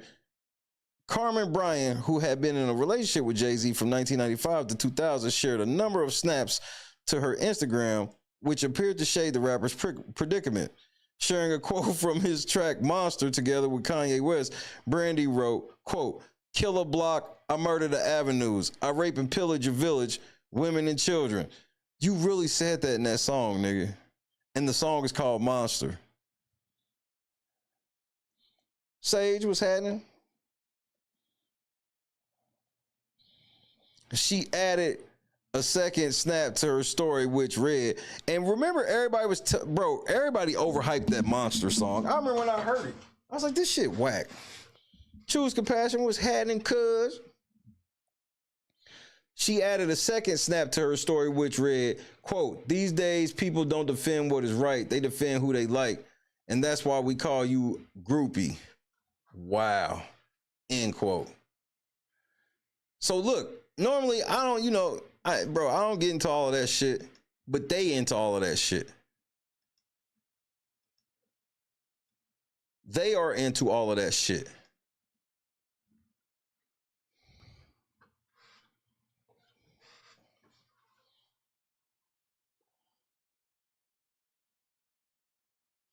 Nah, they not in love. If you think Beyonce and Jay-Z are in some type of love and Jay-Z can manipulate her like she's some regular chick, and like this shit has been a business deal. And here's the crazy part about it is what's lucrative right now would be for her to leave him. If the fact that I brought it up, don't think that people ain't thought this shit was like Lemonade 2. Lemonade 2 will be the biggest album ever for a female artist. If she were to divorce Jay and do Lemonade 2, it's over. Taylor Swift can kiss her black ass. Y'all see how the NFL's just been taken over by Jay-Z, Beyonce, and Taylor Swift? I literally watched the motherfucking Chiefs cheating again today. Like, it's just incredible. Like, the Chiefs are going to the Super Bowl again because of the Swifties.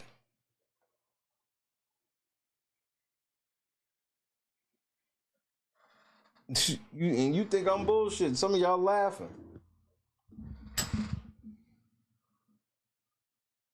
Said Busby using no lyrics in court. Yeah, rape and pillage your women and children.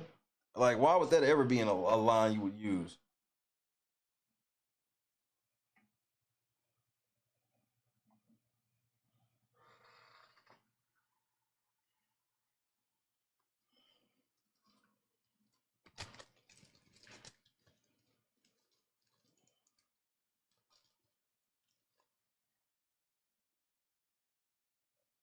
I mean, but this is the same NFL that let a fake DeMar Hamlin come to the game to hype up the Bills and wonder why the Bills lost that game. I was like, nigga, y'all brought a fake DeMar Hamlin. That's why y'all lost.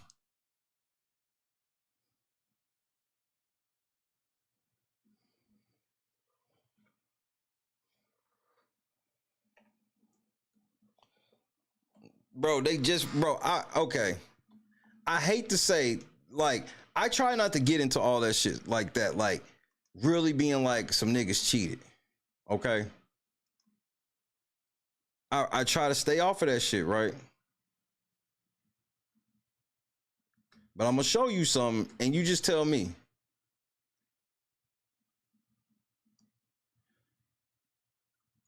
Because this changed the whole fucking game.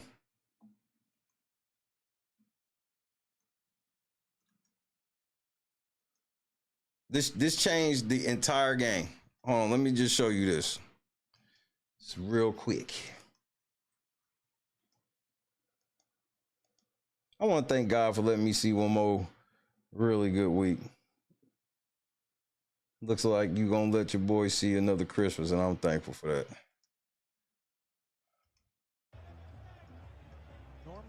Okay. Chief, Texan. Just tell me what happened. Okay. All right, what you see? What's the call? What's the call? Victoria, what's happening?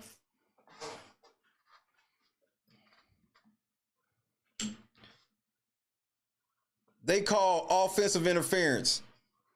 Put them out of field goal range.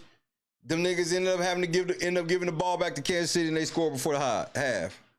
They call fucking offensive interference on that. Where the fuck is offensive interference? What did Tank Dell do? Where's the offensive interference? And just so you know, it was a dump off into the flat. The ball been gone. It was a dump off into the flat to the running back for no gain.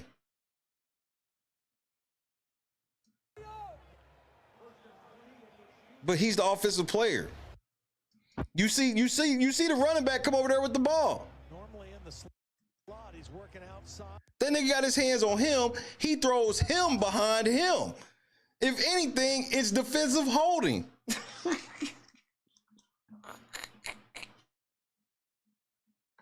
Nobody on earth thinks that's offensive interference.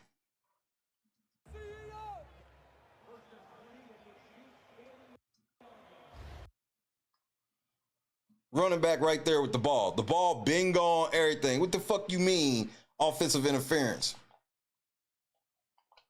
Use smart. It's KC from here on out. You can just, that's a free square every week. They somehow gonna do it. Somehow. Every game. Somehow. They not gonna look good doing it at all. They don't, bro, they do not look at you. It ain't like you watching them beat niggas ass. They be damn near losing every game. I've never seen a team be 14-1 and damn near lose every game though.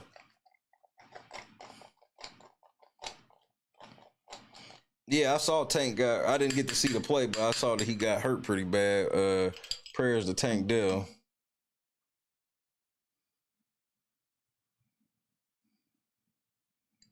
I saw that shit and I was just like, I be trying to not buy into they be cheating for the Chiefs narrative, but bro, I watched how the Chiefs got that fucking Super Bowl on that bullshit ass call against the Eagles. I ain't forgot about that, nigga. That was a bullshit ass call.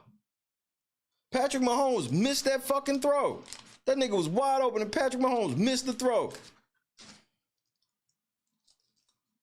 All Patrick Mahomes had to do was hit that throw and I'd have never said shit, but he didn't.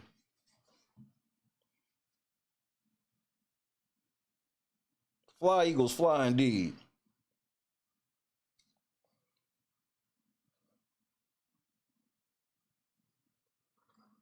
They've had several plays like this year where it's like, and it's always a play where it like, this put them niggas out of field goal range.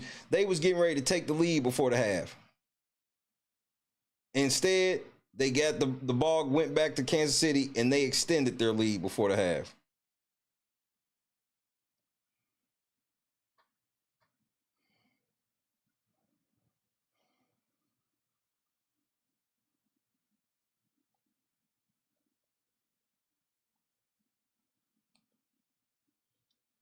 I mean, but that's the thing with Deflategate.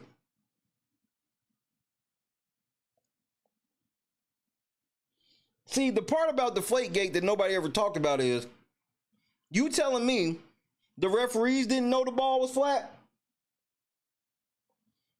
Oh, I understand like the other team not knowing that the ball was flat, but the referee spotted the ball. So the referee kept spotting the football that they didn't know was flat. And that makes sense. It was just the Patriots. No, y'all niggas was helping the Patriots do that shit. Y'all were spotting the fucking ball. I didn't notice it was flat. I just put the ball down.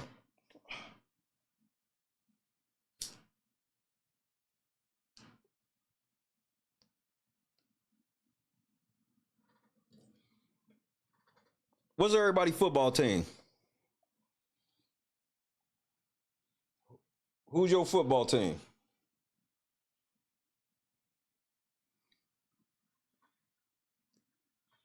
Everybody know I got two, my Colts and my Eagles.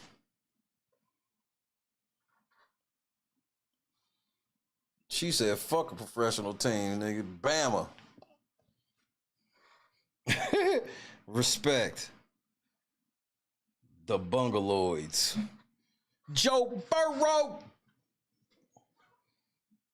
I need a big one from Burrow tomorrow. Skull. All right, we get it spread out. Spread out a bit. Niners. So we got some Niners, Bears. Of course, my Eagles. Bengals, some Vikes, Chiefs, some more Roll Tide. Roll Tide. Patriots finally went after the Patriot Act. They not trying to hear that, Midnight. They don't be trying to hear that. You tell these fools this shit and they look at you like you crazy.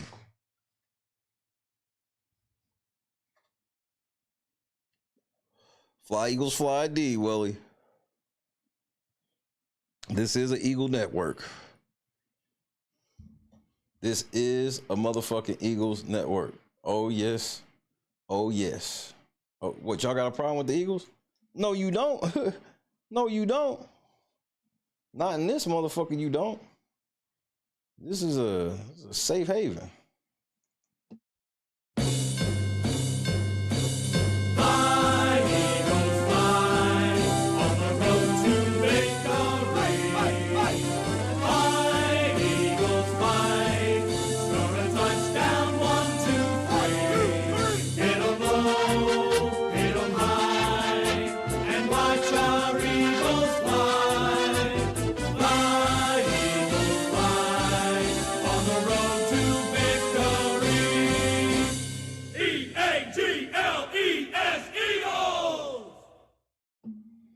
Get one.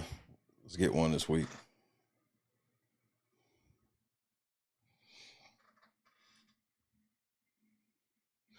The Bemanders. Nigga, I'm still calling them the football team. I said Washington football team. Y'all not worried. Y'all should have kept that shit. Cause y'all ain't commanding a damn thing in the NFC East. Y'all could just be the Washington football team, nigga. That song was all right. That song was the shit. It's one of my favorite songs. Yeah, I heard Mike Vick did get a coaching job. Yeah, that's pretty much what it's going to be, and the Eagles are going to lose. I ain't been impressed how we looked either, but we ain't looked like the Chiefs. Like, we have moments where it's like, okay, that's us. And then we have some moments where it's like, damn, it looked like, why ain't our offense looking like it should? The fucking Chiefs just looked, I mean, Travis Kelce looked terrible.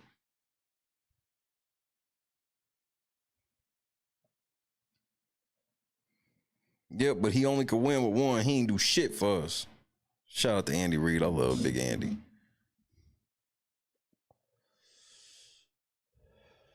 Best thing about every football team is they not the Cowboys or the Patriots.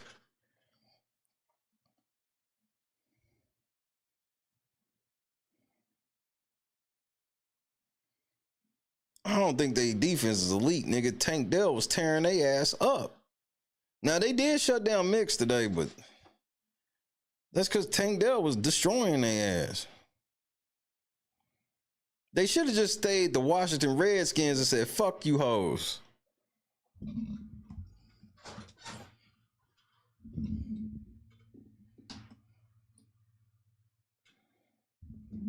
As soon as the Cleveland Indians became the Guardians, I was like, I'm gone. I can't do no, when y'all woke, that lets me know y'all not trying to win a championship.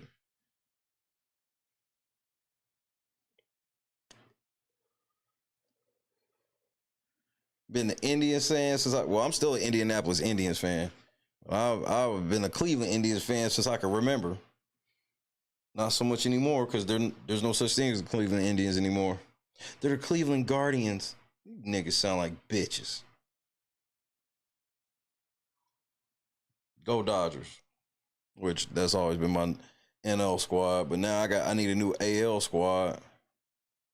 I'm thinking about, because my Oakland A's are done. I used to like the Expos. Where are they? Like, I have bad luck in baseball, bro. But the Indians, shit, Major League and everything, nigga, it sold me. I was an Indians fan, Albert Bell, all of that shit. Albert Bell would not play for the Guardians. Hey, real quick.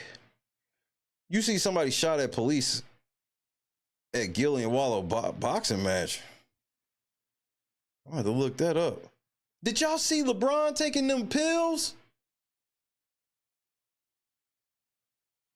Did y'all see LeBron taking them pills, nigga?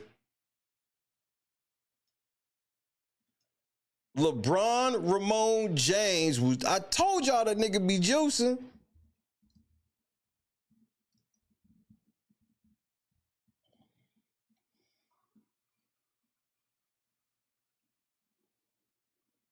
Oh, you ain't sitting, nigga. I saw this shit and it was like 5 in the morning. I was laying in the bed. It was like 5 in the morning. And I couldn't believe my motherfucking eyes. I was like, nigga, LeBron, what? Because I saw the video and I was like, it was somebody that I watch sometimes. you know, because they could title it a certain thing, but it could just necessarily be a story they kind of telling. You know what I mean? So I was like, nigga, let me see what you talking about. You know what I mean? I'll check, you know, we'll see what you on. Nigga, I clicked the shit and I see it and I was just fucking stunned. Stunned is the word. I was like, LeBron, they caught you on camera juicing, nigga. And here's my thing. Because I know some people gonna be like, well, the pills could have been blah, blah, blah. I hear you, my nigga, but here's the problem. Here's the problem, though. If they was just some regular, like some motherfucking regular shit, why was he trying to hide it? He did, bro. I don't know what LeBron was thinking. I was like, nigga, you know we can see you.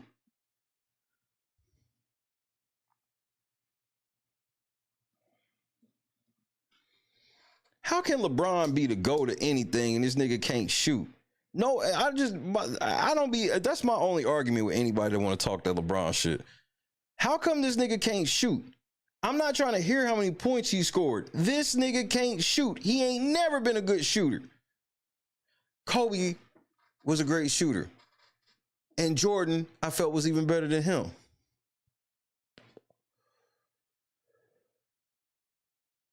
I don't even know how LeBron got, how did LeBron just, he should have just been in the Magic Johnson conversation and been done with it. The all-around player that could hit some shots at some times, but that wasn't really what they was doing. Nope. He couldn't just be over there in the Magic Johnson shit. He had to slide over here.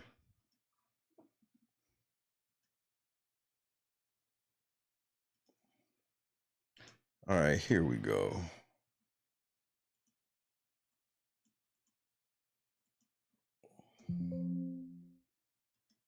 I saw this shit, nigga, and I'm just floored.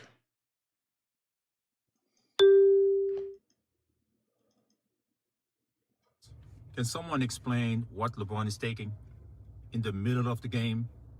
Now, some people have said it's it's called Henderson, some type of anti-inflammatory. Some people say, well, players do this all the time. Okay, well, alligator put it to the fire. Nigga, you don't show it, nigga. I thought you was gonna actually fucking show it, you bitch ass nigga. Show the nigga juicing. You know what? Hold on. Where's Carcino? I got you, Carcino. I'll let Carcino show you, because the shit fucked me up. Fucked me up.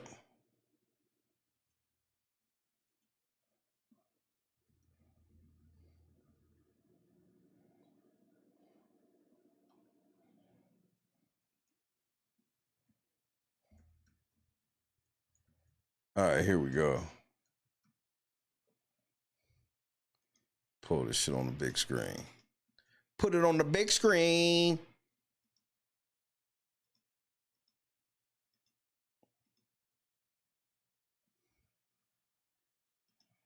Watch and pay attention.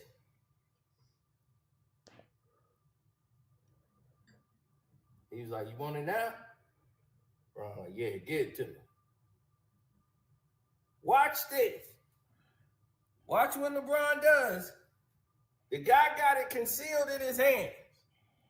Bron takes it. Pills right there, nigga. Pills right here, nigga. And you can see whatever this is, it's like pills in this guy's hands. And that's like 4 or 5 pills, nigga. Those are like pills, dog. I'm looking right at it. Those are pills. And the guy got it in his hands. And LeBron James is taking the pills right out the dude's hands. We done got you, boy. You busted. You thought you could fool Cino and get away with it? You thought I wouldn't see it? You thought I wouldn't see this? LeBron, you might as well just say it's a perk, nigga. You be better off. Bro, he's the only person on earth that the best excuse they could come up with is they were perks. Anybody else would not, even if they were perks, would not admit that shit. LeBron, you should say those are perks, nigga. Your foot was hurting. Where the LeBron James fans at now? But watch, Tell wait them for to it. bring their ass over here. We didn't caught this dude. I don't fuck with Cino like that. But Cino won today. You right. Cino is one of the biggest LeBron haters, along with angry Hoops fan. But LeBron got to take this L. Red-handed with pills. What are those white pills? Who is this dude? And watch this. Look, he tried to do it real sneaky. He take the mouthpiece out, pop.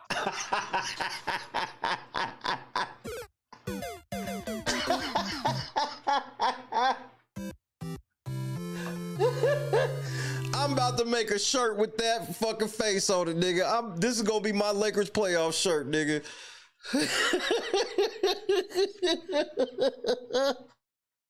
That nigga trying to slide them pills in his mouth. That nigga trying to pop that mouth guard out real quick, nigga.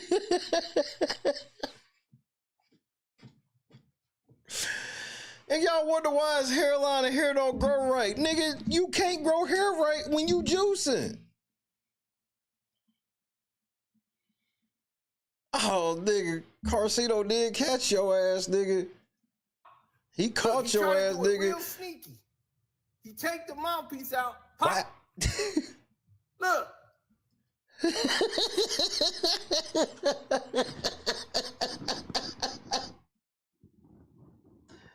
Nigga, LeBron is, bro, I told y'all, I met LeBron before, and I stand on it to this day. I have not encountered too many human beings that are this nigga's size in any type of way. Pause. That shit ain't natural. I know several NBA homies. I'm not clout chasing or no shit, name dropping up, but I'm telling you, this nigga was built like a dinosaur.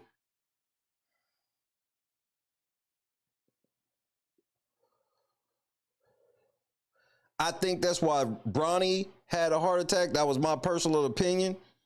I felt like they tried to give that nigga the juice and his body wouldn't take it properly. Damn near killed him.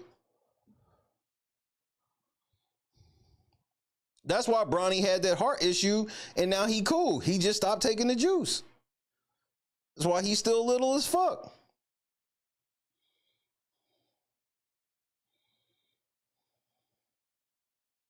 Yeah, or took a little too much. Bronny had a heart issue and now he cool. Pill popping on the sidelines. The dude is pill popping on the sideline. This is a fact. Like, we can't, as much as Carcino be on one, Carcino won this one. Bronny should just go play Call of Duty competitively like he know he want to do. Like, Bronny gonna end up getting beat up, and y'all ain't gonna ever know about it either. He might have already gotten beat up. He has missed a game for an injury that didn't happen that we saw. What do you mean you're not convinced? I just saw that nigga take them pills. We not doing that. Just because Carcino's the nigga that exposed it, don't mean it's a lie. I just saw good and damn well LeBron take some pills and pop them shits in his mouth in a sneaky way. In a way that he wanted to do it so nobody would notice.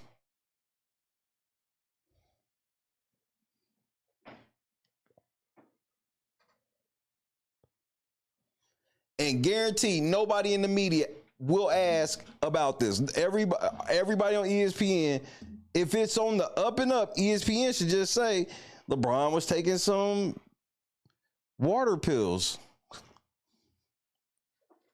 LeBron had a headache. Nope, LeBron was like, that nigga did that shit like he was popping a motherfucking pill in a strip club, nigga. He ain't want none of them hoes to see. Yeah, nigga. About to buy one of these bitches. Hold on, let me pop this motherfucker. Or it could have been a Viagra. He old now, you know what I mean? What, 40? He ain't even 40 yet. He dropped 30 plus in that game.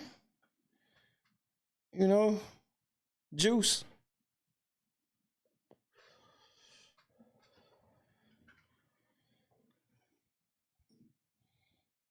LeBron might have been on his Magic Johnson shit. Remember, Magic Johnson used to fuck hoes at halftime. So, LeBron, just come out and say it was a perk 30, bro. Just say you popped a couple of perks. You got a script for them. And let's just move on. But LeBron is the type of liar, though, that you'll ask LeBron, and that nigga will say, I've never taken a pill on the side in an NBA game ever in my life. LeBron will fuck around and say he's never taken a pill. But LeBron do lie like that, bro. LeBron is the biggest superstar liar we ever had. We've never had a nigga be as big of a superstar in the NBA and lie like LeBron James. We've never seen it.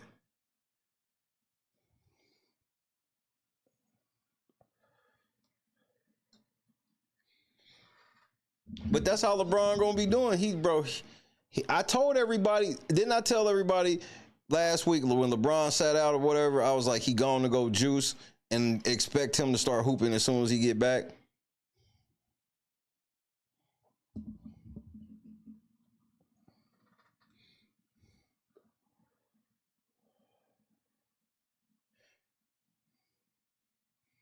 LeBron James, the same nigga that after he got swept by the motherfucker Warriors, came into the motherfucker press conference and pretended his hand was broke for 3 games. Them 3 games, this nigga had averaged like a 40-point triple-double. This nigga averaged like a 40-point triple-double, and this nigga sitting there is like, yeah, I broke my hand in game 1.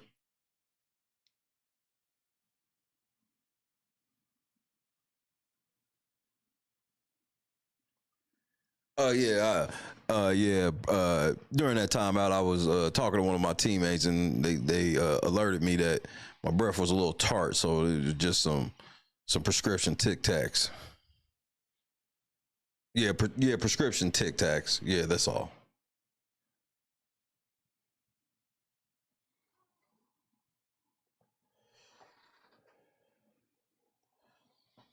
You gonna try? Yeah, they were Altoids. Yeah, it was just you can ask people on the sideline. You can go and look about 5 minutes into the third quarter. The ref told me my breath was extra fresh. It's from the Altoids. Then you go look at the film. You'll never see him up close with a ref ever.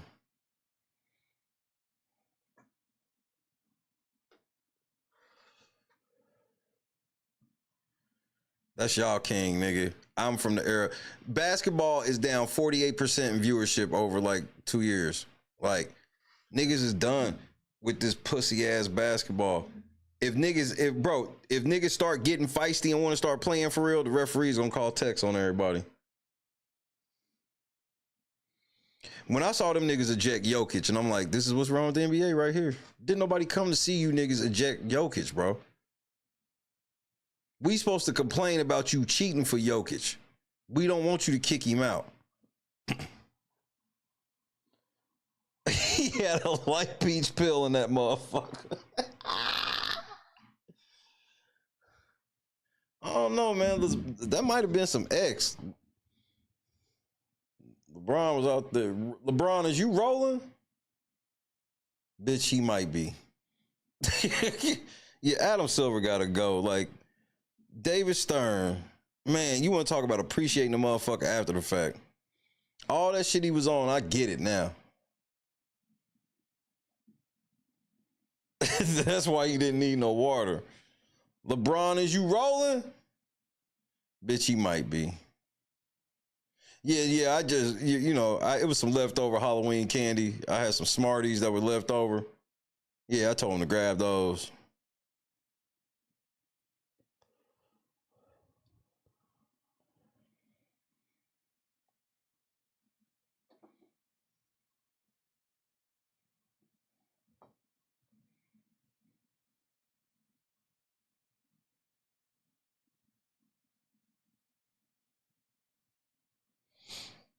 Nah, we need hoopers to hoop again. I mean, Bronny James is where everything started jumping the shark. Remember, Draymond was basically drafted at the same spot as Bronny James. Is Bronny James going to be anything near a Draymond Green? Are you fucking crazy?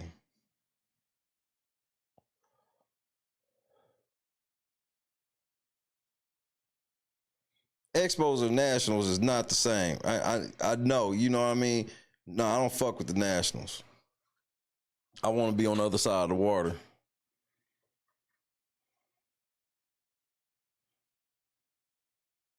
Like, if I was controlling the NBA team, the first thing I do right now is motherfucking, I'm gonna build my team like a team in the 90s, and we gonna play 90s ball and just see if niggas can fuck with us. I'm getting a big man that can post the fuck up. We dumping into him. He getting 20 and 10. We getting a big ass nigga that can play back to the basket. We gonna have a 4. We have a real fucking power forward. And we gonna try to get the real outside shooting from our 3-2, our 3 and 2, with the 1 being the main distributor.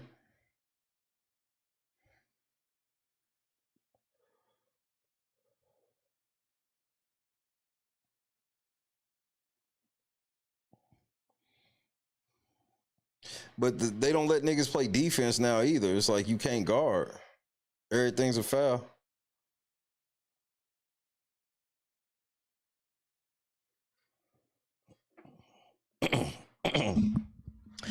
Well, KD's getting ready to just be going crazy until Devin Booker get back. So as long as he can stay healthy, you know how that go. But I love my NBA. That's my favorite sport. But we all know what Sunday is about. Time to get ready for that football.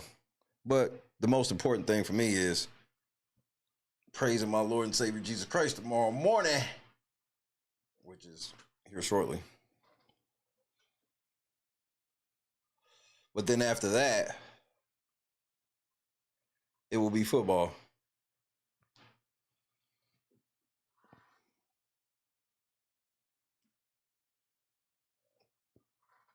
They need to stop. Bro, they just need to, and I understand some of the shit had to be cleaned up from the 90s. Because it ain't even like it should just go back to the 80s, 90s type shit. Nah, man, y'all just know y'all went too far on shit. If you shoot a 3 and you come down on my foot, it's a flagrant foul. Come on, bro, stop it.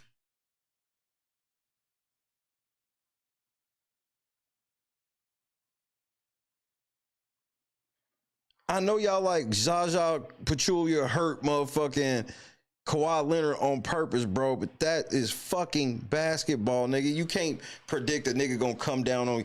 I'll put my foot here so he can come down on my foot and be out of the game. Like, nigga, like, you know how many times niggas sprain their ankles in games? Nigga, most of them niggas tape they shits up beforehand. See, Gamble? Come on, see, Gamble. You knew I was gonna have to bring it up. Whenever it's a chance to bring LeBron up on the main show, I'm with it.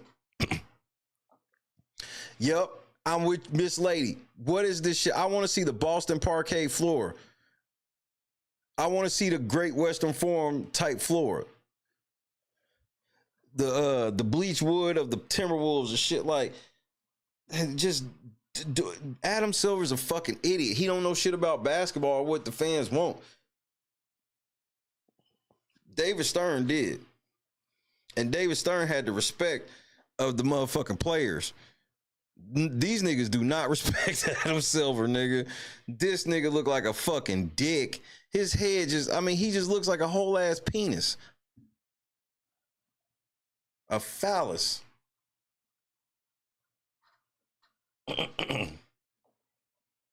Scottie Pippen Jr. went crazy though. I'll take Scottie Pippen Jr. Scottie Pippen Jr. would destroy Bronny, nigga. It would be embarrassing. Put motherfucking Bronny on Scottie Pippen Jr. and get this work. But I'm going to end my week here. God has been great. It's almost Christmas time, bro. We got what? 1.5 show before Christmas. I'll be here Monday, full show. Tuesday, I'll be here extra early. Tomorrow I won't be here. So say goodnight to your boy. Make sure y'all go say a prayer. Even if you just got to say it from the crib like I do. Teron, what's happening? Good night. Miss Lady, Janice, Welly, Nessa, C. Gamble, Sage, Midnight, Donis. Blessings to you as well, Welly. Fly Eagles fly indeed. Joy, Demisha, Victoria. Shout out to Buzby. Shout out to Dirty Dick Busby. 6 a second. Scott Johnson. Amber, great to see you. It's almost Christmas time. Stephanie, this shit snuck up on a nigga, bro. And I had to drive all over the fucking city looking for something today. Fuck man, I'm tired of this motherfucker. But it was worth it. Do it again if I had to. But I don't. You said Busby's in the lab right now. Where else is he supposed to be, nigga? He trying to win. Your Honor, fuck that nigger Jay-Z. He's still nigga. He's still nigga. And Jay-Z, I'm kind of with Busby on that. You be forgetting, nigga. You still nigga. And you need to understand. You told me this. But you don't be living your lyrics, nigga. Except the crack part, right?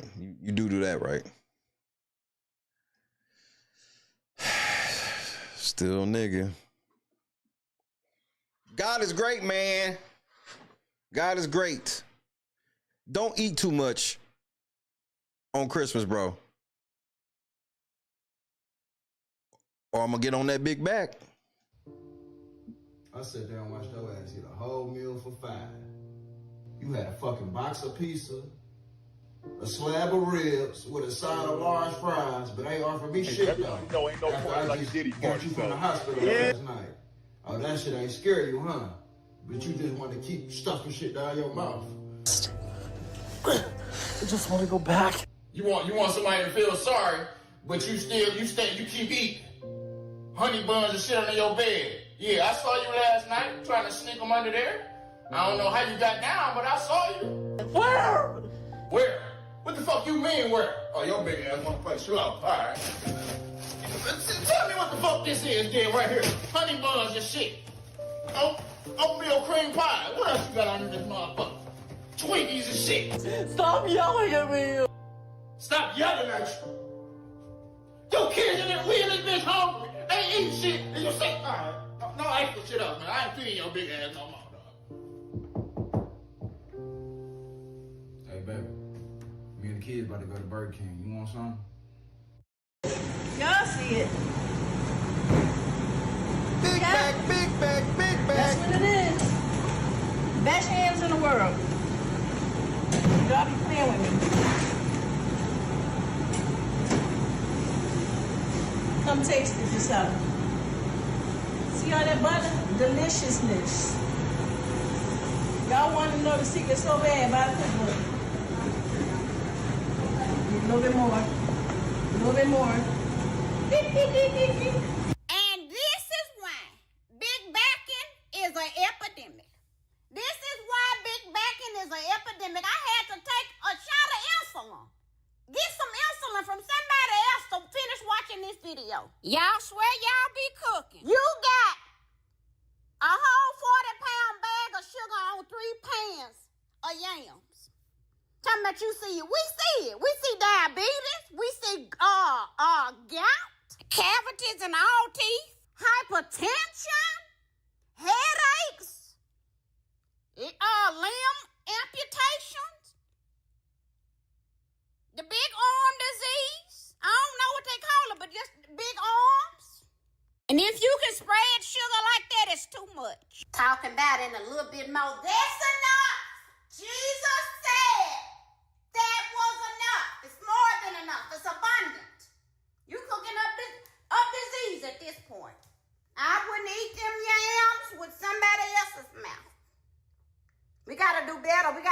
this mess.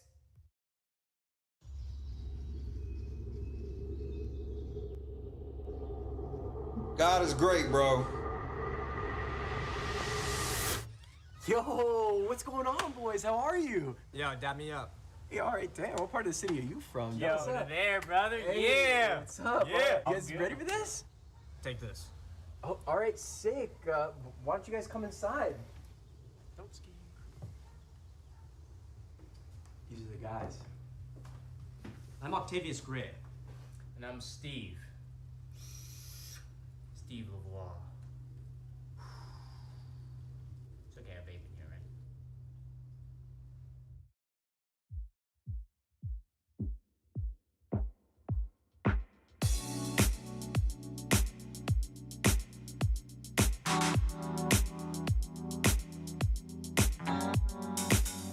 Set the mood right.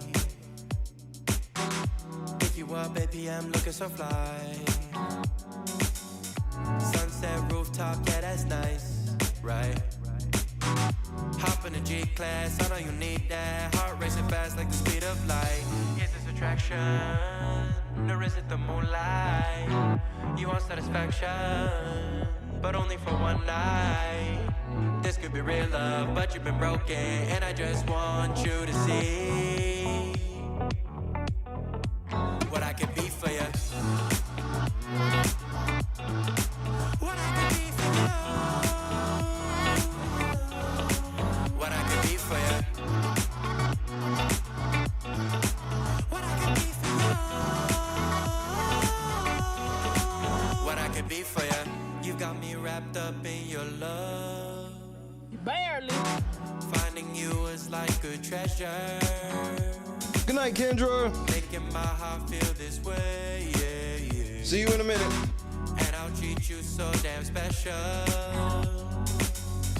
What you did, who you were with, I don't care about those Have a good one, days. Lennox. When I'm with you, I won't complain. Share your success and heartbreaks. Yeah, you know I stay by your side. Never leave you dissatisfied. I should have put the snowman suit back But I on. need you to let me know. Is this attraction, or is it the moonlight? You want satisfaction. Please be safe, but only Janice. for one night. This could be real love, but you've been broken, and I just want you to see what I can be for you. What I can be for you. What I can be for you. What I can be for you. What I can be for you. Baby girl, it's just one night. Yeah, baby girl, it's just one night. Oh, yeah, it's just one night. Yeah, baby girl, it's just one night. Jesus, I really can't believe this week, bro. It's just one night. Oh, Man, it's crazy. yeah, baby girl, it's just one night.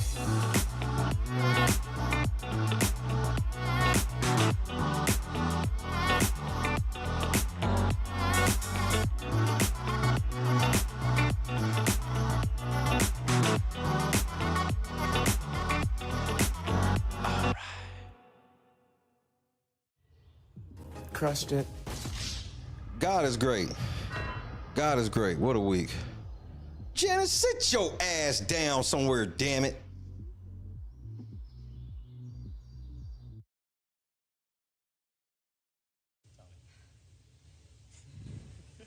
Guys, I gotta go. You got it, I don't Jess. want to hurt myself. You got a pee? It's all right. No, You you got gotta it, go. Jess. You gotta go, girl. Let go. I don't even want to fall. Turn to the side. You're okay. Just You're good. land right on that booty, girl. Just put your legs out Turn and to the pull side. on your booty. Jess, you're amazing. You Say got it. it. You got it. You got it. Turn to the side. Just let go and turn. Like you're laying in bed. Yep. Like you're jumping onto your bed on your side. Just let go, turn to the side. Shut your eyes. You got it, my love. Just turn to the side. You're okay.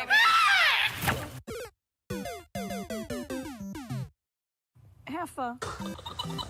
I've never even heard of him. I'm petty. Take it easy. Easy.